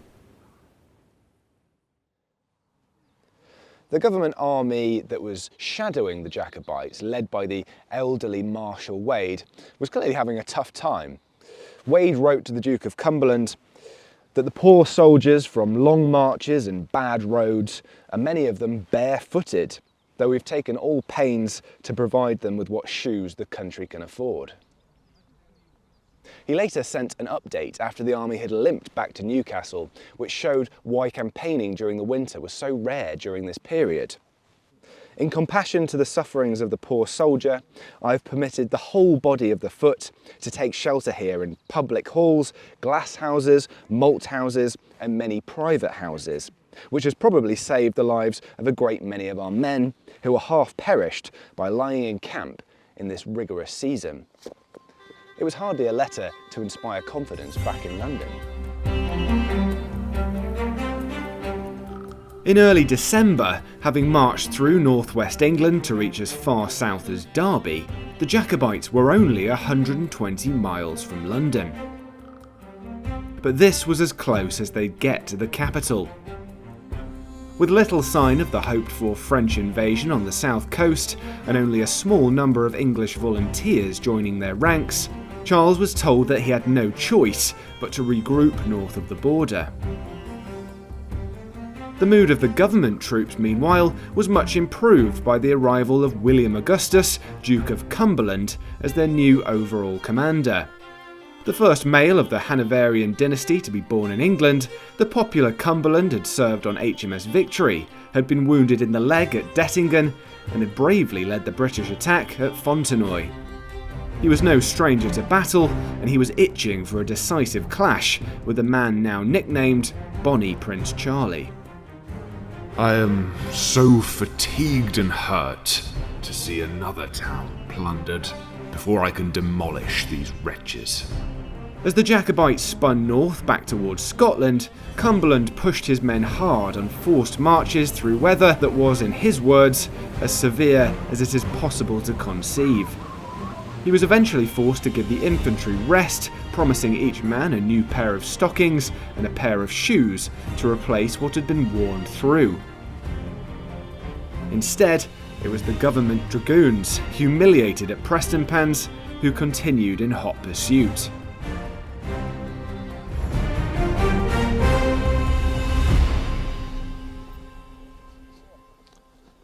Ah, Justin, the cavalry's finally turned up. We've got some dragoons come to help us. The infantry's not doing particularly well at the moment in this rebellion. What's the role of the dragoons in this period? Well, the dragoons are, well, they have many roles in fact. They're basically a mounted infantry. They were used for reconnaissance, scouting purposes, hit and run raids, carrying messages, things like that. They were also stationed on the flanks of the armies to obviously afford protection. And if the enemy, if there was a weakness in their line, they could be sent in quite quickly to exploit them. Similarly, if there was a weakness in their own line, they could be sent in there as well to bolster their own defences. Harass fleeing enemy. When the enemy formations broke and ran, they could chase them down. Similarly, if your own forces were retreating, they would go in there and be used as a rearguard action. So basically they could be messengers, very versatile, a very suitable asset at the time, really. So you're carrying a musket here, not a carbine. Is that because essentially you are going to be dismounting and firing it? The intention here in this period is not really to fire it off horseback? No, that's correct. They would have generally have rode up to the battle or to where they were required, dismounted. It would be one man to look after the 10 horses, so the other dragoons would have got off, moved forward and acted then as regular infantry. And then they would come back mounted and ridden off. These quite often would just have been used as warning shots at the end of the day. They're not very accurate, don't have the range. And when you fire from horseback as well, you're moving, it's very difficult to get some kind of aim. So you're also armed with a pistol there. I'm guessing you've got a sword on the side. I do, I have a sword, yes, for close work, for close protection. And so by the time the rebellion breaks out, the government dragoons have already got a bit of a bad reputation among the Scots, haven't they? Well, they have, yes. There was a regiment raised in Scotland called the Black Watch, and they were recruited to serve literally within Scotland and defend Scottish borders and things like that. Then they were sent south, much to their annoyance, and there was a rebellion. About 100 or so, I think, decided to mutiny and walk home, and part of the 10th Cobhams, which is this regiment here, was sent to track them down. They did catch them, The 3 ringleaders were executed. The rest were deported or sent to serve abroad anyway with Her Majesty's forces, which is what they wanted to avoid in the first place. And so, yes, quite a reputation was built. So quite a handy force for chasing after people, catching up with them and apprehending them, which I think is the job that you've got on your hands right now. It is right now, yes. Due to calls, I must away. Thank you, See Louis. you later. Thank you.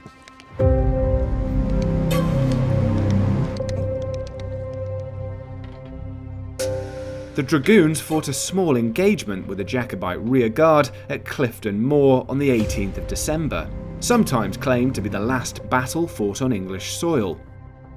According to British officers, clan chiefs had been heard ordering their men to give no quarter to felled redcoats, valuable propaganda that they gobbled up.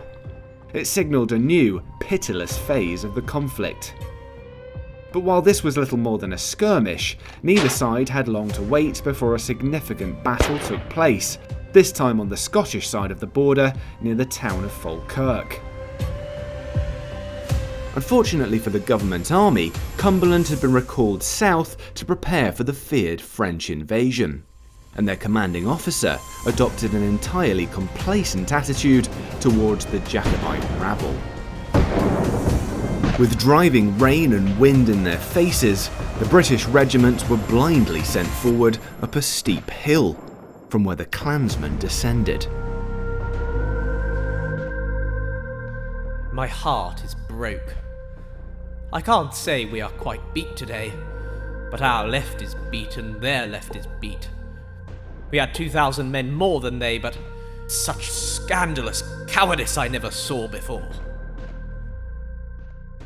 In reality, the British general had been lacklustre and arrogant, inexplicably placing his dragoons in front to receive the Highland charge. Even worse, Hangman Hawley lived up to his nickname as he looked to blame the rank and file, genuinely advocating for the decimation of his troops in letters to his superiors. Though not a total disaster, around 600 government troops were killed or captured, the predictable consequence was the rapid return of the Duke of Cumberland as Commander-in-Chief. With 14 battalions now at his back, he quickly raised the siege of government-held Stirling Castle and pursued the enemy north. While in quarters in Aberdeen to see out the rest of the winter, he ceaselessly drilled his men, wasting no effort to ensure that they were prepared for the final clash.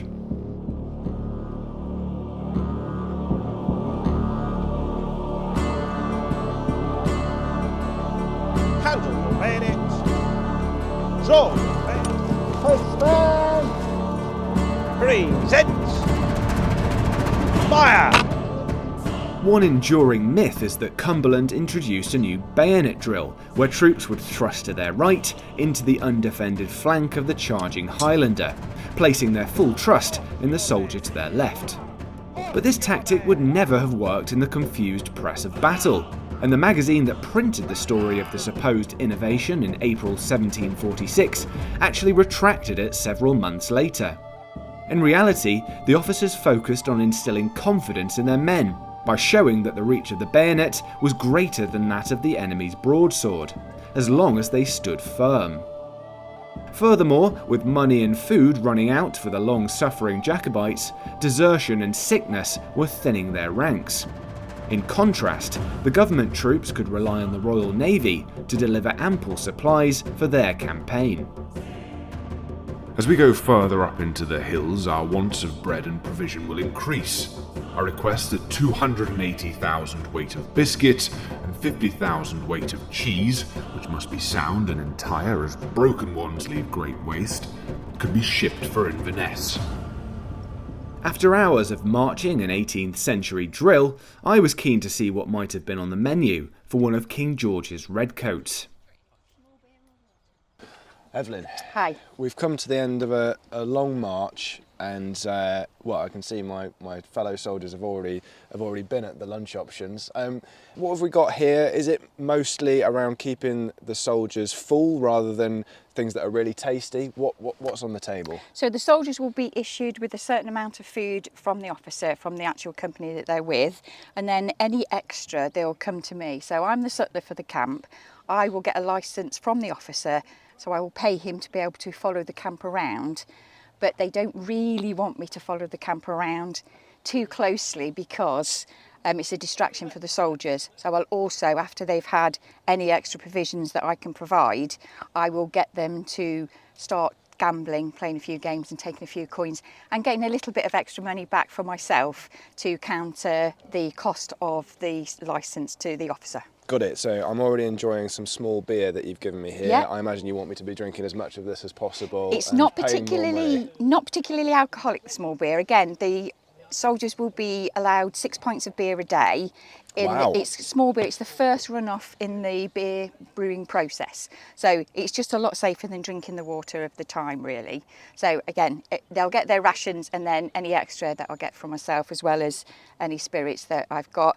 A lot of the food will be purchased locally, so whatever you can get a hold on. A lot of the stuff would be pickles because it keeps longer. I've got pork pie here, so the crust is really thick, so that will keep it a lot fresher. Any fruits and things that are seasonal. And then what we've got here is ammunition bread, which is what the Great soldiers name. would Ammunition have. bread. Yeah, ammunition bread. And it can be ammunition. If the soldiers are a little unruly, I'll give them a swipe with one of these. So it comes in at a £6 batch, and each one weighs a pound. Wow. So I mean, that looks like a cannonball. It kind of feels like one as well. That's pretty tough. It certainly is. You wouldn't want to get hit by one. It's almost like a big ball of hardtack biscuit. But is it nice on the inside? What's it like? It is. It's lovely. So I've got one slice here for you. So if you see on the inside, the crust is really quite thin. There's not a lot of it, and it's quite spongy. And what we normally have is if you spread a little bit of honey on it, and try that. It's delicious. Nothing wrong with that. Quite dense, isn't it? It is. So when you're making it, what you do is you would knead it, and then you would leave it for a little while, and then you would knead it again. So that's why it's so dense. But it means that the soldiers can have it in their knapsack, travel around with it, and it's not going to go to mush if it rains or it's being sort of battered about when they're on their journey. Wow, almost waterproof bread. That is that's a good invention for the 18th century. By chance, we know that on the morning of the Battle of Culloden, the British troops were only permitted ammunition bread for breakfast. But while I had the opportunity, I was interested in something a little tastier. And what else have we got here? We've got some fruit pie. I mean, yeah. So some strawberry pies. The strawberries are the English strawberries, so they're really, really small wild strawberries, not like your modern massive strawberries. Oh, they're lovely. Can I try one of those? I don't think I've seen a strawberry like this in the 2024 supermarket.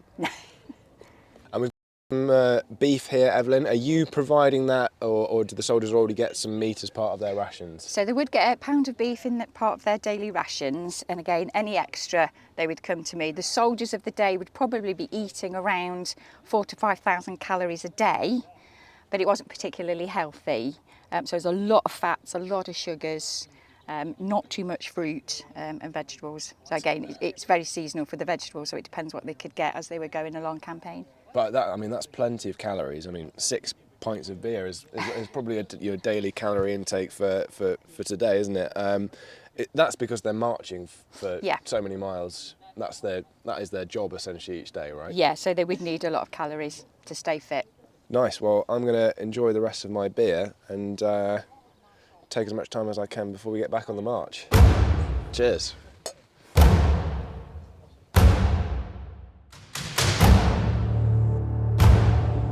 With a well-fed army marching out of camp before daylight on the 16th of April, the time had finally come for the British Army to prove its mettle.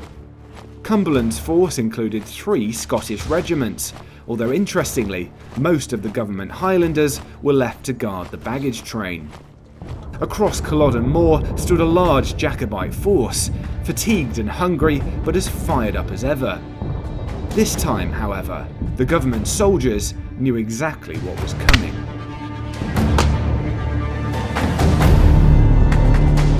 The same Highlanders who had advanced to the charge like lions, with bold, determined countenances, were in an instant seen flying like trembling cowards in the greatest disorder. In fact, it was a testament to the power of the Highland charge, launched on this occasion without much cohesion, that it still burst through the front rank of British troops. But the clansmen faced a wall of lead that no amount of courage could stand up to. After months of forced marches, nights spent half frozen, and reverses on the battlefield, the Redcoats were out for revenge.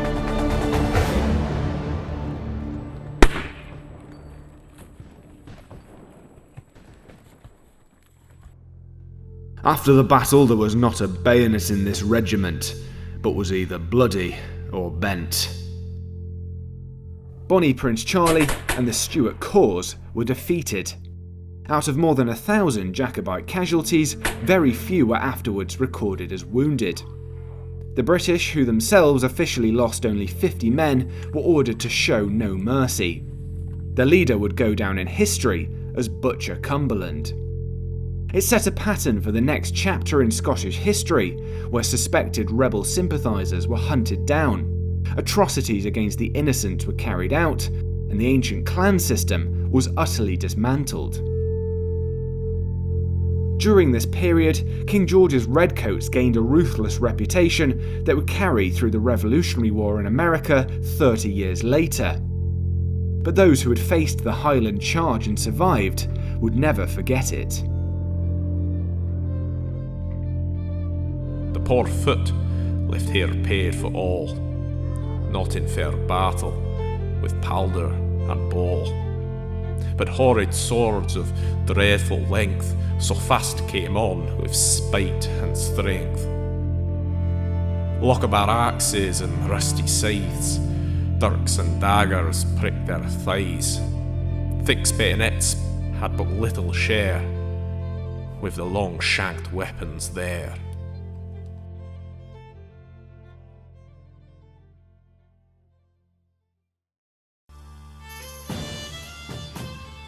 Thanks again to Pulteney's 13th Regiment of Foot, Rose and Thistle, and the Worcestershire Cavalry for making this episode possible.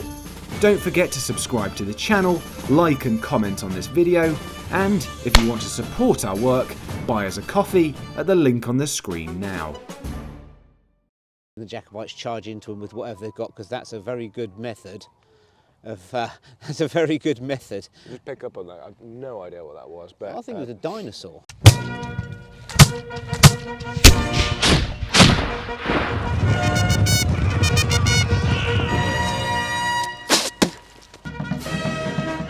If you were growing up in France in the late 18th century, there's a good chance you or someone you knew would end up serving in the army. Under Napoleon's leadership, the whole of French society was galvanised by a constant need for victory on the battlefield. It was either that, or the country might fall. France was surrounded by powerful enemies who wanted to destroy the Republic, and they decided the best form of defence was attack. En avant, marche!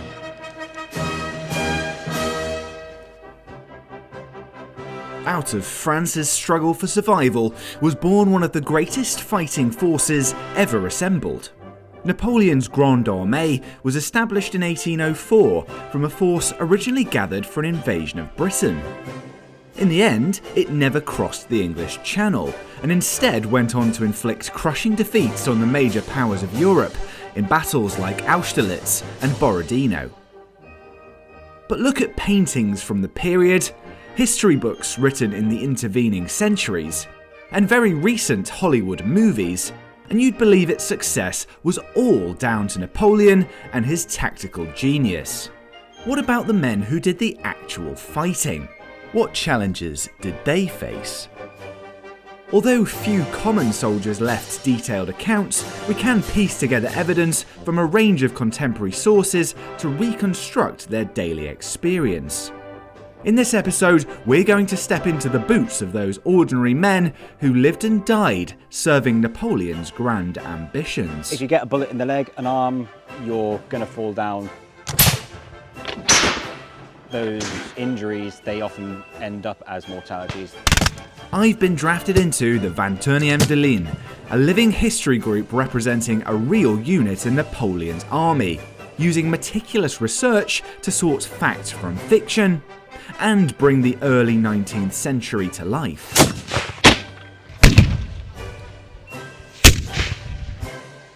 I'll be finding out how dangerous life really was for these men, and how likely it was that you'd make it out alive.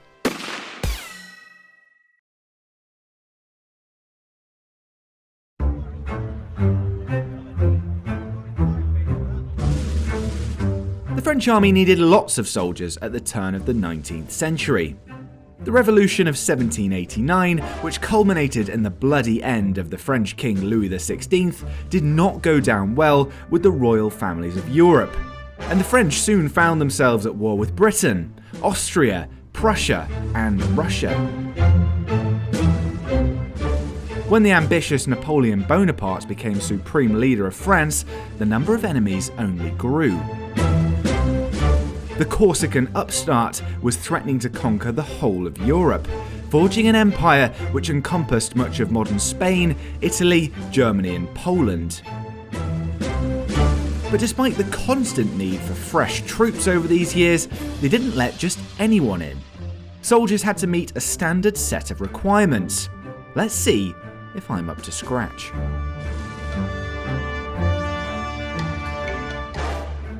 Hello guys, I've turned up for my first day in the French infantry. I assume I have to pass some tests to actually get in, right? What kind of entry requirements are there? So in terms of entry requirements, you have to be a man mostly between 20 and 25 years old. If you're a conscript, if you're a volunteer, you could actually conscript from the age of 16 after 1806 or so, but you had to have permission of a parent or a tutor. Your height would not be a barrier to your entry, it just decide where you would go. So your height, you're quite tall, you probably actually end up in the Grenadiers. The average height of the day was about 5'6", 5'7". So if you were around that height, you would be in the Fusiliers, which what we are. And then if you were any shorter than that, you're probably in the Voltigeurs, which are the skirmishers of the French infantry. In terms of any medical issues, you would have to have a sort of quick inspection by the surgeon of the regiment. And so long as you've got all your fingers, because you need all your fingers. Got them. In order to, especially these two are the most important because one is a trigger finger and you need them to bite to cartridge. And that leads us to another requirement. You need to have, especially this side of your face, you need these teeth. So if you, because biting the cartridges, So if you were of conscription age and you didn't want to be conscripted into the army, you did have a lot of cases where they would physically maim themselves to avoid the draft. Another thing, you're not married, are you? I'm afraid so. Oh, yeah. Well, you can't be in the army. You can't be. Okay. You can't be in. You can't be in the army if you're married at this time. That's interesting. Why? There's a psychology of you've got something to desert to. I see. Because desertion in the French army is always a problem, right from the start of the Revolutionary Wars right through to the end of the Napoleonic Wars. Perhaps one reason so many soldiers ran for it was because they'd been forcibly dragged into the army as conscripts. At least once a year, French men between 20 and 25 drew lots to see if they'd be packed off to war.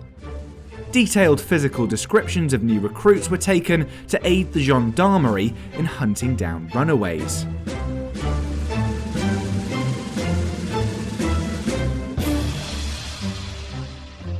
Soldiers who deserted might face a punishment known as the bullet, where they were chained to a cannonball and required to carry out hard labour. In the most serious cases, you might be condemned to death by firing squad, or, as it was sometimes known, having your hair washed with lead. We talked a little bit about conscription. If I'm conscripted into the army as opposed to coming in as a volunteer, are you treated slightly differently? The only way you're treated slightly differently is that if you're a volunteer, you do get an extra franc's worth of pay each month, and that lasts until the first 4 years of your service. You're able to choose the regiment you join as well, aren't you, as a volunteer? I think if you're conscripted, you just get sent wherever you're sent. Yeah, exactly. Yes. So volunteering, you're joining whichever army you're volunteering for, whereas conscription, unless you can ride a horse, you will probably be conscripted into the infantry. And that will be, depending on where you live, you'll be conscripted into a sergeant regiment and be sent to their depot. Now, for example, our guys recruited from modern-day Belgium and the Netherlands, they would be sent to the regiment's depot, which was in Jülich, as it's called today. Back then it was called Juliers. It's a German town today. Okay. That was the depot of the regiment until 1814, when it got taken over by the Allies. Got it. So you get there, and presumably that's the point at which you get given your uniform. The idea that French soldiers were always as well turned out as contemporary artworks suggest is a bit of a myth. As well as shortages during wartime, there was plenty of corruption among military suppliers and contractors. One French regiment recorded receiving a shipment of boots with cardboard soles. And even when smart parade dress was available, it might not have suited everyone. Pour cet uniforme, un homme doit être bien bâti, bien fait. A man of 20 is not yet formed. Nay, we were joined by conscripts who were under 19. These accoutrements gave them an absolutely silly look. The stereotype of the French Napoleonic soldier is the blue uniform, the shako which you're wearing with the bright, shiny brass plate. Didn't necessarily reflect reality for the vast majority of the time. These are expensive. These cost a lot of money to make. Soldiers, if you're wearing it every day, day in, day out, they're expensive to replace. With that in mind, your greatcoat would be what you would wear the vast majority of the time. You'd wear these on parade, you'd wear these on special occasions, and generally on battles, yes, you would wear these, but not necessarily all the time. Inclement weather, rain, cold, actually sometimes if it's incredibly hot, the greatcoat can actually help keep the heat off you, because you actually wear another smaller jacket underneath the habit long. Maintenance of whatever uniform they received was also a constant headache for soldiers. There was a lot to keep clean. There is 33 individual brass buttons on this, every single one of which needs to be polished. On this, there is another 12 individual, very nice, bright, shiny brass buttons, again, all of which need to be polished. The shako that you're wearing under that nice cover, there's a nice briny brass shako plate, again, all of which needs to be polished to a wonderful, nice shine. The belts as well need to be polished. Yeah, belts need to be whitened. And underneath the cover here, you've got your black lid for your jabern, your cartridge box. Yeah. That needs to be, polished as well. Your shoes polished. So, and the soldiers would do it. One thing I find fascinating about these uniforms, these soldiers not much consideration was given to sort of gymnastic exercise, was it? These uniforms were designed to be restrictive because soldiers were meant to stand still. That was the kind of ideal at the time. When we're talking about the style of warfare, it was very much line formations. In terms of any exercise, there was dancing and sabre practice. That was the exercise that you generally did. In the French army, you're marching a lot.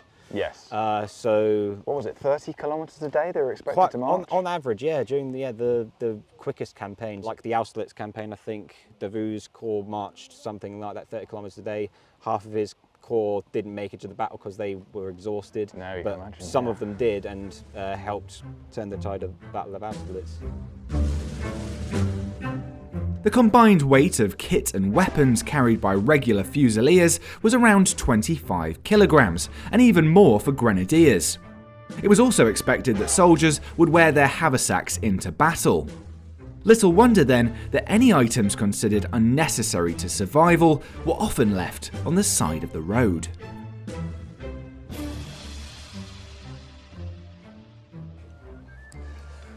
A French soldier had to carry pretty much his entire life in his pack, and one of the packs looked like these. This one weighs about 11 kilos, he's got his greatcoat on the back there, and in that would be all of these items. So you'd have your parade dress, spare pair of breeches, a nice pair of gaiters there. you'd have a spare pair of boots, hobnail boots, plus all of the equipment that you needed to clean them, because soldiers need to polish their boots. A couple of linen shirts, these ones are quite rough, pretty uncomfortable. A summer linen waistcoat, a bit more comfortable, keeps you cool. That can go under your jacket. And then a lot of equipment here, which was for basically keeping yourself and your gear clean. So things like this. This is not a whip for torturing people. This is for beating your clothes to get the dust and the clay pipe powder, because the same clay that was used to make these pipes was used to clean the jackets. So this was used to beat it out. You'd have other things. So soldiers would carry all of their money with them. But once they were paid, they had to pay for their own repairs. So all of this kit was technically owned by the emperor, not by the soldier themselves. If they did have any spare money left over, well, it might go on these. Now, you might see with this pack of cards, it's got a king on the front. From 1792, packs of cards like these were actually banned because the French Revolution obviously got rid of the monarchy. But by the Napoleonic period, they were back in fashion. Napoleon himself was obviously an emperor. Many of his marshals were kings across Europe. So that was fine again. And then otherwise you've got things for personal care. So you've got a little mirror, a little comb for getting rid of bugs. Soldiers were pretty much eternally affected by lice. They might have carried a toothbrush. We know Napoleon brushed his teeth. Not sure if French soldiers did. They might have used a twig or something like that. A little knife, many uses. And everything else here is for cleaning weapons and equipment. So a little bit of steel wool here for cleaning and polishing weapons. All of this stuff here because soldiers had a lot of time to kill and they needed to keep everything clean. With their uniforms issued and bags packed, infantry recruits were subjected to at least 3 months of intensive drill training. They were taught the basics of marching in step, how to move as part of a larger unit, and crucially, how to load and fire their musket. Les officiers nous permettaient pratiquement aucun répit. Nous avons dû répéter 100 fois les positions « garde à vous » et « repos ». We had to learn the march step, 2 feet in length from one heel to the other, 76 paces per minute. That's what the sergeant kept yelling at us. Hey guys, I'm going to be late for training, but just a quick request to subscribe to the channel, leave us a comment, hit that notification bell. I'll see you in a bit. All right, Matt, we're here for some musket training. The weather's not doing what we want it to, but you're protecting your musket right now according to the French drill regulations, right? Yeah, so this is a manoeuvre which is called arme sous le bras gauche. So this would be done when it starts to rain. So the objective is to keep the lock protected, which is protected underneath my left armpit, and also to make sure that no water gets down the barrel. Inclement weather can cause a tremendous amount of misfires. Yeah, a lot less reliable. A lot less reliable, and the more muskets that are less effective, the less effective the volleys of the battalion. So I guess commanders probably wouldn't be keen to fight in this kind of weather. No, if they had to, then they would have their soldiers holding their muskets like this as much as possible. Okay, well let's go through the loading process. Is it fair to say that the French musketry didn't have a great reputation, but the French musket did? They thought it was the best in Europe at the time. So the French musket, the French infantry musket as we typically call it, colloquially it's called a Charleville, but this is a bit of a sort of Americanism because they got shipped so much of them in the American War of Independence. This musket is, there's a reason it was copied by so many, because, I mean, for a start, the bands which hold the barrel to the stock are very easy to take off, so it's very easy to take off for cleaning and maintenance. It's also a very sleek design. The Brown Bess was more about quantity rather than quality. Well-drilled British soldiers using the Brown Bess were capable of firing 3 rounds a minute, but the French weren't far behind. So to start the loading process, I'm going to be at shoulder arms, or portée arme in the French army. The first order is charger 12 tombes, charger arme. So I bring the musket here. The lock is just below my breast level, my nipple level, and my thumb is ready to open the frizzen. The order comes, ouvrez le bassinet. I bring my hand behind the stock down to my cartridge box and open up my cartridge box and grab hold of a cartridge. Then the order comes, déchirez cartouche. That's when you bite and spit off the paper. Amorce, this is the only time you look down and pour just enough powder into the pan. Fermez le bassinet. Then you bring your arm down here. L'arme à gauche. Cartouche dans le canon. And pouring the powder all the way in. The ball in real life would have gone down at this point as well. Yep. Tirez la baguette. Now the baguette is literally, the ramrod, the yes, baguette, yeah. Because the word baguette is French for stick. Bourrée. All you need is about 2 taps. You don't need any of this. Yeah. Just 2 quick taps so you can hear it go home. Remettez la baguette. Then the final order is porter arme to bring it back to the shoulder. Feu.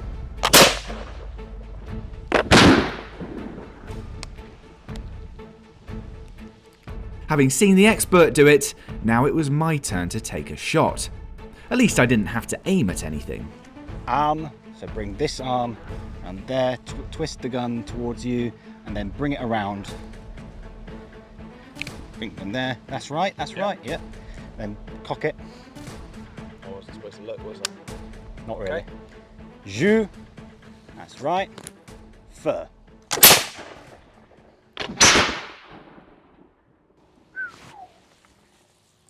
Quite a blast in your face, isn't it? Yeah. So I once read, Matt, that for every 500 balls roughly that were fired in a Napoleonic battle, perhaps only 1 would be a fatal shot. Is that true? It's probably not far off the mark in terms of killed, but if you get a bullet in the leg, an arm, some part of the body, you're going to fall down. You're going to be what we call hors de combat. You're going to be out of action, essentially.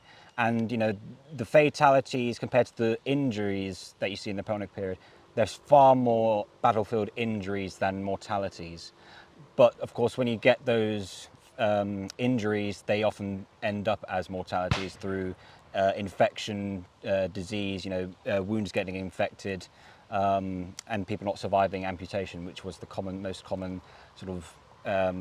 If they couldn't get the ball out safely and extract it, then you were going to lose a limb, which was very common. Although a single musket ball could undoubtedly be lethal, commanders knew their best chance of victory was to confront the enemy with as much firepower as possible. Under Napoleon, this led to some quirky innovations in the drill manual, as different methods of formation firing were tested in battle. Okay, so James, fine body of infantry you've got here. Okay. You're about to go through, I guess it's a fairly unique tactic that the French would use, firing in 2 ranks, the 3rd rank passing the musket forward. Yeah. Why did they use this tactic particularly? They use this tactic to put shock into the enemy. So basically what would happen is the first 2 ranks would be firing while the 3rd rank was loading and passing a loaded musket to the man in the 2nd rank.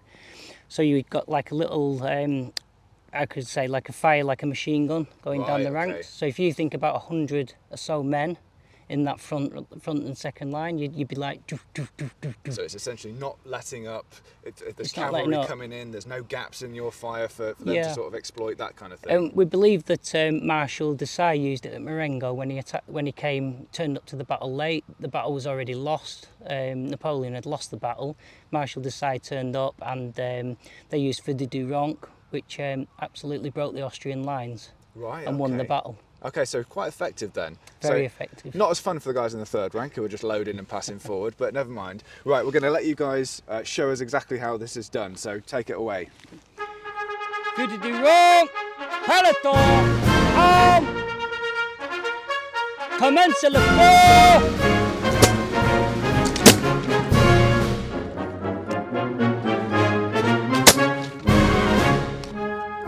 Firing in two ranks allowed all the muskets in a platoon to be used without the front rank having to kneel down, which was thought to slow down forward momentum.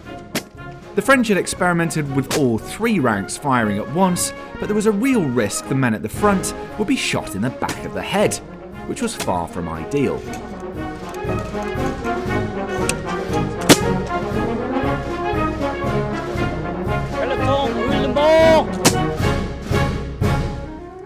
That was great, James. So our enemy infantry are scared witless now from the feu de deux rangs.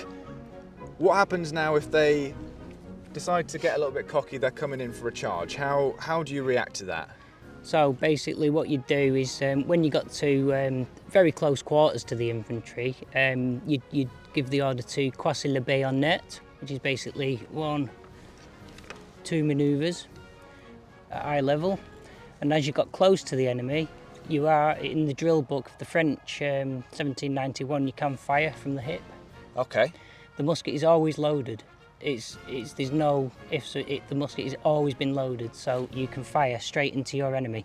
Usually the enemy would have ran by then. Yeah. One of them would have broke. There was very, very little hand-to-hand combat in the Napoleonic Wars, because who'd want to get stuck with that? Suicidal, right? And I can imagine you're not going for accuracy there. It's the sort of the last moment possible to take that shot, just to essentially break that charge up. Firing from the hip was also a dangerous business. If troops were packed closely together, there was a real risk your musket could ignite your neighbour's cartridge box. Again, not ideal. Now I'm able to let the front rank show you how you would fire from the hip, if that suits. Let's do it, James. Let's okay. see what would happen if you've got some Austrian infantry coming straight at you. Croiser le bayonet. Commence le feu.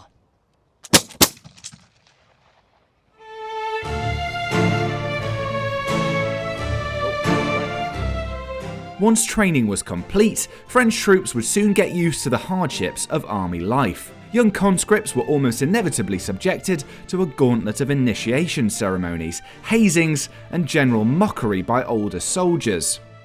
Newcomers were also expected to grease the pot, which meant buying their comrades meals and drinks.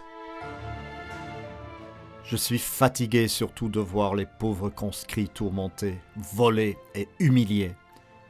You cannot imagine how bleak was the fate of those unfortunate children at that time. If I recounted everything they had to bear in the way of thefts and sufferings, people would believe it an exaggeration. We also gained some insight into the experience of French troops from the colloquial language they used. As we find with many periods of history, the Napoleonic Wars give us some great and memorable slang phrases, and I've got a few in here. So the first few describe older, experienced soldiers or veterans. So one I've got here is dur à cuire, which means hard to cook. Something like tough as old boots, tough guys basically. Also a vieille moustache, an old moustache, because only certain ranks and men of experience were allowed to wear one.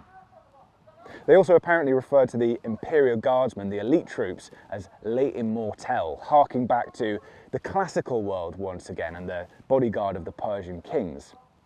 The regimental eagle, obviously one per regiment, that was the thing that everyone had to rally around, was affectionately called l'oiseau, the bird, or le cuckoo.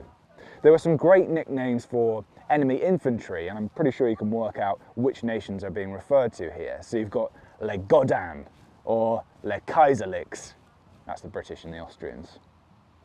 And some of the terms give us an insight into more mundane aspects of soldierly life. So things like the word they used for beef meant something like hardwood. The term for fleas was la mie de pain, or breadcrumbs, and that just gives us an idea of how common it was for soldiers wearing coats like these to be covered in fleas and lice, basically. There were also numerous ways that they described being hungry, and in fact, despite Napoleon spending a lot more money on keeping his troops nourished than his predecessors, starvation was still a massive problem in his army, particularly on campaign. There were also some inventive names for other groups within the French army. So the well-heeled cavalrymen, the cuirassiers, were called gilets de verre, so steel vests. I'm sure they were called ruder things as well. French artillery was affectionately called le flûte à grosse bec, the big-mouthed flute. Although regular infantry weren't trained to use cannons, they were well aware of the damage they could do. Napoleon himself was a master of artillery, having learned his trade at the École Militaire in Paris. He was also pretty ruthless. At the Battle of Austerlitz, he ordered his cannons to smash a frozen lake as it was being crossed by the retreating Russian army, condemning those on the ice to a watery grave. There is, however, absolutely no evidence that he turned his guns on the pyramids. Can we talk a little bit about the loading process? How do you go about loading a cannon like this? This one's a little bit smaller than perhaps there would have been on the battlefield. This one's actually a 2-pounder. The French, at the beginning of the war, their smallest was a 4-pounder. The French tended to have more 6s and 9s, and later on they went on to the 12s and 24s. The British tended to have slightly smaller. Obviously they've got to travel with them even further. A well-trained French artillery crew would be able to fire around 2 or 3 rounds per minute, lobbing iron into enemy ranks at anything up to 1.5 kilometres. So first off, what he's doing, he's taking any remnants of an old cartridge that may still be in there. And as you can see, that's like a giant corkscrew. Then to make sure there's no burning embers, because the last thing you want to do is put another charge inside when you've got a burning ember in.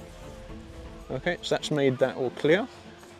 So that's quite similar to what you might do with a smoothbore musket at this point, right? You have to clear out the barrel to make sure there's no fouling inside. That's correct. It is exactly the same, just on a bigger scale, really.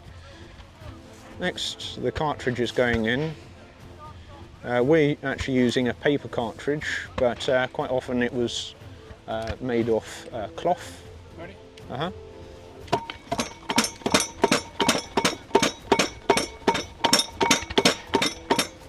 All he's doing there is he's making sure that the actual charge is into the rear, to the breech of the gun. And now, in order to actually ensure that the flame can actually get to it, I have to pierce that bag, which is right here. And there was different ways of priming. You had tubes, you had loose powder. I'm using loose powder. So that's so the spark goes from, make sure it has that connection of gunpowder from the top through into the... That's correct. So once you light the top, that flame literally goes into the cartridge. You would have shot in front of the cartridge. Once the charge is ignited, there's a large expanse and volume of gases. They push the ball straight out of the barrel. With the cannon ready to fire, it was time for me to get out of the way.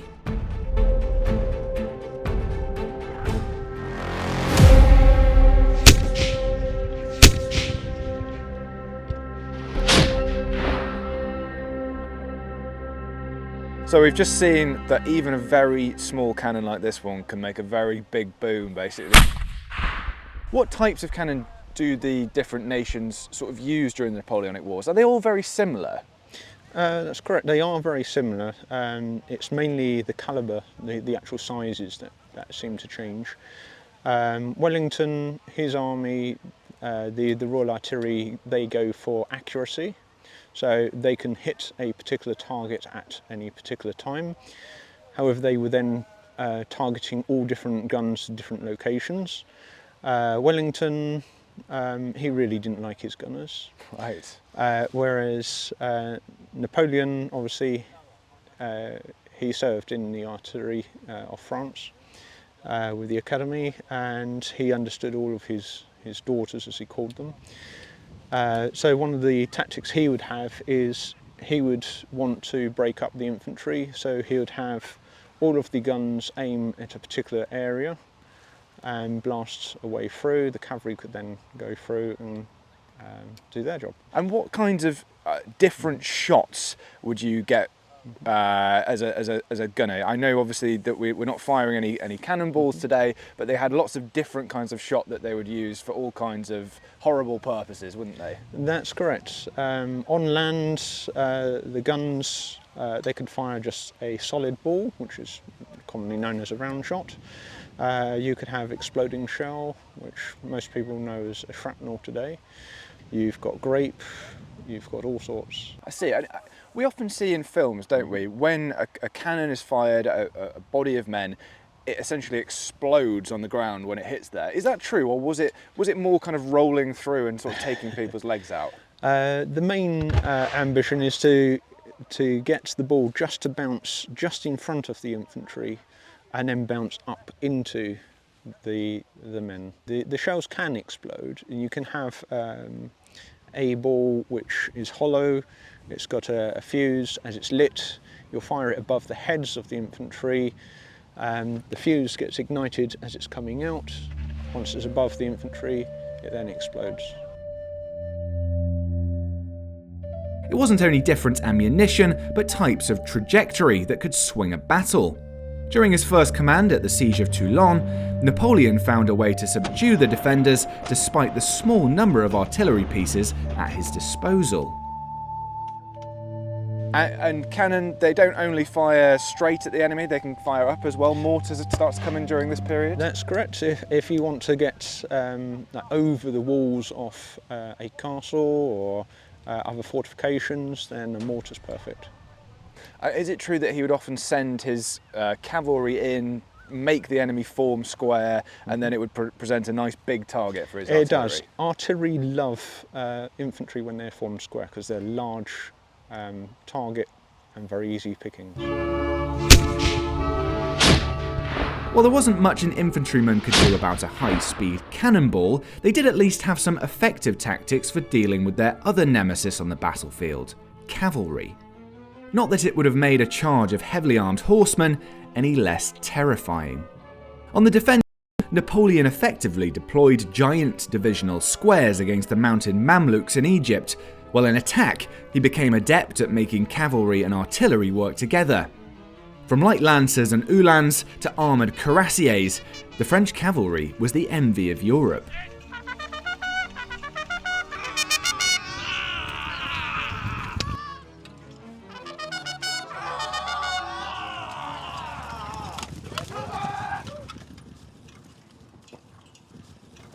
Here comes the cavalry. Right, John, we just saw you in action there. That was fantastic. What I always think about the Napoleonic Wars, artillery, infantry tactics have come on so much, but cavalry is ultimately being used the same way as it's been used for centuries, right? So yes, they use the cavalry in the same way. So they would exploit gaps, be able to move around the battlefield quickly, a lot of reconnaissance and that type of thing. But they still, when it came down to it, is a hard charge with the sabres into the enemy to give them a good fright.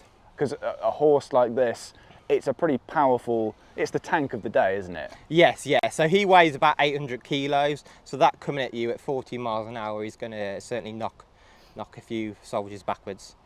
And so cavalry, was it ultimately about getting in amongst formations once they're broken? It's quite hard to charge at a line of men who are standing with their bayonets pointed at you. Yeah, ideally they were primarily used to exploit gaps. So you're looking to be able to catch the infantry off guard, whether that's ambushing them from cover or using that with combined arms, so you can force infantry to do certain activities and form square so that then the cannons can have a lot more effect as opposed to shooting the direct lines. Napoleon once wrote that cavalry is useful before, during and after the battle, which is hardly surprising. Audacious cavalry charges had all but won him 2 of his greatest victories at Eylau and Friedland. And you've got the sabre here. Is that your main weapon that you're going to be using? So they use the sabre for when they're up close and personal, and then they also carried carbines as well for sort of light infantry tactics. So some of the dragoons and the French chasseurs could dismount and fight on foot. So that allows them a lot more versatility. They can get to other parts of the battlefield quicker and dismount and fight if necessary. And some French cavalry are still wearing plate armour essentially, aren't there? At least breastplates and helmets. This type of cavalry not so heavily armoured. Yes, so this is a light cavalry uniform. It's the first chasseurs. Heavy cavalry was still using armour and stuff like that, which is very, very effective in battle. When you are fighting on the battlefield, a lot of what hits you is something that's coming from behind. So the French heavy cavalry with their breastplates and backplates was extremely effective. And often you see infantry forming into squares as a kind of countermeasure against cavalry. Saw it happen quite effectively at Waterloo. Why does that work? So it provides a good blocking tactic for the cavalry. Cavalry want to get in and around the sides. When infantry form square, it allows them to face the cavalry with their bayonets and prevents you from being able to move around their flanks or rear. A staggering 150,000 horses were required for Napoleon's most ambitious campaign in 1812, when he ordered a vast multinational force to march into Russia. 600,000 men and 30,000 wagons made it the largest invasion force ever assembled at the time. But despite a major victory at the Battle of Borodino, and the fact that his army succeeded in occupying Moscow, the great adventure soon turned into a living nightmare for the soldiers and animals of the Grande Armée. Now we know that hygiene in French camps was pretty bad. Latrines were little more than trenches dug a few metres from the tents. Washing your hands, it wasn't really recommended. There was no toilet paper, so people would use moss or leaves. Washing clothes, that wasn't something that happened regularly, and neither was washing your body. You'd also be sharing a bed with another soldier, so anything that he caught, you were getting as well.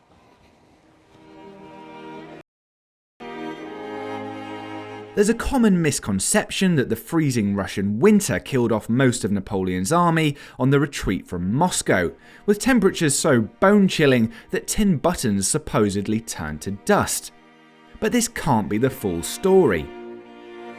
Well over half of the army had already been wiped out by the beginning of November 1812, before the winter cold truly set in. And it was primarily by a louse-borne disease called typhus, which spread easily in the cramped marching camps. Bourgogne s'endormit sur une natte de roseau et fut bientôt réveillé par l'activité des poux. Finding himself literally covered with them, he stripped off his shirt and trousers and threw them into the fire. They exploded like the fire of 2 ranks of infantry. He couldn't get rid of them for 2 months. All of his companions swarmed with lice. Many were bitten and developed spotted fever. Spots of gangrene appeared on men's fingers and genitals before signs of pneumonia and delirium set in. It must have been a horrifying way to go. Starvation and desertion also decimated the army as it limped its way back westwards, harassed by the enemy and denied food and forage by the Russian scorched earth tactics. It's estimated that fewer than 1 in 6 who set out on the campaign made it home.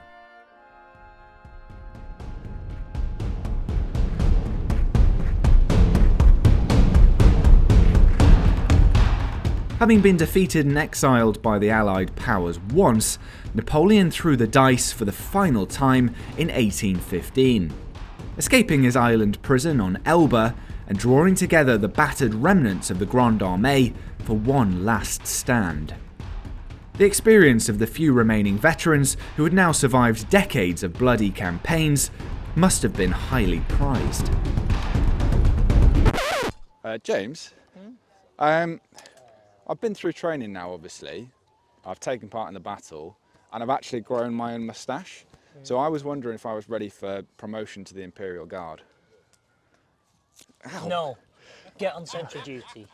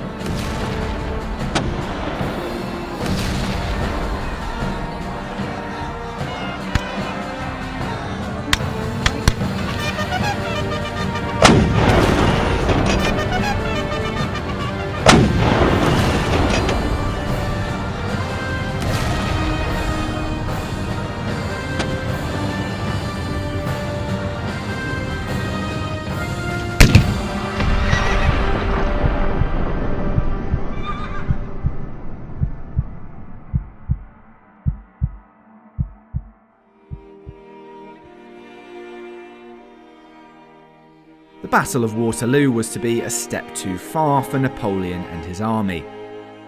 A combined force of British, German, Dutch and other Allied troops under the Duke of Wellington held the French at bay for long enough for Marshal Blucher's Prussians to deliver a decisive blow. Even the Imperial Guard, Napoleon's immortelles, couldn't turn the tide this time.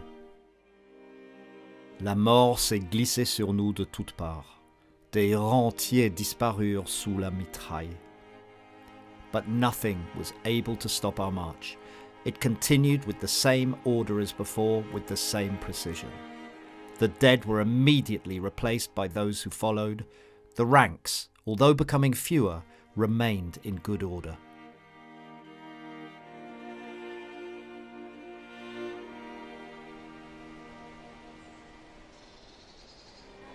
Talking about casualty rates of the Napoleonic Wars is extremely difficult because the records simply aren't that detailed.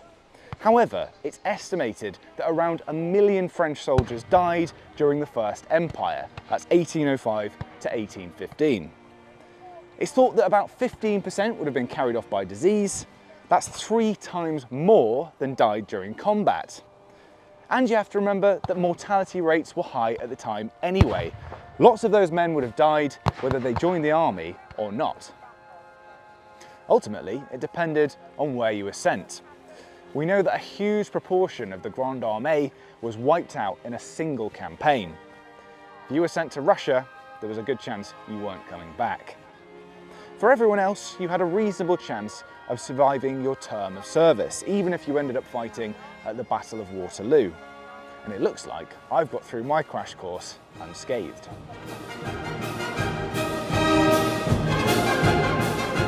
Thank you to the French 21st and 45th Regiments of the Line for making this video possible. Please don't forget to subscribe, like this video and leave us a comment. We've got another episode on the way very soon.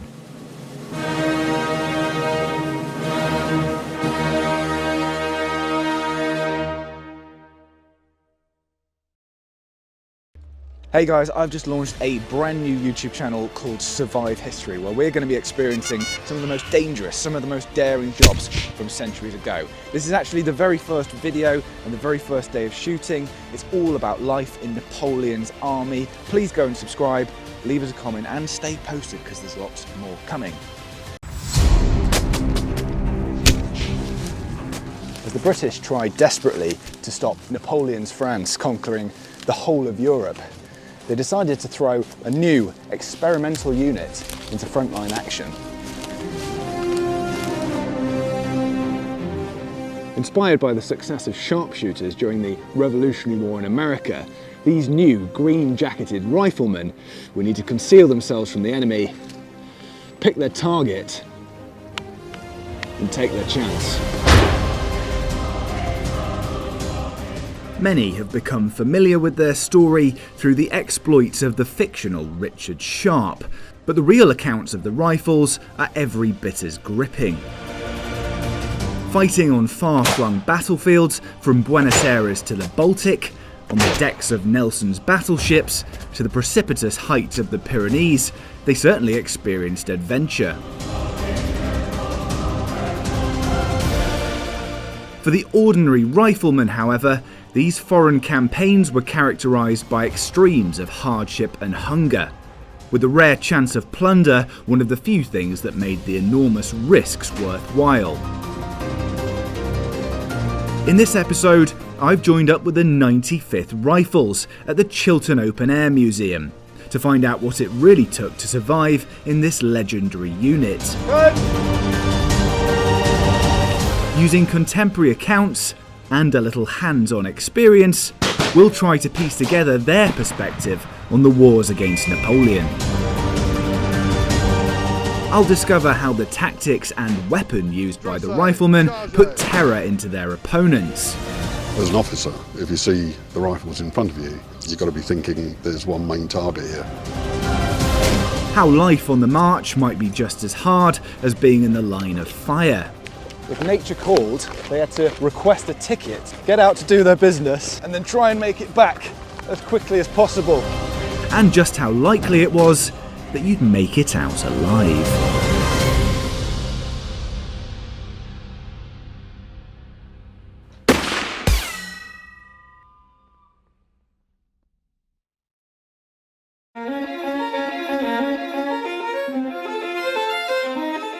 When the Napoleonic Wars began to consume Europe at the turn of the 19th century, light infantry tactics weren't new.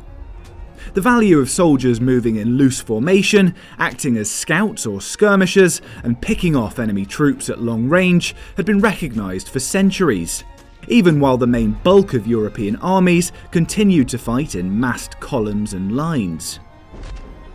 The British had tended to use limited numbers of skilled mercenaries, such as the German and Austrian Jaegers, to fill these specialist roles. But fighting in the forests and swampland of North America in the 1770s, British commanders had been shocked by the devastating effect of hidden sharpshooters, targeting their officers and disrupting the chain of command. Defeat in the Revolutionary War was a wake-up call, and in 1800 the British formed their own experimental corps of rifles, soon to become the 95th Regiment of Foot. Still, not everyone was convinced. One conservative general referred to them as an amusing plaything who would have no chance of standing up to the French, while others questioned the innate ability of British soldiers as marksmen. After undergoing training at their base in Shorncliffe, Kent, they set out for the continent to prove their doubters wrong. If you're enjoying this episode, then please consider subscribing to the channel and leaving us a comment. And if you want to really support us in making more of these videos, then you can buy us a coffee.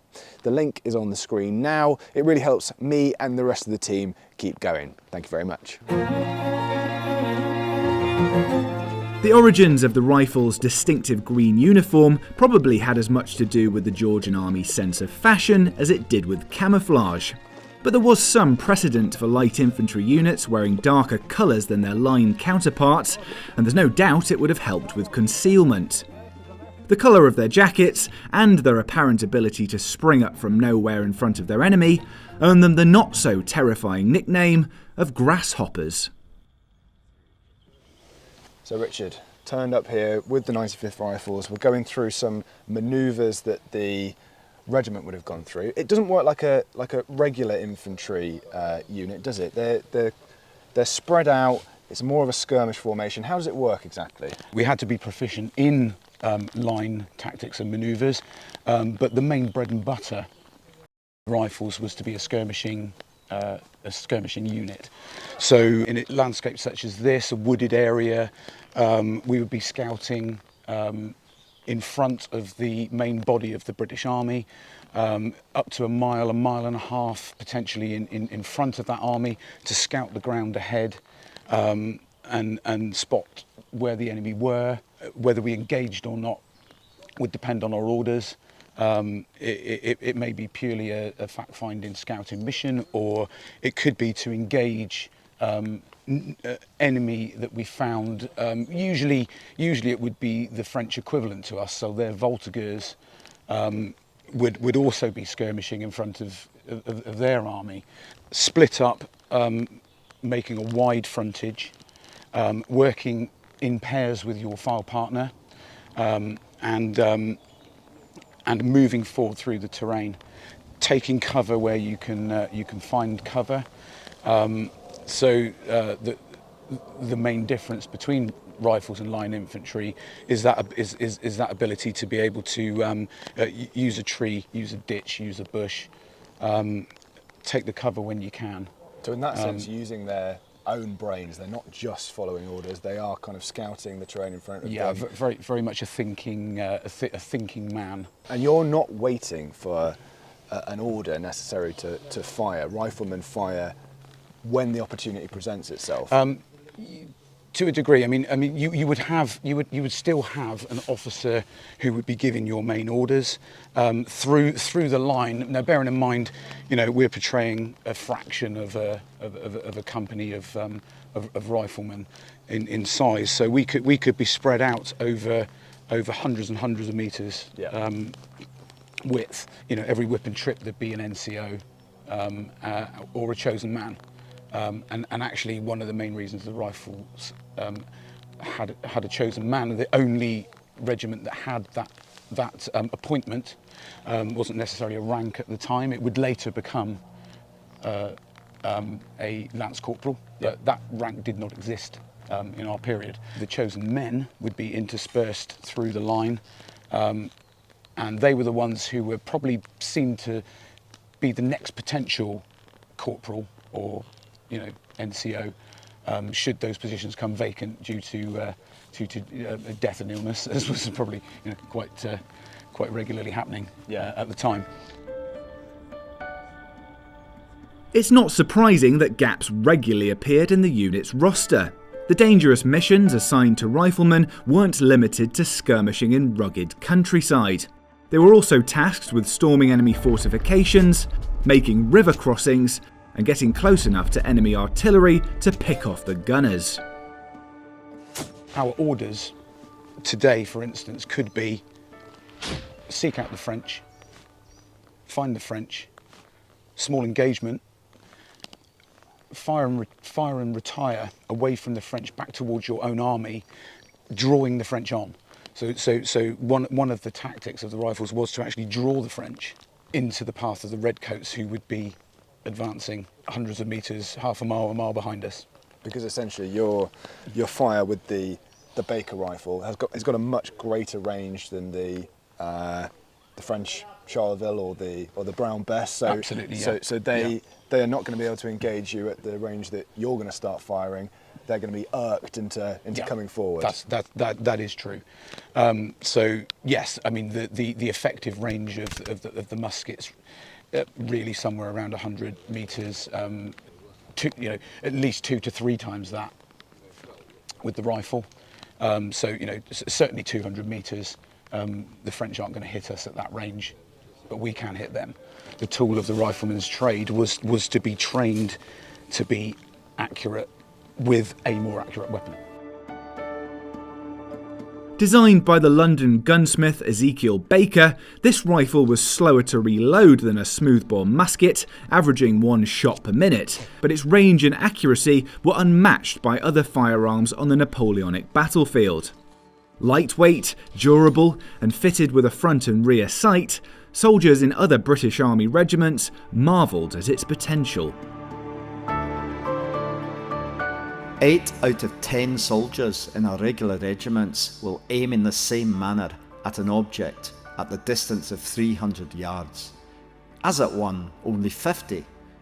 It must hence be evident that the greater part of those shots are lost or expended in vain. Indeed, the calculation has been made that only 1 shot out of 200 fired from muskets in the field takes effect, while only 1 out of 20 from the rifles is the average. Do you want that in half cock, which is back to the first click? Yeah, that's in half cock. Yep. Now if you squeeze the trigger now, that shouldn't move. Yeah, that's fine. Yeah. So bite the top of the cartridge off, not too far down because you've got a mouthful of powder. Yeah, spit it out. Pour an amount of powder into the pan, not overdo it, so just level with the top of the pan. Yeah, that's it. Yeah, that'll do. Close your frizzen. Now bring about so the ramrod's facing you. Yeah. Butt between your heels, and that. The idea is now that's you've got 2 hands free. That isn't going anywhere. Yep. Then pour your powder, and obviously a ball would be included in that. Yep. Push it down all the way in, and then ram it. Got it. So this pulls out, and you flip this round, right? Yeah, I mean you can probably use the other end. I flip it round because my ramrod's got a very narrow end, and it pulls the paper back out. Got it. It spears it. So the reason the Baker rifle was slower to reload was because this was a harder process to ram it. Is that one of the reasons? Because it was such a tight barrel? That is exactly it, yeah. So the rifled barrel of the British infantry rifle meant that it was a very tight fit. So in the early prototypes of the what we're now calling the Baker rifle, they were issued with hammer to hammer the ramrod down. Hard, yeah. That was quickly withdrawn because the hammers broke. They got lost. All sorts of reasons why that wasn't a good idea. But the fact is, it was thought to be necessary at all. Shows you know, it's quite a difficult thing. That tightness is one of the facets of the rifle that give you a more accurate shot. Well, we've got some features up ahead, a bit of a farmhouse. Let's move forward and you can show us how exactly they would have worked in pairs and work forward to flush out some French. Absolutely, let's do that. Rifles will fire and advance!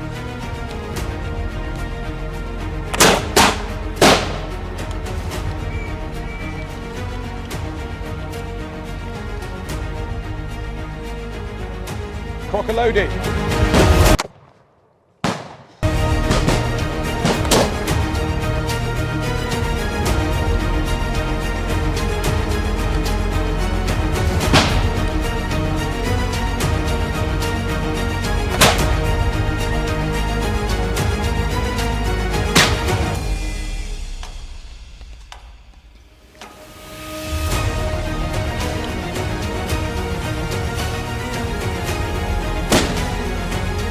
Loading.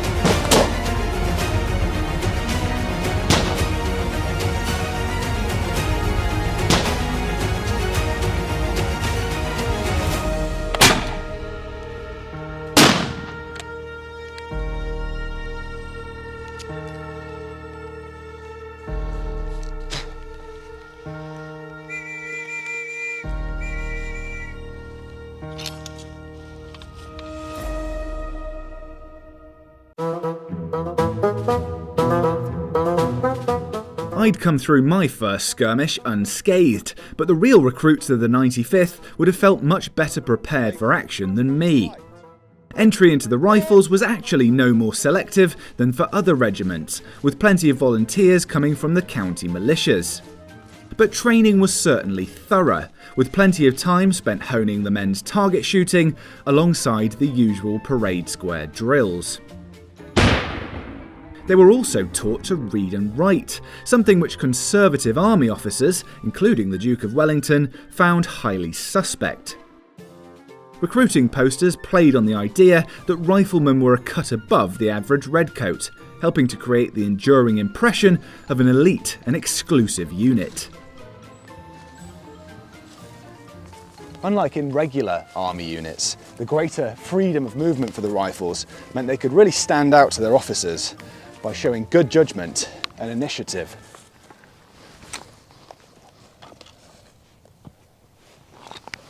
English, no. Over there.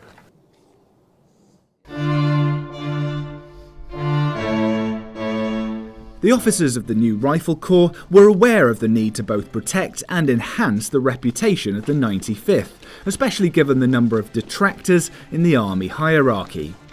For the men, this meant that bad behaviour was more likely to be dealt with internally and with greater discretion.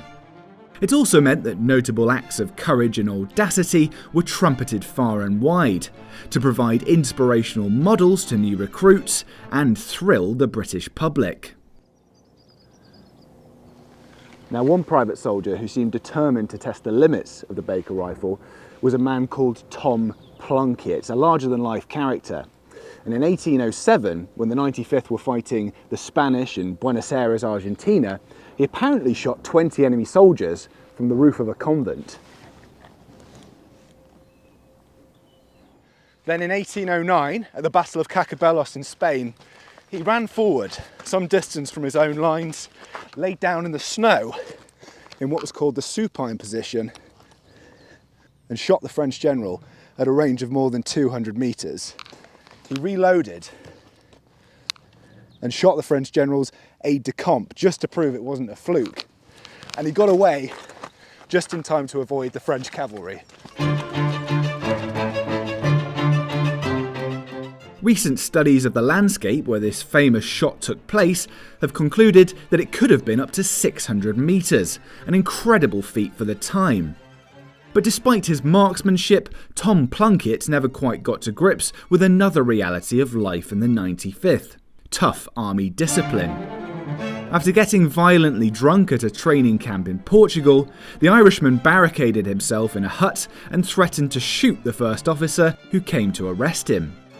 He could easily have been hanged, but perhaps due to his status as something of a poster boy, was flogged instead, with his sergeant's stripes removed. Plunkett's offence wasn't exactly subtle, but the rules and regulations imposed on all men of the Light Division during the Peninsular War, fought in Spain and Portugal between 1808 and 1814, were notoriously pedantic. Almost everything they did was subject to scrutiny. If I ever have any occasion to observe any man of the brigade pick his road and go round a pool of water instead of marching through it, I am fully determined to bring the officer commanding his company to a court-martial. I will insist on every soldier marching through water, and I will flog any man attempting to avoid it. In one recorded case, 2 or 3 men of the 95th broke off momentarily from their march to drink some water from a ford. Understandable given the baking heat of the Portuguese summer. But the unlucky soldiers were caught in the act. The whole brigade was ordered to halt and form a hollow square around the men, who were stripped and flogged. You could get away with going to the toilet, but only just.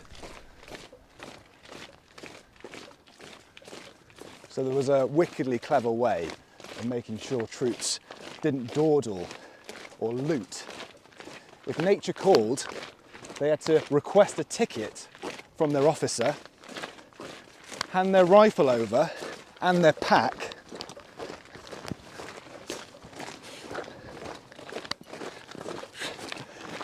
get out to do their business,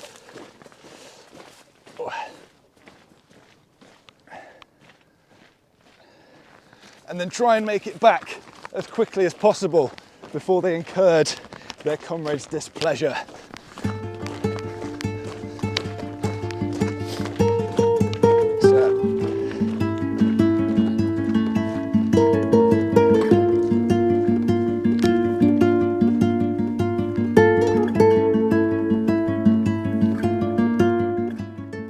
It was the job of lower-ranking officers to enforce these rules, even the ones they disagreed with, without eroding the independence which made the riflemen so effective.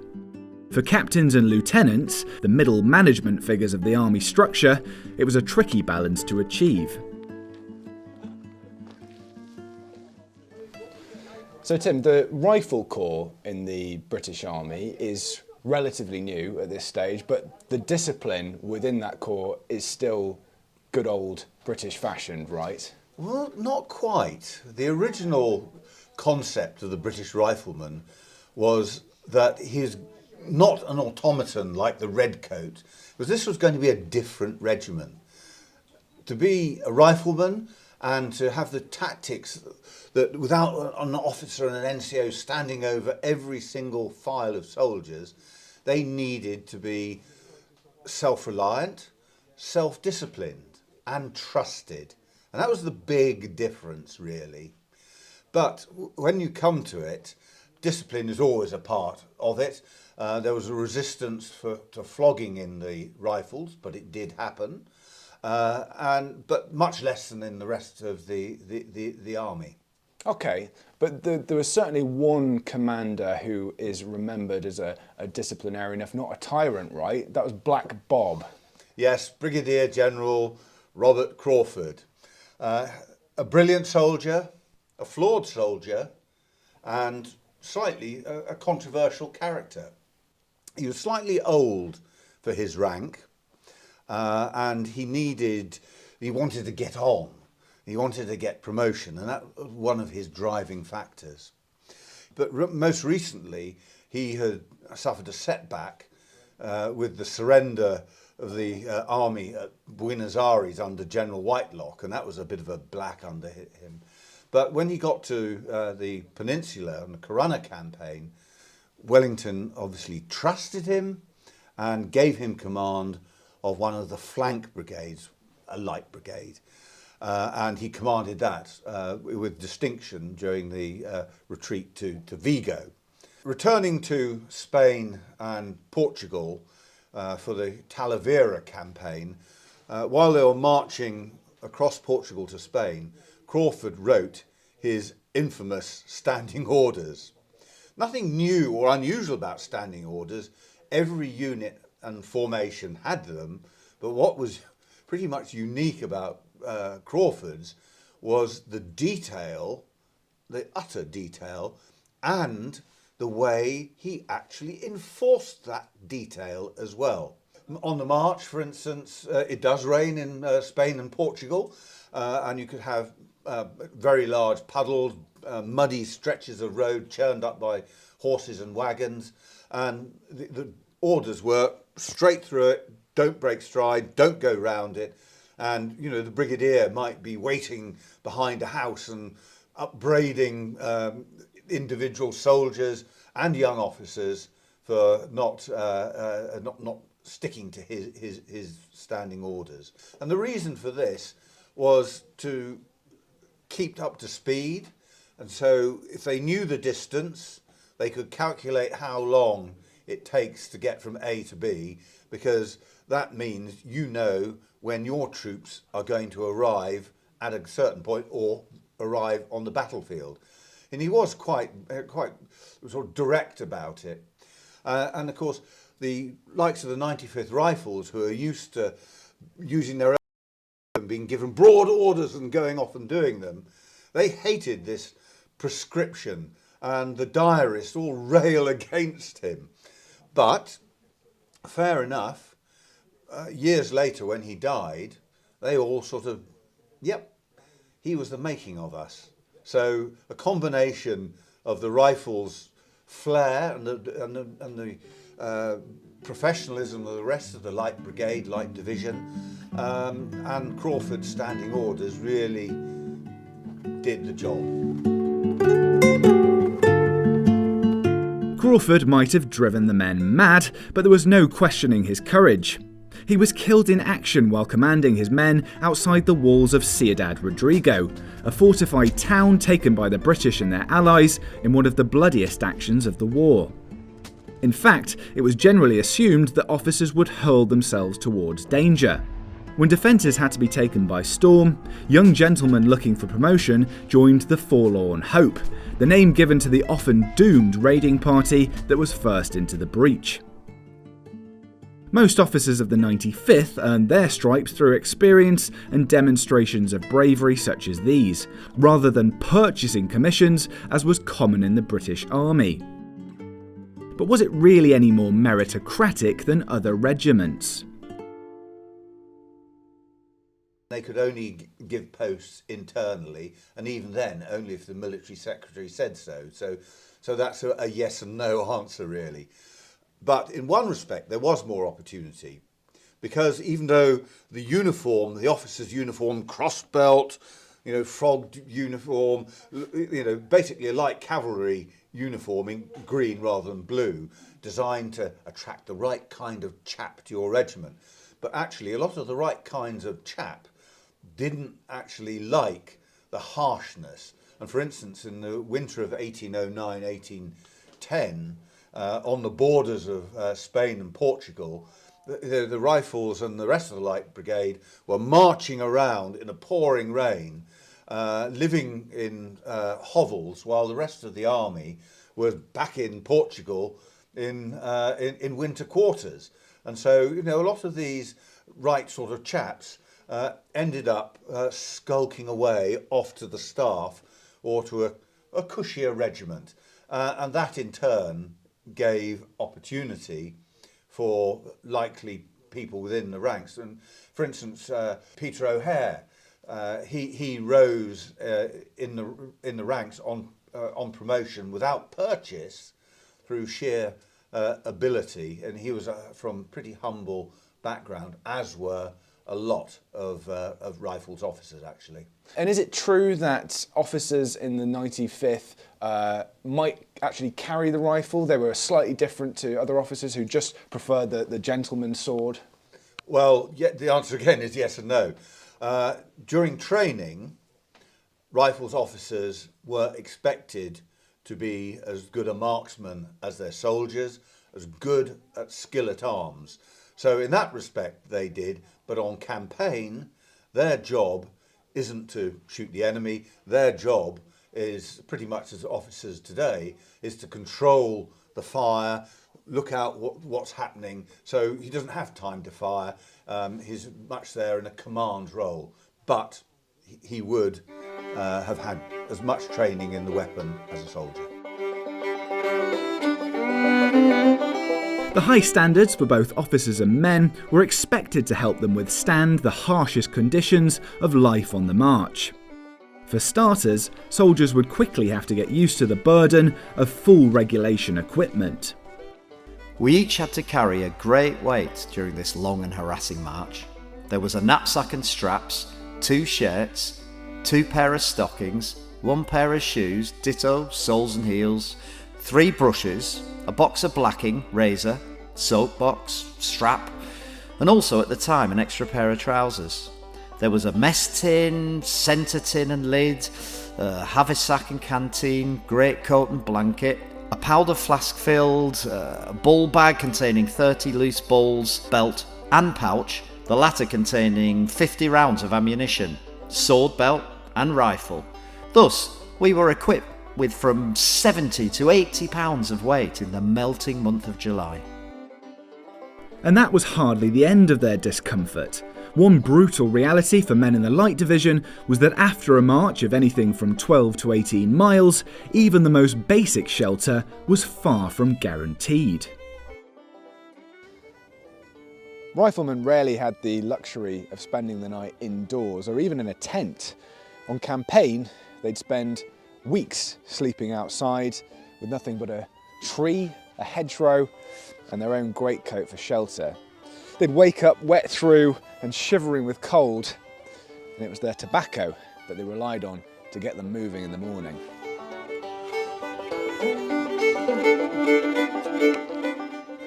On several occasions, the regiment awoke to the news that no rations could be provided. During the winter of 1812, on the retreat from Madrid back to Portugal, it was such an announcement that caused a young aristocratic officer to burst into tears in front of the men. Their only option was to grill acorns that lay on the forest floor for breakfast. The regiment went 72 hours without real food before reaching safety, many of them marching barefoot through soleless boots, pursued by a vengeful French army. It's little wonder that some resigned themselves to meet their maker. Some men, from the privations they endured, wished to be shot and expose themselves in action for that purpose. Unsurprisingly, only a tiny number of veterans came through their term of service with a clean bill of health. Of the 1,095 men of the 1st Battalion who set out for the Peninsular Campaign, only a third were on the ship home at its conclusion. There were a few desertions to be sure, but many had succumbed to illnesses like the so-called Guadiana fever, probably typhus. And an even greater proportion had been badly injured or killed in action. Now, the system of care for wounded soldiers during the Napoleonic Wars was notoriously bad, and the riflemen record some horrifying experiences. If you were injured in battle, you'd be piled onto a farm cart, like this one, for transfer away from the frontier. You'd be put on there with other dead and dying men, and you'd be driven along the bumpy roads by locals, hired locals, who really had no interest in whether you survived the journey or not. If you made it to a British Army field hospital, the worst was probably still ahead. If a bullet wound was untreatable, and most were, amputation of whatever limb was affected was the common course of action. One soldier who peered inside a makeshift treatment centre on the Portuguese frontier described it as the most shocking spectacle I ever beheld. The surgeons had neither the time nor the opportunity to look after us. As a consequence of this neglect, maggots were engendered in the sores, and the bandages, when withdrawn, brought away with them lumps of putrid flesh and maggots. Survival rates in such facilities were low, and typically British euphemisms for death became part of everyday conversation. Soldiers would speak of their friends going across the sticks, biting the dust, or becoming acquainted with the grand secret.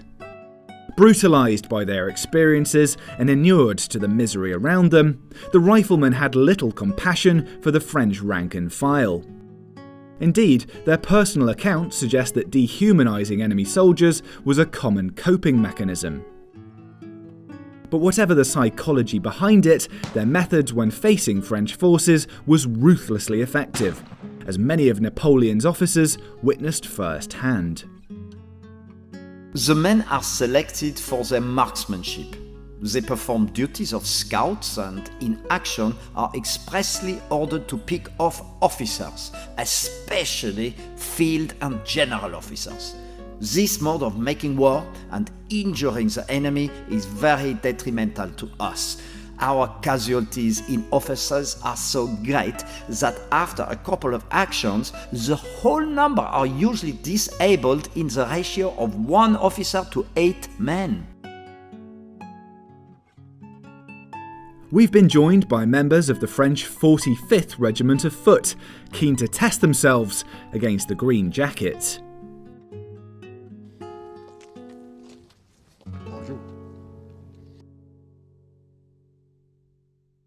So Duncan, I've risked speaking to a French officer here just to find out really why French officers were so vulnerable to British riflemen. What was it about the way that they conducted themselves that made them targets?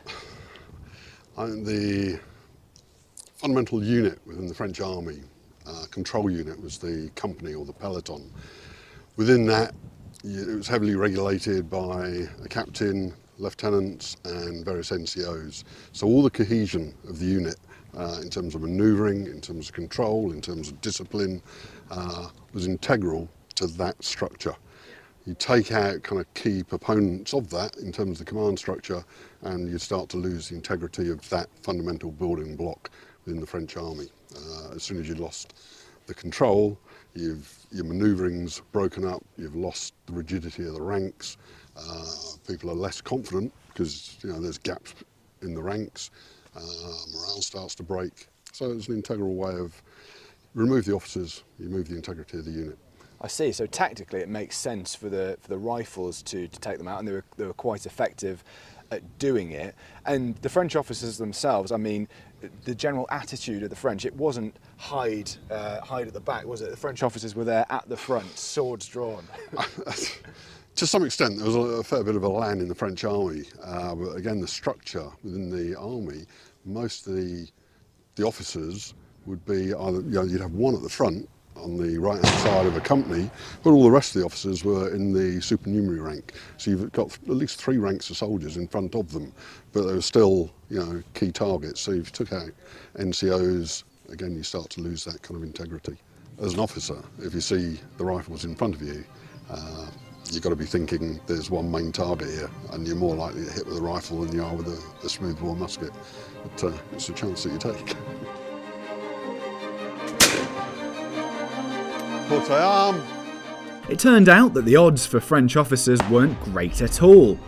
Of the 5 French colonels who led their regiments forward against the Light Division at the Battle of Sabugal in 1811, 2 were killed and 2 seriously wounded. It all begs the question, why didn't Napoleon's army have its own rifle regiment?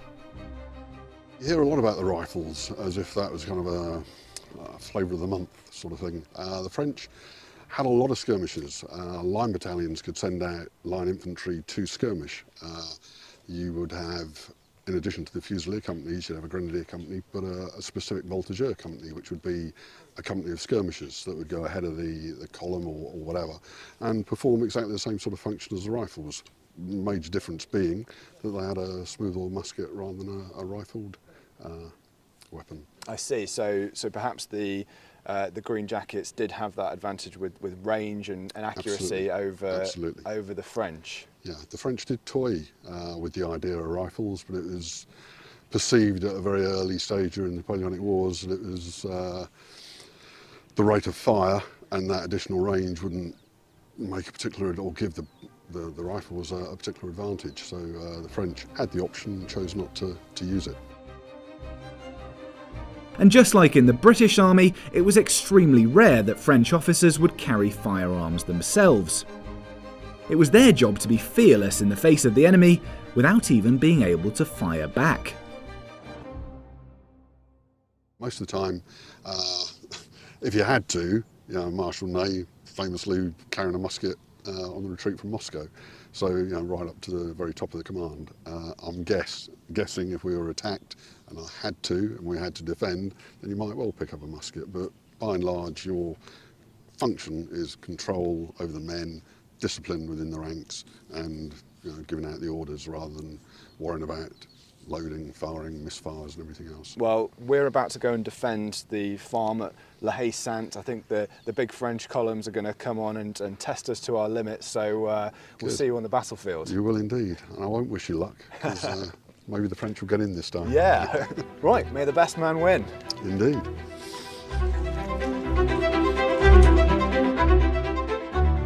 The Waterloo campaign in 1815 was to be the final act of the Napoleonic Wars, but it must have come as a gut punch to the riflemen who had already endured so much. The 95th had returned to England at the end of 1814 after 6 long years fighting on the continent, believing that Bonaparte's ambitions had finally been put to bed. Now Napoleon's escape from exile on Elba and subsequent return to power in France must have seemed like a desperate gamble that could only result in more pointless loss of life.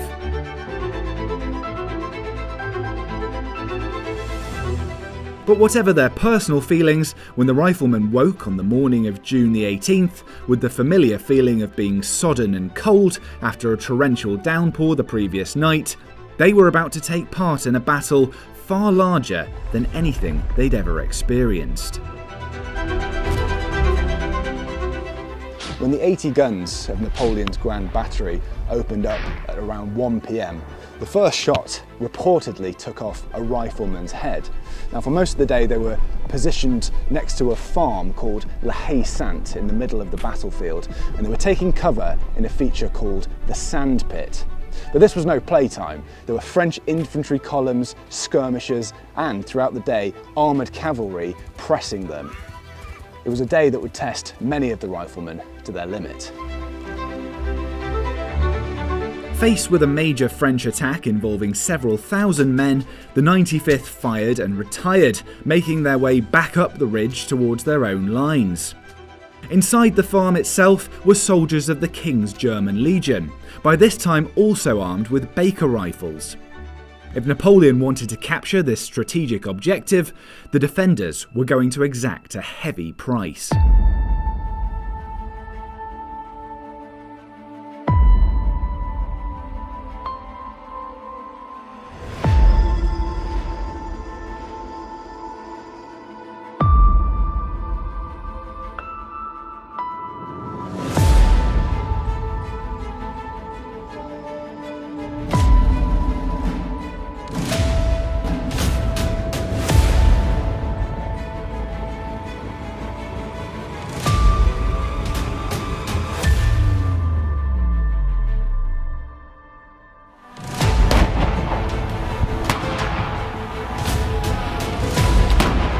Went to a loophole next to the locked gates that faced the highway. Here the French were so tightly packed that I often saw 3 or 4 enemies felled by a single bullet.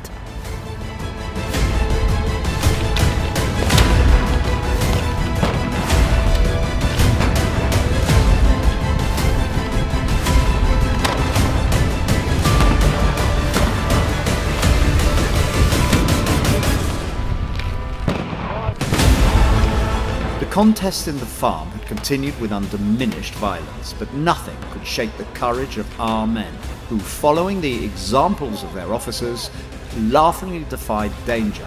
Nothing could inspire more courage or confidence than such conduct. These are the moments when we learn how to feel what one soldier is to another, what the word comrade really means.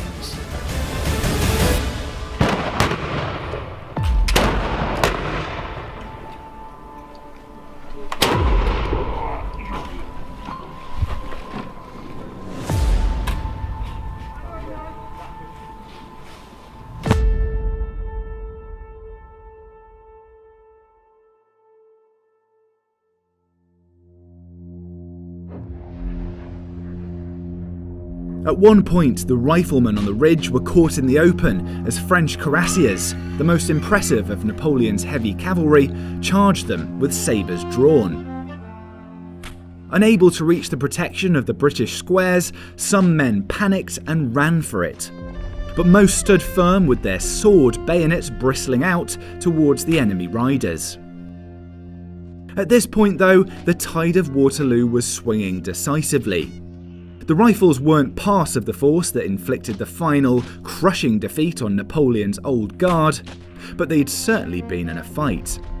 In a battle that involved close to 200,000 men, the part played by riflemen was certainly small in a strategic sense.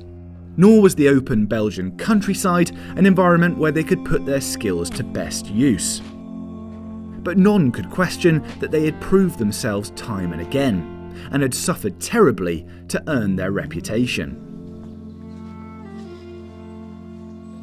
Any assessment of how dangerous life was for the riflemen inevitably involves comparison with other soldiers of the Napoleonic Wars. So while line infantry regiments could theoretically go through an entire campaign without even being involved in a serious firefight, the riflemen had to pluck up the courage to face the enemy, sometimes on an almost daily basis. And we know Wellington wrote to a young aristocrat who was interested in joining the Light Division that he might be treated to a few more shots than his friends would wish. But on the other hand, the ability to take cover behind rocks and trees made individual battles actually relatively low risk. If you were in a regular infantry regiment, at the heart of a major battle, the casualties were almost inevitably appalling. So at the Battle of Waterloo, while the 95th lost just 21 men killed, the nearest Redcoat regiment lost 5 times that number and another 500 injured. If you were standing in square being shot at by cannons all day, there was nowhere to hide. The rewards for men who served in Wellington's army and lived to tell the tale were modest. Most soldiers gained very little financially from their years on campaign, unless they'd managed to squirrel away plunder long enough to bring it home. There were no medals either for veterans of the Peninsular Campaign, though there was one for those who served at Waterloo.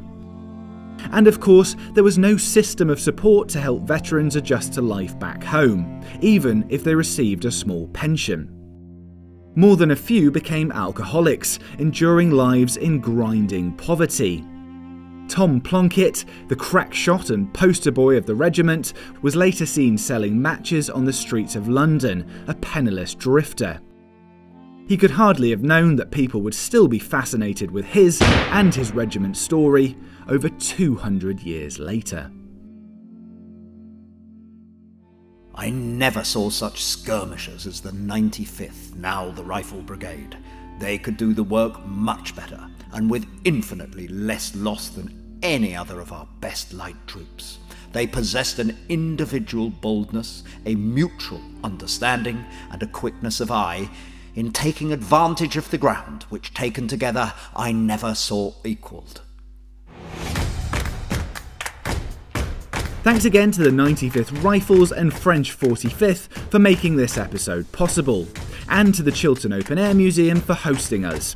If you enjoyed the video, please do consider helping us out with a coffee, liking, commenting, and subscribing to the channel. I'll just be dead candid, yeah? Okay, cool. Cool.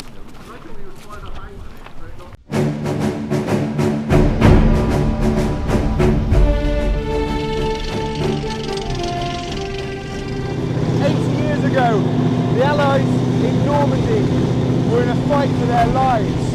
The D-Day landings had been a massive success, but the campaign that followed in summer 1944 was no victory parade. It would require a lot of firepower and a lot of armour to break through the German defences. From June to August, over 2 million men would land in northern France as part of Operation Overlord, the Allied plan to liberate Western Europe from Nazi occupation. After the initial landings on June 6th, the speed of their advance inland was critical. Every day saw the arrival of more German reinforcements, including highly experienced and fanatical SS Panzer divisions. Either the Allies would achieve a decisive breakout in Normandy, or they would be pushed back into the sea. With so much at stake, the frontline troops were given the hellish task of punching through enemy lines at almost any cost. In this episode, I've joined Armour and Embarkation 2024, where 100 genuine World War II vehicles have gathered to recreate a small part of that Allied invasion force, to find out what it would have been like to serve during that fateful summer in 1944. Using a range of historical sources and a little hands-on experience, we'll try to piece together what the Normandy campaign looked like from the perspective of the ordinary soldiers. I'll discover what it was like to serve in the infantry. Not a ballistic helmet, don't stick your head up, it will not stop a bullet. What life was like for an Allied tank crew. You'd have to escape using one of these very small hatches. And just how likely it was that you'd make it out alive.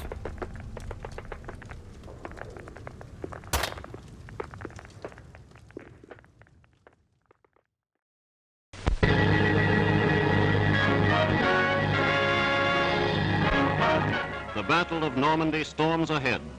American forces have cut a wide... As the Battle of Normandy got underway, the net was beginning to close on Adolf Hitler's Nazi empire. Endless beyond anything in the history of warfare. The American Fifth Army had entered Rome in early June 1944, a symbolic victory in a campaign that had seen the Allies sweep through North Africa, Sicily, and Italy. Later that month, Stalin's Soviet Union launched Operation Bagration, a colossal offensive that would see the Red Army overwhelm the Germans on the Eastern Front and begin their own charge towards Berlin. But despite these significant distractions for the Wehrmacht, it's a myth that the Allies were facing the dregs of the German army in Normandy.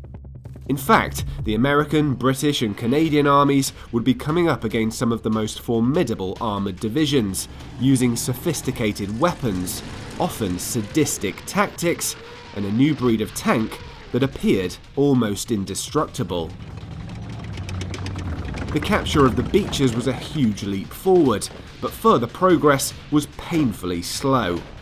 Caen was a key objective for the Allies on the day of the landings, but it would take 6 weeks of brutal fighting to finally liberate the city.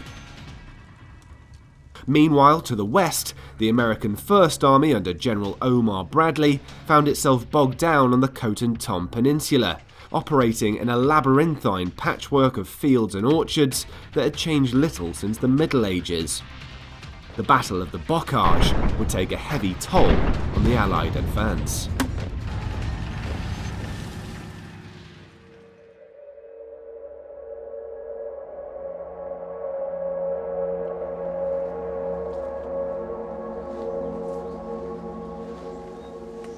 The Norman countryside was dominated by narrow lanes, tall hedgerows, patches of woodland. It was something the Allies had done next to no training for, and it was a nightmare for moving heavy vehicles. But it was ideal terrain for the German defenders.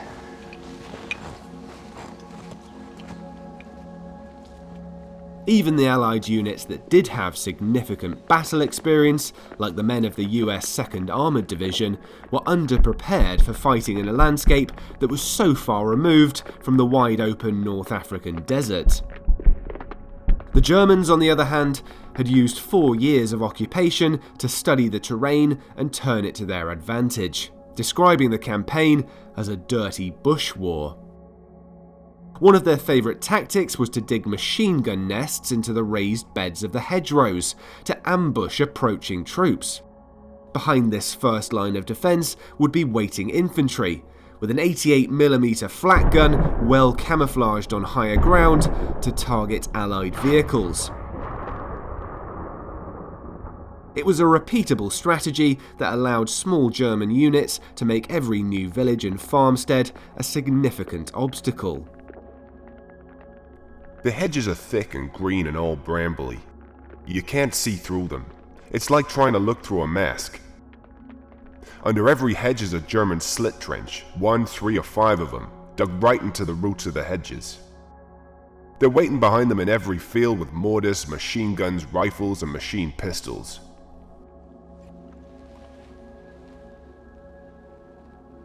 The Allies soon learned that nothing was beneath the defenders as they sought to inflict as much damage as possible with their surprise attacks. Eyewitness accounts report individual German soldiers emerging from the trees with their hands up, only to jump out of the way when Allied troops approached, revealing a hidden machine gun. Both sides were guilty of shooting men who tried to surrender. After the 12th SS Panzer Division began murdering POWs, some British units received an NPT order for any rank below Major. No prisoners taken. Even when not in direct combat, every twisting lane was potentially booby-trapped. So-called shoe mines concealed in wooden boxes were incredibly hard to detect and would easily blow off a man's legs. They were often placed in shell craters, ready to explode on a soldier who dived in for cover. It was going to be a war of attrition, with the infantry taking the brunt of the casualties.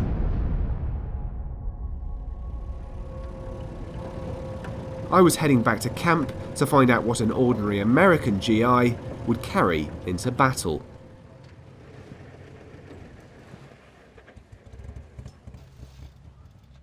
So Graham, we're here behind the front lines, right? We're in a command tent. Probably not perfectly safe here, but a little bit safer. No, a bit safer, yes. What's the role of this tent? So this tent would be mainly for communications and general admin, office, and for an officer. So the officers would be behind the front lines, directing the fight in front. So they would have an office set up like this. So you could be doing admin, you could be working out ammunition rates of use, where units are going, things like that. You could have runners coming in and out, feeding you information about what's happening on the front lines, and then they would send extra troops from here, if necessary, from a marshalling area like this, forward to the front line as and when they needed them, or they could be calling in artillery fire to support the front line troops from artillery guns further back, or from mortars that would maybe have been in very close proximity to this area. Got it. So the brains of the operation. It would be controlled from somewhere like this, yeah. Got it. But you are decked out fully for combat on the front lines. Yes, absolutely. This would have been what they would have worn on the assault. This is a Grande belt. Yeah. So would work with the Grande rifle here. So this is the standard infantry rifle that virtually every GI would have had during World War II. So all the ammunition is carried in these pouches here around the edge. There's 10 pouches, each with an 8-round clip. So an 8-round clip would come out like that. You would load the bullets into the top, you push them in, and then you'd be ready to fire. Got it. Okay. So this is, I mean, this is an iconic weapon of the Yes, Second World War, absolutely, isn't it? yes. It has that very distinctive sound when Yeah. it fires as well, So, right? so it's a semi-automatic rifle, eight bullets. Every time you pull the trigger, a bullet will fire. You don't have to cock it like a British rifle. So, and on the 8th round, this metal clip would ping out the top and tell you you've run out of ammunition. Got it. Very effective. Famously described by the US General George S. Patton as the greatest battle implement ever devised, the M1 Garand certainly proved its worth. But the rather less sophisticated entrenching tool was just as important in Normandy. US troops soon learned the value of digging so-called foxholes at any opportunity. So when you go into combat, the first thing you want to do is dig a hole, get underground. Okay, bullets are coming in, shells are coming in, mortars are coming in, you want to get underground. So you would dig yourself even just a shallow trench, build the dirt up in front of you, maybe 6 inches is enough to get you under the ground. That's one of the second most important thing they would have had. So you would have had a water bottle on your back, which is also got a cup in it as well. So water is obviously most important. Bayonet for close quarter fighting, which would go on the front of your rifle. And then every man would carry a Carlisle pouch, which is your medical kit. Okay, so that's for first aid, for basic first aid, yes. And if you were hit and went down, your medic would come and he would use your medical kit. He would not use his own kit, because obviously he had a limited amount of stock. And then on your back, you'd have either a musette pack, which is like this, or you'd have a doughboy pack. The original ones were doughboy packs, so they were World War I issued packs. They're quite difficult to use, because you have to unpack it all to get anything out, and then you have to repack it. It wasn't really practical, so they went to these much easier musette packs. So it doesn't look like you are too heavily laden. No. Does it feel like you are in there? There's a lot of weight. Once you've got ammunition and everything else, it's fairly heavy. You know, these guys were fit. They're fit. They're healthy. They didn't have really bad diets. So yes, so they would have carried it easily. Speaking of diets, it's sometimes claimed that the US Army in Normandy was the best fed in history, and it's true that the starvation of previous centuries had been eradicated. During the first 4 weeks of the campaign, 60 million rations were landed in northern France, with the compact K ration kits providing a reasonable 2,830 calories over 3 meals, and containing things like canned ham and eggs, dried fruit bars, biscuits, cheese, coffee, and of course cigarettes. But scurvy was also prevalent among troops subsisting on K rations, and even the ubiquitous Hershey's chocolate bars were designed to taste just a little better than a boiled potato. If you went into combat, you'd probably drop your musette pack, and you'd just carry this. Fighting during the summer months, I mean, this still looks like it's quite warm. Yeah, so right? this is wool trousers, a wool shirt, and a woolen lined jacket. This is the lightweight summer jacket, or you could have a heavyweight winter jacket, which they call the tanker's jacket. So the one you're wearing there is the winter jacket. That's a winter jacket. This is the summer, yeah, for sure. This is the summer lightweight jacket, the M41 jacket. So most infantrymen would have worn this. When you get into the tanks and the armoured vehicles, then they would have gone to that sort of thing. Got it. I imagine they're also making millions and millions and millions of these helmets, right? So absolutely, yes. Every GI would have had a helmet like this. So here's one standard GI helmet. This is an infantry version. The liner would denote what it's used for. This is a standard infantry liner. If it was a paratrooper one, it would add extra D-bales where you could strap that to around your chin. But this is a standard infantry liner.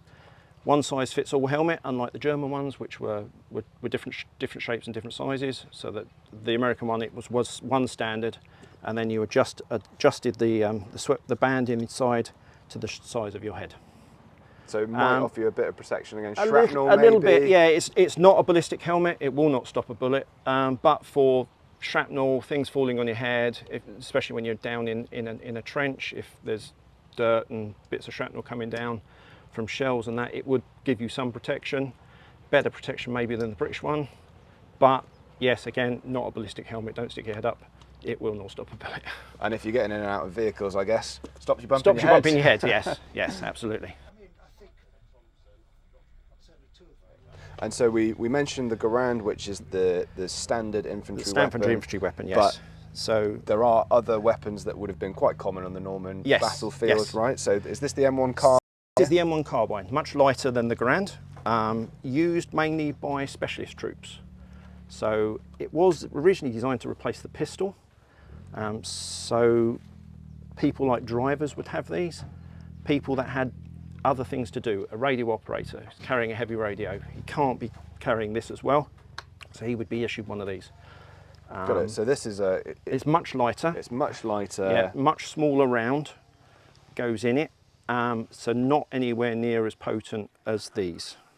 So this one shot and it will knock you on your, or knock you down. These maybe 2 or 3, much shorter range, 200 yards maybe. Okay. This probably up to about 600 yards. Roughly 6 million M1 carbines were produced during the war. Surprisingly, that's around 500,000 more than the M1 Garand. Such were the numbers of specialist and non-combat troops serving in the US military. We'll be looking at their roles in the next episode. And then moving on to... So once you get into armoured fighting vehicles, space is at a premium. Yeah. Okay, so then we go to the grease gun. Very, very basic machine gun, based on this, like the British Sten gun, pressed steel, very, very basic to work. Don't fire, now you fire, that's it. That's your safety. Won't fire, now it will fire. Okay. Okay, that is it. 20 round magazine, much easier to get in and out of a tank access hatch with one of these.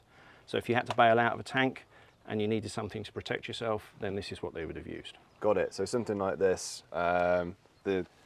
It's the American comparative Sten weapon gun. would be the German MP40. And MP40, yes. And so does this one come in quite late in the war Yes, as well? it does, yes. So before that, you had the Thompson machine gun. So this is your stereotypical gangster Thompson machine gun, M1928. So designed way before the war, so the 1920s. 20 or 30 round magazine you could have, high rate of fire, very heavy, very expensive to make. About $125 each to make these back in 1940. $1.25 to make that. Wow, okay. Right? So how do they decide who's carrying the Thompson? Thompsons generally were issued to sergeants and above. Okay. The regular troops would not have had Thompsons, so it was a sergeant or an officer would have normally carried Thompsons. Regular troops would have rifles. And I'm guessing a weapon like this, it's not for engaging at long range. No. Clearing bunkers. Yeah, clearing bunkers, house-to-house fighting. Long guns in a building are very, very difficult to operate. So perhaps in the close quarters of the Normandy bocage, this would be quite useful. It would be quite useful, yes. And is it true that the Americans used something called marching fire to engage targets, where they were almost firing at anything that looked remotely suspicious before they reached an area? So the American doctrine was lay as much laid down as you can, keep their heads down as you move forward. All right, they had an abundance of ammunition, very unlike the British that didn't. So they just literally just fired. Just keep firing, keep firing, keep firing. Eventually you're going to hit something. So you imagine the poor livestock in Normandy. Yeah, oh yes, anything that moved is going down. Yes, absolutely. Although we didn't have it in the tent, US infantry were also trained to use the cumbersome but hard-hitting Browning automatic rifle, with one usually assigned to each 8-man squad. It could be fired from a bipod, from the shoulder or hip, and was used in every major theatre of World War II. But due to its tendency to draw the attention of the enemy, it was also reported that the average combat lifespan of a BAR operator was just 30 minutes. So that's all the main weapons we've talked about. Yep. Would normal soldiers carry grenades as well? Oh yes, absolutely, yes. So the standard US infantry pineapple grenade, they would have carried probably 3 or 4 of them in their pockets for close fighting, close in fighting. If you're going into buildings, the first thing you do is throw a grenade in. You don't walk in through the door. So they're very basic. Pull the ring, let go of the spoon. The spoon will fly off, and then you've got between 5 and 7 seconds before it goes bang. Okay. But it's not precise, so as soon as you let go of the spoon, throw it. because it could be 2 seconds, it could be 7 seconds. You don't know. Yeah. So carrying 3 of these, you're going to have to be careful, right? Yes. Carrying yes. 3 of these on your person. So sometimes they would tape the pin in with what they called friction tape to stop it coming out, and then just before combat they would take the friction tape off. Very different to the sort of long distinct German ones. Yeah, they right? could throw those further. Yeah. But again, that's a lot more hassle to actually use, because you have to unscrew the end, pull the fuse, and then lob it. Whereas this, it was just pull, go. And I guess you're often not throwing it that far. It's No, not Olympic throwing, right? you'd literally throw it into a building, through a door, window. or if you're very close to a trench, into a trench, or a bunker or something like that, yeah. Got it. And then the final question for you, Graham. You've got to answer me. Who has it tougher, tankers or infantry? Infantry, absolutely. I thought you were going to say 80% of all casualties are done by artillery, and in a tank, you're much less likely to get hit by artillery shrapnel than you are as an infantryman. Yeah, hard to disagree, really.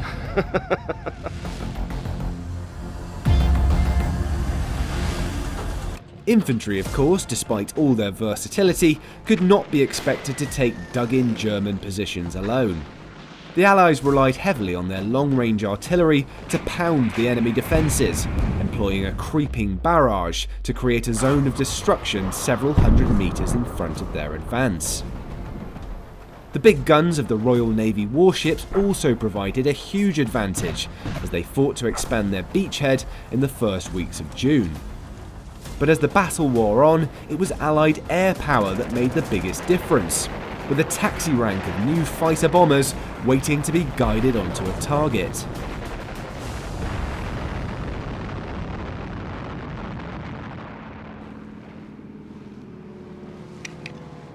If Allied officers needed air support, then they'd call for line juice over the wireless. And if you were high enough priority, then you'd soon see RAF Typhoons or American Thunderbolts swooping in to hit the enemy positions.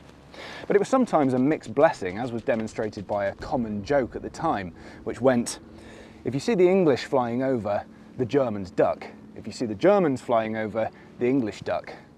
If you see the Americans flying over, then everyone ducks. It all happened so very quickly. Thunderbolts hit us, the American Air Force. You don't realise how big they are. They were quite frightening when they came swinging in, firing machine guns. We had recognition smoke grenades, we were slinging them all over the place. It didn't make the slightest bit of difference. They hit one of the scout cars, there were a couple of casualties. They talk about friendly fire, but there was nothing friendly about that.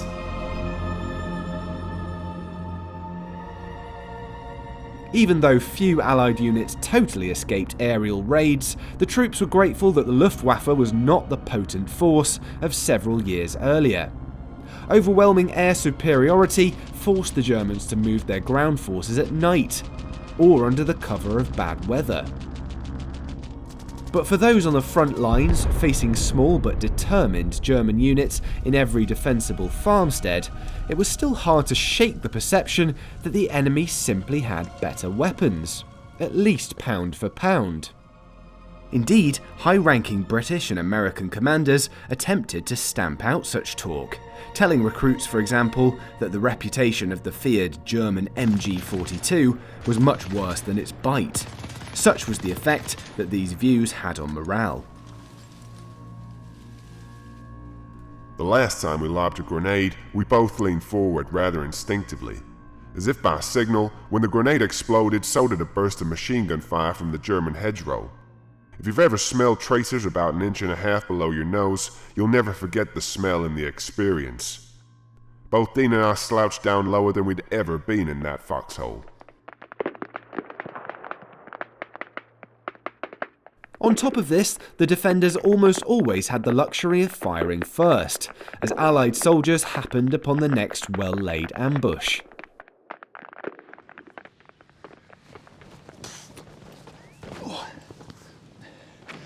When the advancing Allies came under fire from well-concealed German positions, it was often hard to know exactly what was shooting at them. German anti-tank ammunition was largely flashless, so there was no plume of smoke to give them away.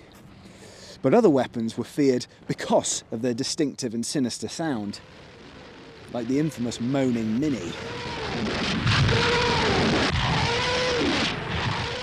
The 6-barreled Nadelwerfer launcher could send 6 screaming rockets towards a target over 4 miles away.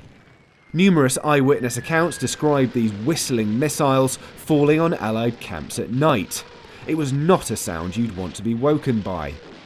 But while the psychological impact of the moaning Mini was immense, it was simple and largely inaccurate mortar fire that did the most damage, causing a staggering 75% of British casualties. You'd have some protection against these kind of weapons in an armoured vehicle, but there were still plenty of reasons to be nervous.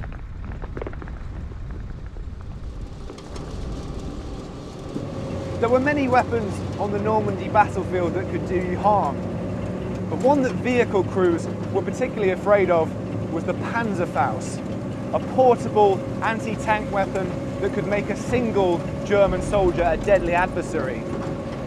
It could be hidden behind any hedgerow, any bush, round any corner. The Allies had first come across it in May 1944 in Italy, and it convinced them to keep infantry along with their armoured vehicles whenever possible. For the most part, the Allies would rely on these to steamroll the German defences. The Sherman tank had transformed the North Africa campaign when it burst onto the scene in 1942, with a 75mm gun powerful enough to pierce all German armour so far encountered.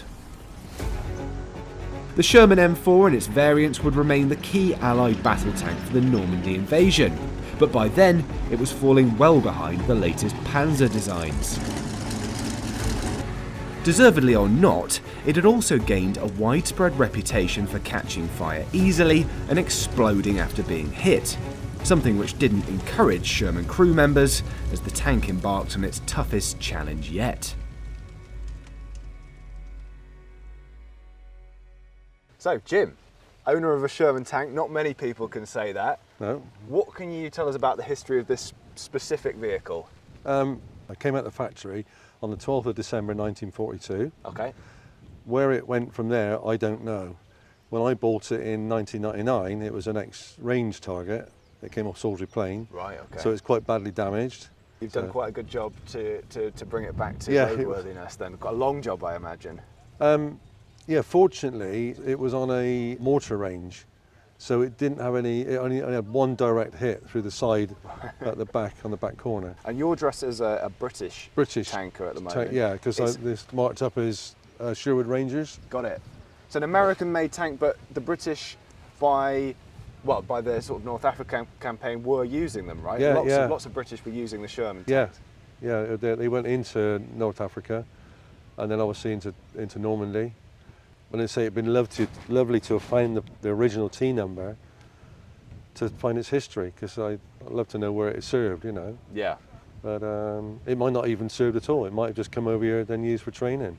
Yeah. It could have been on one of the camps just to train, you know, drivers and the crew, you know. But this one, a typical 75mm gun on this one. Yeah, it's a small gun, not overly powerful, but then when these were designed, they weren't designed for tank battles. Yeah. It was for infantry support. It was only later on, after that North African campaign, that they realised that they'd be going up against other tanks. So then they upgunned them. The British put the 17-pounder in, which is the gun that's in the M10, which is up the field. Called it the Firefly. That was a huge barrel on that one. So 75mm, not likely to knock out some of the better armoured German tanks later in the war. You mentioned it's slightly longer variation than typical. Are there any other unique features about this Sherman that aren't typical for an M4? Right, this is an M4A4. So the A4 had what they called the multi-bank engine, and it was made by Chrysler. It's the A57 engine. It was basically 5 6-cylinder car engines bolted together to run as one engine. So it was a 30-cylinder engine. It had 5 carburetors, 5 distributors, The very early ones had 5 water pumps. They went to 1 on the later ones. Very powerful, very reliable, but really hard to work on. They had to remove the engine to service it. Nice little features on the Shermans, right? Like these handles here for loading them onto Yeah, ships that's the and that kind of thing. lifting. When they crane them on and off ships, there's 4 of them. There's 2 on the back, 2 on the front. This is the things you strap them down with, the eyes on the front, and also tow it with if you were broken down. And they could customise the Shermans, right, to essentially a bit of a bodge job, but to add things to the front to help them, things that would clear mines and flails and that kind of stuff.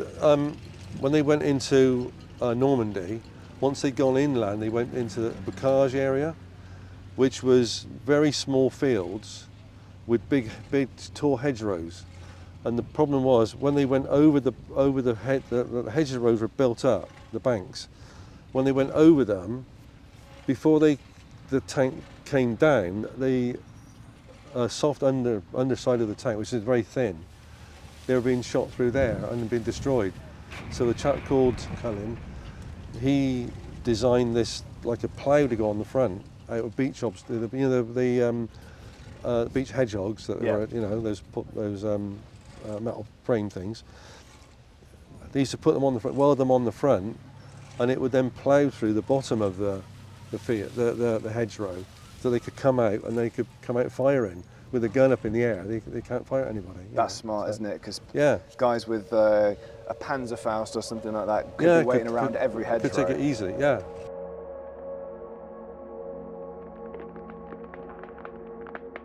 If adjusting to the challenges of the claustrophobic Normandy terrain was tough for the infantry, then it was positively gruelling for the crews of the 9-foot-wide, 33-ton Shermans. Tanks were at their best charging over open countryside, so crawling along narrow, sunken lanes with deep ditches either side must have been as frustrating as it was dangerous for those arriving in France. Anxiety was the main thing, because you were always so frightened of the enemy sneaking up on you. I was forever searching through the periscope, although I hadn't got a very good view. I used to imagine a shell coming straight through us. Next to me in the turret was a fire extinguisher, and I used to practice grabbing it so I was quick on the draw.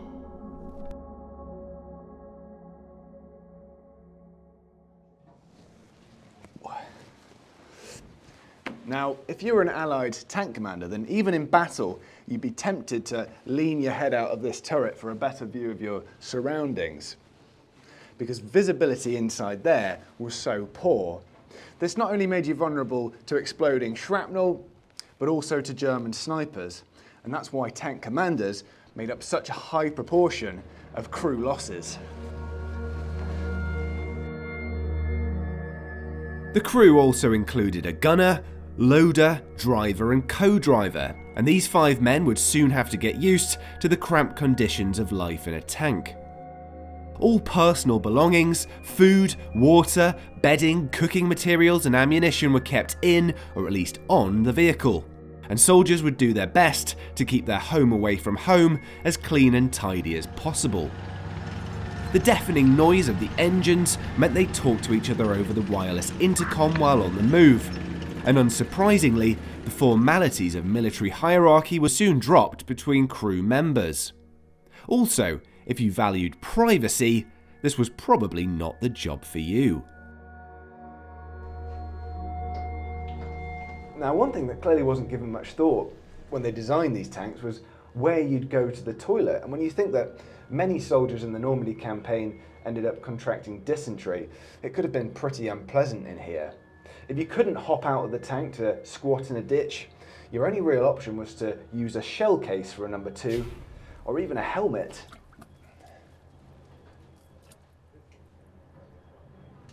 Louis, you cheeky beggar, that's mine! As well as the complaints about Normandy's stomach, tank crews were especially prone to exhaustion. After long, nerve-shredding days on the front line, there was little rest when they were withdrawn to a so-called harbour. They were expected to carry out routine maintenance on the vehicles, refuel and restock ammunition. Even worse, if gaps had been opened up in the enemy defences, it was the job of tanks to exploit the opportunity by making nighttime advances, often guided through the hostile bocage terrain by the lit cigarette of a tank commander in front. Benzodrine tablets might keep the troops alert for a while longer, but when the chance came for a few hours shut-eye, you'd need to grab it. Now, unless you absolutely had to, you probably wouldn't choose to sleep inside the tank. You could set up a lean-to bivouac tent. That would offer you some protection against the elements, but no protection against shelling, of course. So what most crews did was dig a shallow trench big enough for them to lie in and then drive the tank over the top of it. It was better protection, but of course it wasn't entirely risk-free. A 30-ton tank could easily sink in soft ground. Come on guys, time to wake up.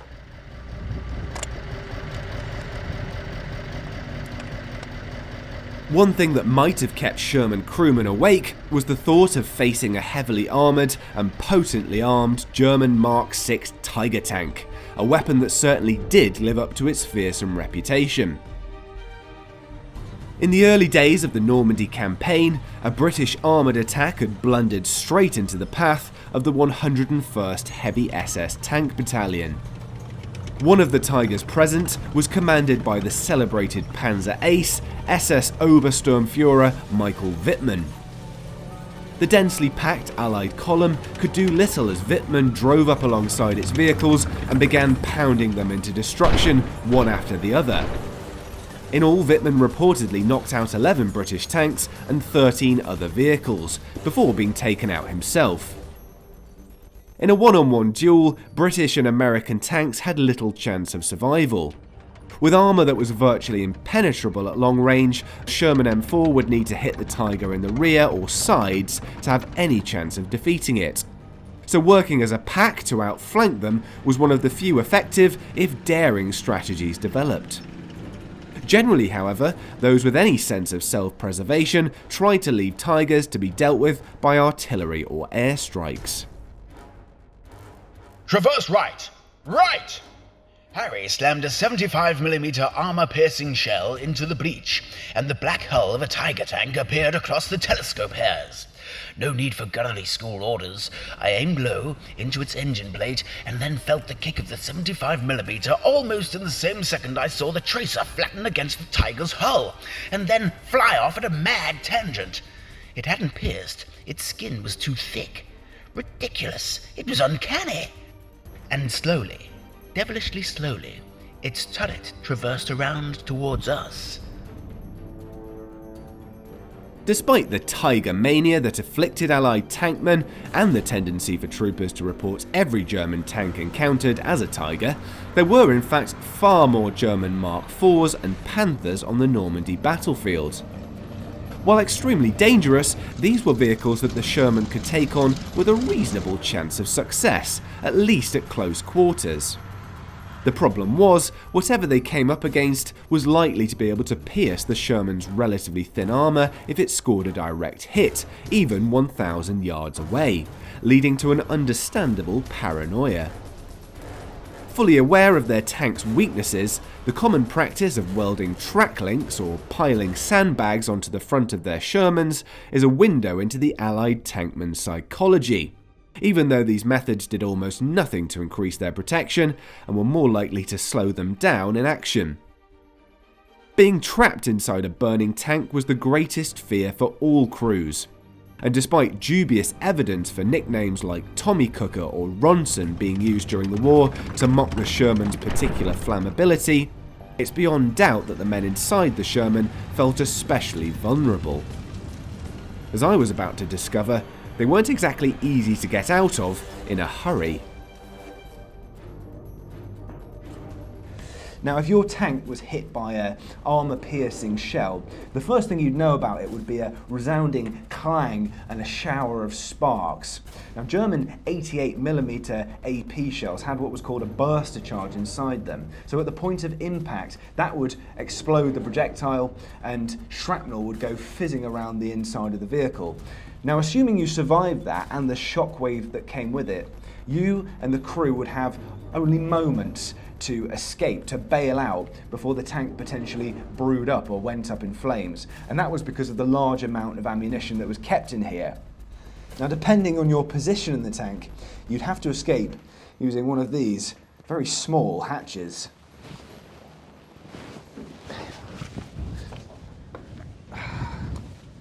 Stuck the fucking things. But the danger wasn't over there, of course. Once you were outside the tank, you were completely vulnerable on the battlefield. You might have had a sidearm, but most crews would just run for cover. People say, how does something made out of steel burn? Well, it's frightening, really, because they just glow red hot. You've got so much petrol, oil, hydraulics in there. It's amazing how they do burn. Petrifying as it was, being inside a brewed-up tank was an experience some crew members would go through again and again, with individuals recorded bailing out of at least 8 different Shermans during the campaign. Unlike the Germans, the Allies had the resources to replace both men and tanks on the battlefield, no matter how many they lost. This was little comfort, of course, for the soldiers at the sharp end of an attritional battle. During Operation Goodwood, an armoured thrust out of the British-Canadian sector in mid-July, as many as 500 Allied tanks were knocked out as they were hurled towards strong German defences without adequate infantry support. It was a chastening defeat, but in the end, Allied commanders were able to justify the sacrifice.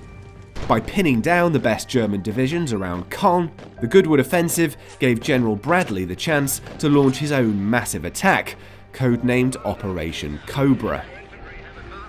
Preceded by a gargantuan carpet-bombing raid, deadly to the Germans as well as almost 1,000 advanced Allied troops, the Americans used tanks, half-tracks and infantry to finally force an opening.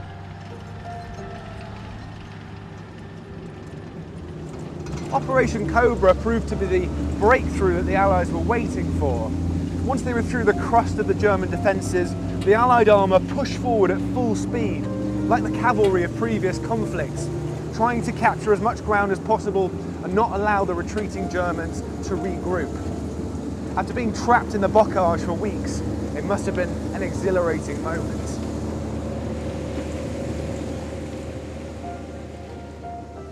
Over the next month, the dynamic of the fighting in Normandy changed completely. With the flank of the German army turned, the race was on to cut off its retreat. Rather than allowing his forces to withdraw, Hitler ordered them into a doomed offensive towards the coast.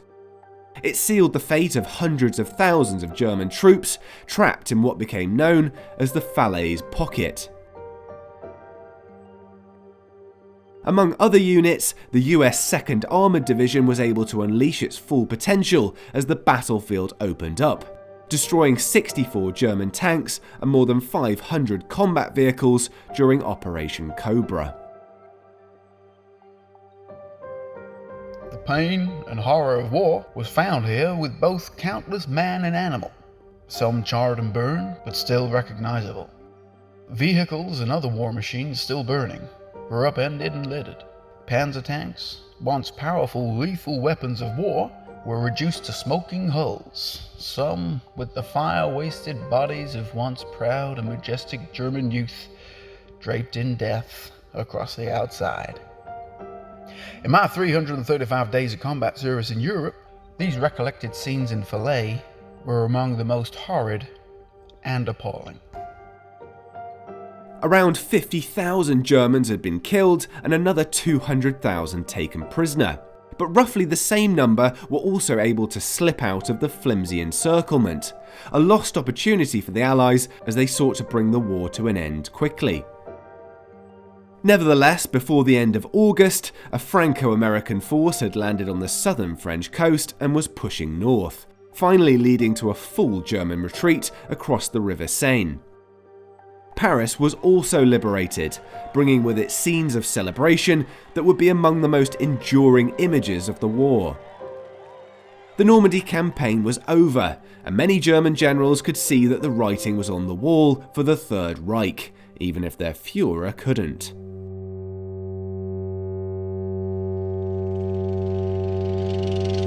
And I left for Bernie. Your chances of survival in the Normandy campaign was, unsurprisingly, something that preoccupied the soldiers who served in it. Now, we know with the benefit of hindsight that of the 2 million men who were unloaded on the beaches of Normandy, around 226,000 ended up being casualties. That's either killed, wounded, or missing. And from that, you can work out mathematically that you had a reasonable chance of making it through unscathed, at least physically. But when you consider that the US Surgeon General thought another 10% of American troops suffered psychiatric breakdown in the Normandy campaign, and this at a time when mental health was hardly high on the agenda, you can see how much of a toll it must have taken.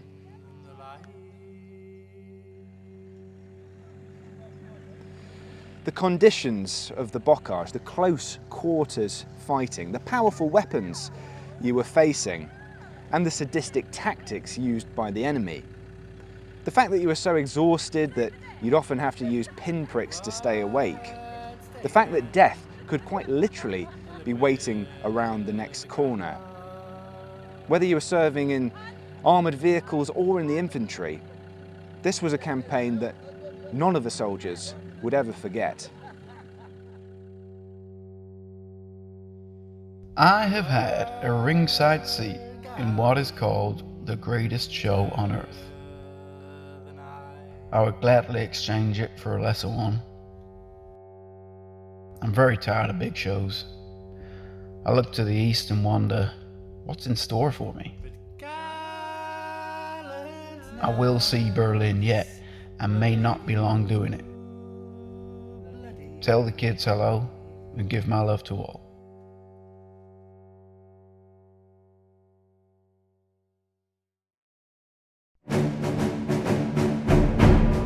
Thank you to the organisers of Armour and Embarkation 2024 for making this video possible, as well as the owners of these fantastic World War II vehicles.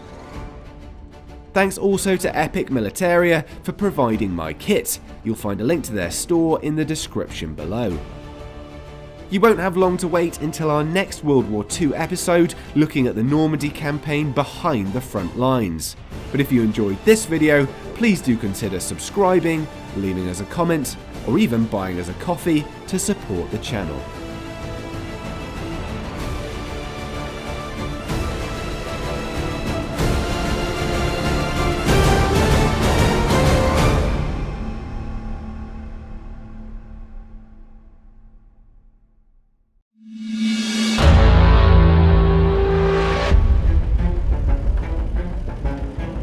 Tanks and infantry might have been at the sharp end of the effort to break the German defences in Normandy.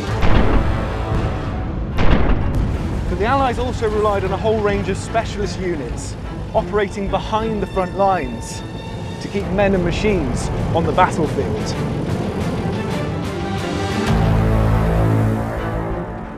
During the Battle for Europe, the vast majority of Allied personnel served in non-combat roles, encompassing a baffling range of assignments, from manual labour and model making to smithing and sound recording.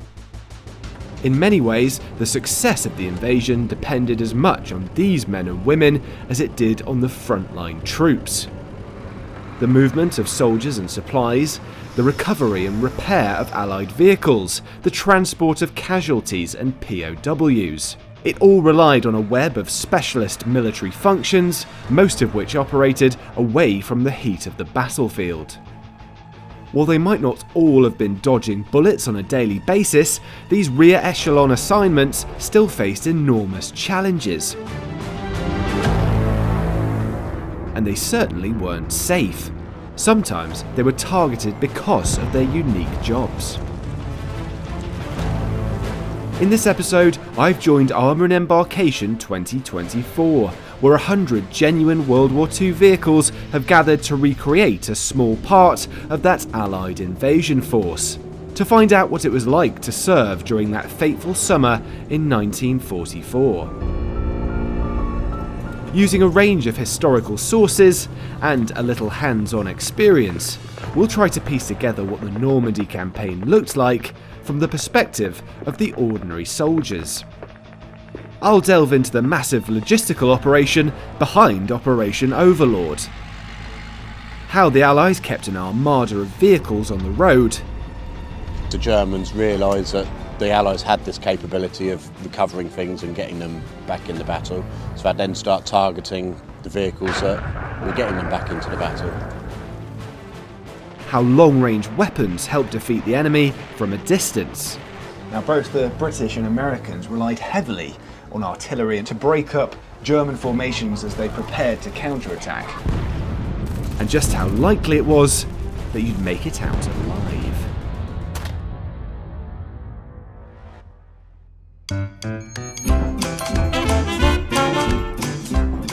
The preparations for the invasion of Europe began almost as soon as the USA joined the war.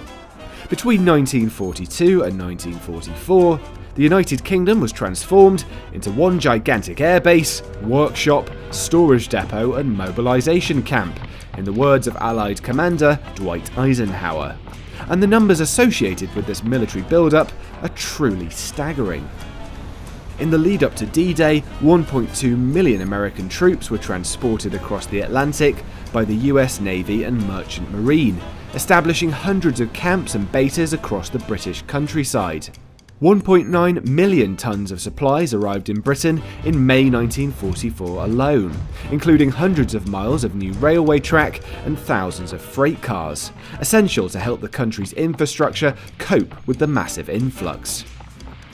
As June approached, one of the largest invasion forces in history would need to start gathering along the south coast as discreetly as possible.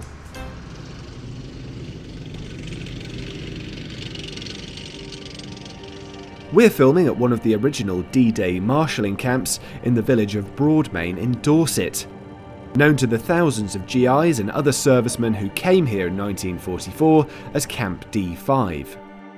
This, of course, was little more than a staging post in a journey that would take them to the gates of Berlin.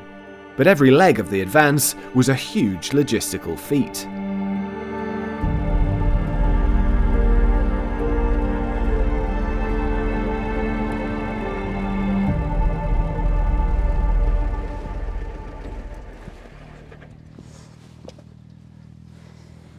Getting men and vehicles to where they needed to be on both sides of the channel was one of the biggest logistical operations in history.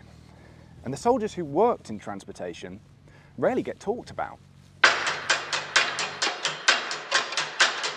From Feb 44 to May 44, we were busy staffing the camps to house the flow of troops, having the motorcycle MPs become familiar with the roads and routes to Weymouth and Portland, the embarkation area, and the elapsed time from each campsite to the ports for loading the ships.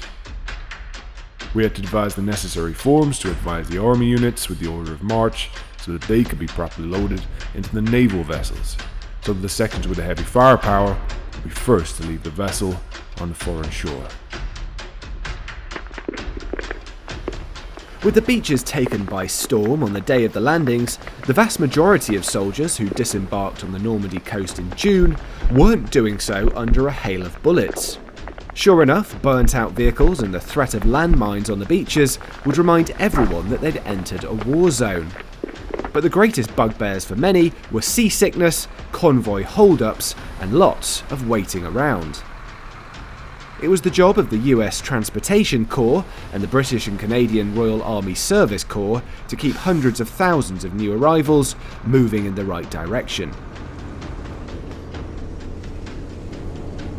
Despite years of planning, it seems that relatively little consideration had been given to the challenging Normandy terrain. With its narrow sunken lanes, tall hedgerows and patchwork of fields, it was a beguiling prospect for the Allied war machine. Some 170,000 vehicles had been unloaded by the 2nd of July, including thousands of 33-ton Sherman tanks, which meant long and challenging days for the men conducting traffic. Some military policemen stationed at crossroads reported not being relieved for 2 days at a time, unable to leave their post. These men would also need to help push stalled vehicles off the road, and in the event of needing to make a hasty retreat, were often the last to leave a contested area.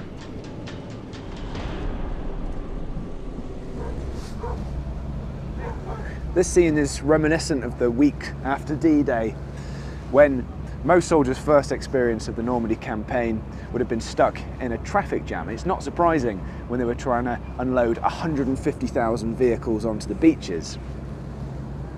Now, it's a good job that the Luftwaffe was greatly diminished by this point, because convoys like this would have made sitting targets for German dive bombers.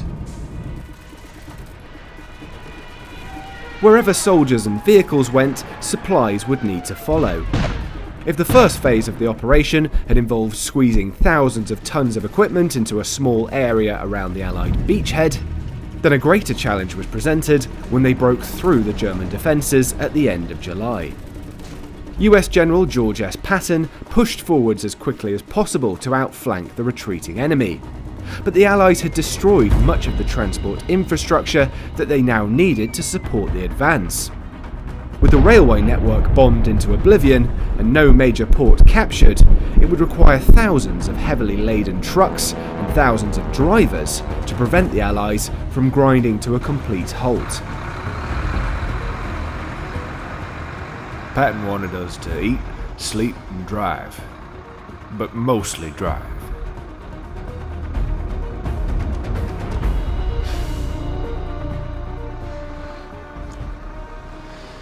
Now, you wouldn't have to go very far behind the Allied front lines before you come across one of these trucks.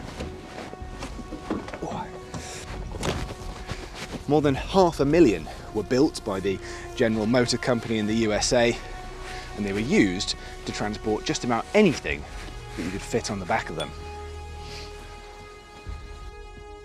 The GMC 2.5-ton trucks were generally reliable and robust, but they were about to take a mighty beating. 6,000 of them formed the backbone of what was known as the Red Ball Express, devised as a solution to the overstretched supply problem. Its name came from an old railroad expression.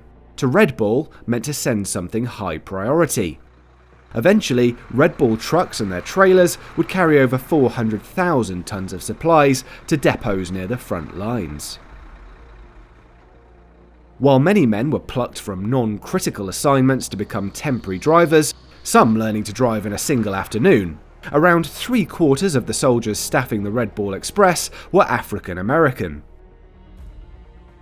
Racial segregation dictated that these men could not generally serve in combat roles, or mix with white troops in most circumstances.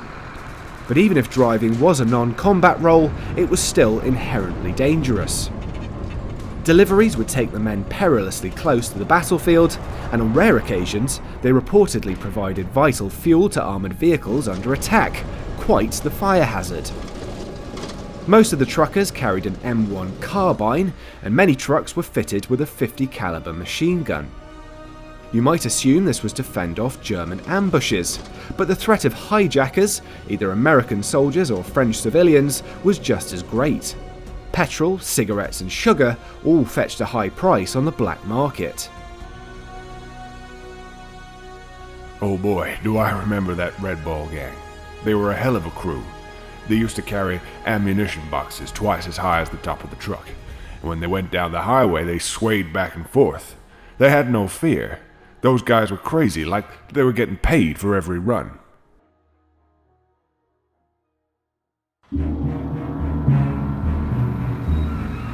Two soldiers were assigned to every truck so they could drive around the clock in shifts, with some grueling return trips taking over 50 hours to complete.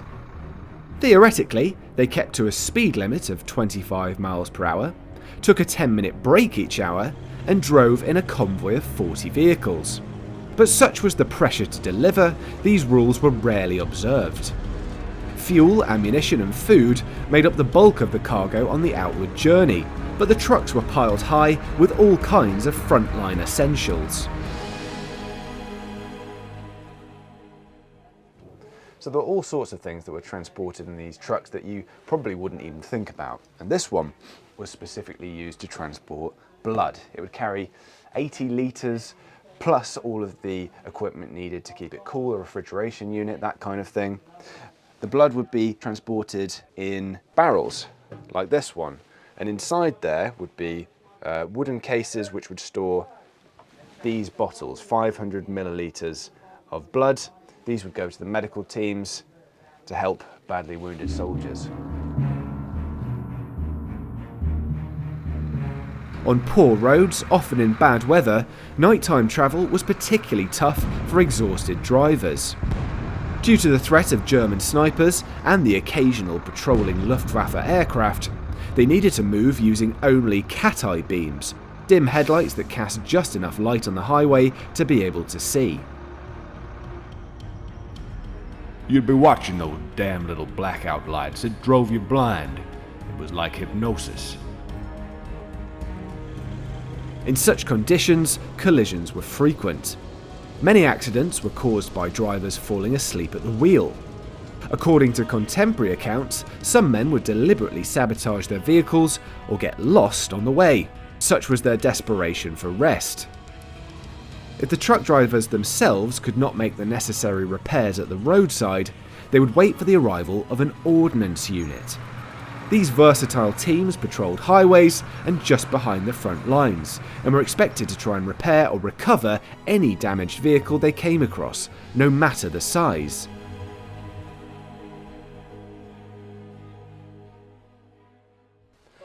When the fighting ended on a given day, the Allies usually found themselves in possession of the battlefield, and that was a huge advantage. While the Germans found it difficult to retrieve knocked out or broken down vehicles, the Allies could recover their tanks and put them back into action quickly. It was a difficult job, but it was a vital one. One of the hardest working ordnance units served with the US 2nd Armoured Division, which pushed its armoured vehicles to the limit as they tore across Europe in 1944. So Chris, I think when people think about the 2nd Armoured Division, they're probably thinking about tanks, vehicles and on the front lines, right? But infantry, big guns, that and kind of all stuff. That goes with it, but there's a lot going on behind the scenes, isn't there? What do the ordnance guys do? So the ordnance do the recovery, the repair, the maintenance, everything that involves the vehicles, getting them back into the fight as quick as possible. I mean, with the Allies, they're moving forward, so they're able to actually recover vehicles when they get knocked out, when they break down. They've got quite a good system of getting them back onto the battlefield. Big advantage against what the Germans had. The Germans didn't have the recovery as the Americans and the British had. They, if their vehicles broke down, they had to wait to get big recovery vehicles in to get them.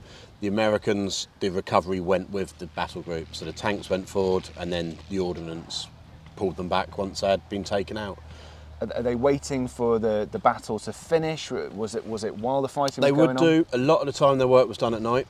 So the battle would be going on in the day, vehicles would get knocked out, the lines would move forward, they'll go in and drag them out under the cover of darkness, get them repaired and back in the fight for the next day, or for another crew to come and take over them to keep fighting on. Got it. So they're not necessarily in the thick of the fighting. I'm sure it's still quite a difficult and a dangerous job in many ways, though. They became a target. So the recovery trucks later on in the war started having canvases put over them, made to look like normal general service trucks, because the Germans realised that the Allies had this capability of recovering things and getting them back in the battle. So they'd then start targeting the vehicles that were getting them back into the battle. So camouflage became a big part of these crews' sort of lifestyle.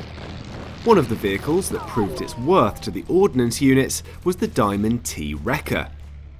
Fitted with stabiliser legs on both sides, it was capable of winching 10 tons of metal off the ground and could pull just about anything it needed to on the back of a trailer. So this would recover lighter vehicles, trucks, jeeps, Dodges, half-tracks. The weight of vehicles had got so great by the time these were really into the war was going in Europe that they needed heavier recovery vehicles, so they got the War de France. But they still needed to keep these for the lighter jobs. The beauty of it is It's very good at recovery because its cranes can move and it can winch from any direction. It really is a bonus for them that they could, if a vehicle went in a ditch and you only had a single track road, you could anchor it and pull it sidewards up out of the ditch. So it's the workhorse, this It's one. the workhorse. And then things like the Dragon Wagon, I'm guessing, there for recovering. Big stuff. Yeah, right. Yeah. The Shermans got to 30 tonne and it was just too much for these. Dragon Wagons and Ward Frances were the mainstay of recovery then. Obviously they both could then tow the tank transporter trailers as well, so the Roger trailers. So they could move the tanks into battle while they then repair them as well, so it's very multi-role. Where these would have a trailer on the back but maybe carry Stuarts and dozers and recovered trucks. Is it true that the Germans, if they knocked out a Sherman, for example, they would sometimes put a second shell through it just to make sure, because they knew that the Allies were becoming so good at returning them to action? Yeah, their aim was to get them to brew up, catch on fire, because as soon as it's caught on fire, you've burnt the interior out, and then the ammunition starts igniting and going off, and you destroy the tank basically. A big myth is that a lot of tanks were knocked out and that was it, they were done. But for instance, on one beach on D-Day, 17 tanks got taken out. By the night of the 6th, there was only 2 that weren't operational. The rest were back in operation. That's a pretty a good return rate, right? And I guess it must have been quite frustrating for the Germans, seeing there were thousands of Shermans anyway, right? And to see them all coming back once they'd destroyed them once. Yeah. One of the famous German tank commanders had commented on, we could take tanks out all day, but you'll keep bringing them, and we'll run out of ammunition before you run out of tanks. Yeah. And that was the American war machine. It was the industrial might that America had. Hurriedly set up before D-Day, an entire unit known as the 2nd Armoured Replacement Group was responsible for delivering battle-worthy tanks to armoured regiments, and for handling a pool of replacement crew members, made up of new recruits and men who had bailed out of other vehicles. Once in action, it was generally down to the crew or the regimental light aid detachment to deal with wear and tear. If it had thrown a track, it could be repaired. The crew would normally repair it. They carried spare bogies and basic parts to get the vehicle moving again. If not, it would then get recovered back to a holding area where the repairs would get done to get it back in the fight. If they couldn't, it would then be pulled back to another area. A lot of them, they were like giant scrap yards, and the guys would go in and they would need a bolt from a sprocket, and they'd go and get the sprocket and replace it. So the parts were there instantly to change. And then by sort of mid-July, there was so much new equipment coming into the ordnance depots and into all the fields were full of vehicles that they could go and pretty much pick up a brand new vehicle and get it back into the fight. One account of a spotter plane late in July said he flew over the Normandy beaches and the fields around it, and there wasn't a single field or lane or bit of road that didn't have a vehicle or an ammunition dump on it. So that shows the scale of the ordnance and the supply sections getting kit to the front to keep the very small number of infantry and armoured forces fighting forward. When you look at the amount of fighting forces there were compared to the supply sections, it was less than a quarter fighting to the people following it up in supply. They were setting up tyre changing facilities. They were, at one point they had a factory doing retreads on tyres, so the bold tyres would come in and now retread them, so you were getting new tyres back out. Repairing silly things like jerry cans, re-welding them. All the small things that we don't think about have to be repaired. I'm guessing a lot of these guys doing these jobs are coming over from similar jobs in the civilian world. Is that true? So they did try to pick skills, but the scale of how it was, they just had to train people. Every vehicle comes with its training manual. You could do anything on these vehicles from that training manual. They are so good. They were idiot-proof. Right. Really. Okay. The idea was you could get a farmhand that would just get in one of these vehicles that was a soldier and could just pick the manual up and know how to maintain it, know how to change a wheel, adjust the brakes. They could do that. So the basics were very easy for the drivers, and then the ordnance then obviously had the more experience and all the equipment to start changing parts on them and engines. But they are trained as soldiers first and foremost. They're still soldiers, yes. Maybe not as trained as the infantry or airborne, they're just basic soldiers. but they still had rifles. You know, they still got into firefights. They became targets. You know, got it. Obviously, it's not as clear-cut in battle as you've got your front line, especially in World War II. You would have little elements that were caught behind, and the lines were moving all the time. And it was quite common for supply dumps and maintenance areas to get overrun or find themselves behind the lines. So they were quite capable of defending themselves as They well, could if they defend needed themselves, to. yes, yeah. What if you look at a lot of original photographs, later on after D-Day, you find the wreckers have started having machine guns mounted to them. They put the gun rings on, like the GMCs have the gun rings. They would start, when they're pulling vehicles back, they would start cutting the gun rings off, welding them on, so they could start defending themselves. Some of them came out of the factory ready to defend themselves, but the crews did start realising they need to have this suppressive fire, really, to get themselves out. As well as dragging damaged vehicles through the Normandy countryside, the Allies also needed ways of hauling their biggest guns to where they were most needed. The frontline troops relied heavily on artillery barrages to soften up targets before they moved in, and they weren't shy about using ammunition. Around 8 million rounds were expended on average each month during the Normandy campaign, almost as much as the Americans used during the entirety of their involvement in the First World War. Now, one of the Allied weapons that excelled in that role was this, the 155mm long tom. This thing had an incredible range of 23 kilometers, and it could be moved in one piece by either the Mack NO truck at the front there or by an M4 high-speed tractor. It did make parking a bit difficult though. The crew of one of these guns typically consisted of 14 or 15 men. It would take around 30 minutes to set up the weapon when it was moved to a new position, but was then capable of firing 40 rounds an hour. Fire commands would be called in via telephone, with instructions on the type of ammo to be used, deflection and elevation.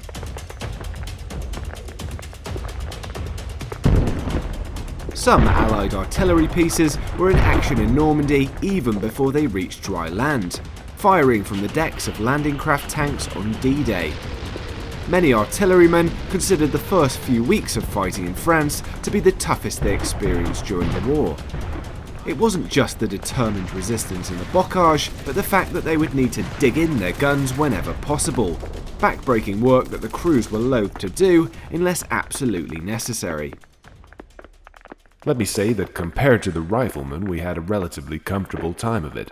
Yes, I was in some danger for most of the way, especially in the early stages of the Normandy campaign. But my death, if it was to come, would most likely be unexpectedly from a mortar or artillery round. When new ground was taken in Normandy, Allied troops learned to prepare quickly for the inevitable German counterpunch. Large guns like the Long Tom took time to move up, so instead, mechanised artillery was used to speedily reinforce the front line. While these may look like tanks, self-propelled guns and tank destroyers were really just artillery pieces loaded onto a tracked chassis, and were designed to play a defensive role, even if they proved more flexible in reality. The German Sturmgeschütz, or assault gun, was the most produced and the deadliest German armoured fighting vehicle of World War II. While the Allied M10 Achilles and M7 Priest are hardly household names, they were highly effective and well liked by crews, as they required little extra training to operate and even gave the men an armoured hull to shelter under when they were fired on.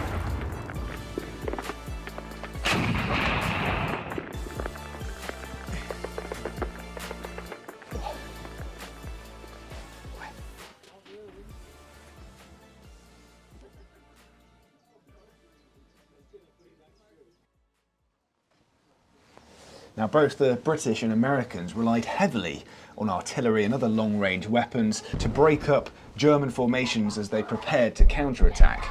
It was also particularly useful if the men at the front line spotted a much-feared German Tiger tank.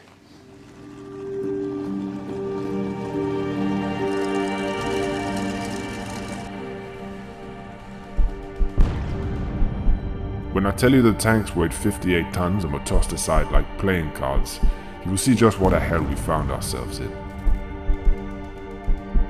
It was almost impossible to see anything, as so much dust had been thrown up by the explosions. It was like being in a very thick fog. 15 men of the company were dead, 2 further had committed suicide during the bombardments.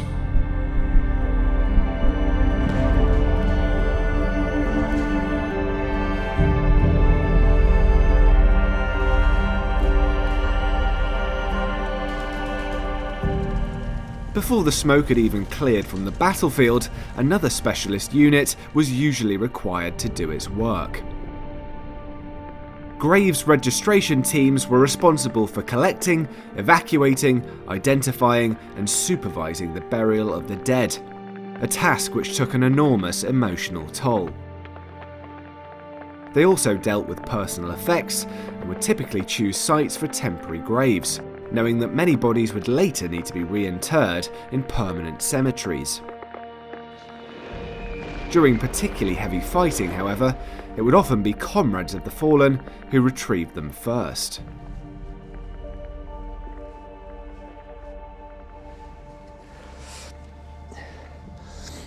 Now, undoubtedly, one of the most awful jobs in Normandy was removing bodies from knocked out tanks. Normally it was the task for the medical crews, but the men could be asked to volunteer.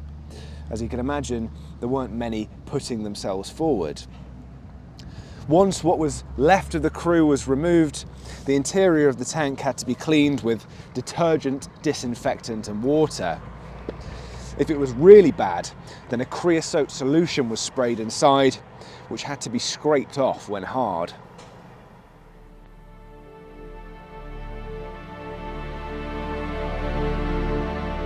Some of the bodies of servicemen killed in action would also end up being transported in the trucks of the Red Ball Express, as they made the return journey from the front line back to the Normandy coast, along with empty shell cases, used jerry cans, and increasing numbers of German prisoners. 15 German divisions destroyed, 15 badly mauled of a former total strength of 60. The need for supplies would only increase as the war in Europe dragged on.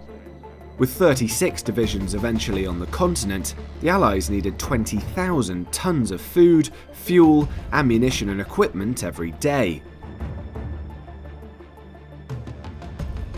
But the Red Ball Express was only needed from August to November 1944. The capture of vital ports and repairs to other transport infrastructure shortened supply lines, and all but ensured an Allied victory over the depleted Third Reich. The Allies suffered over 200,000 casualties during the Battle of Normandy, and while no reliable figures are available on how many of those killed, wounded or missing served in non-combat roles, the numbers were certainly significant. In any of the occupations we've discussed, not to mention the untold number we haven't, survival was far from guaranteed.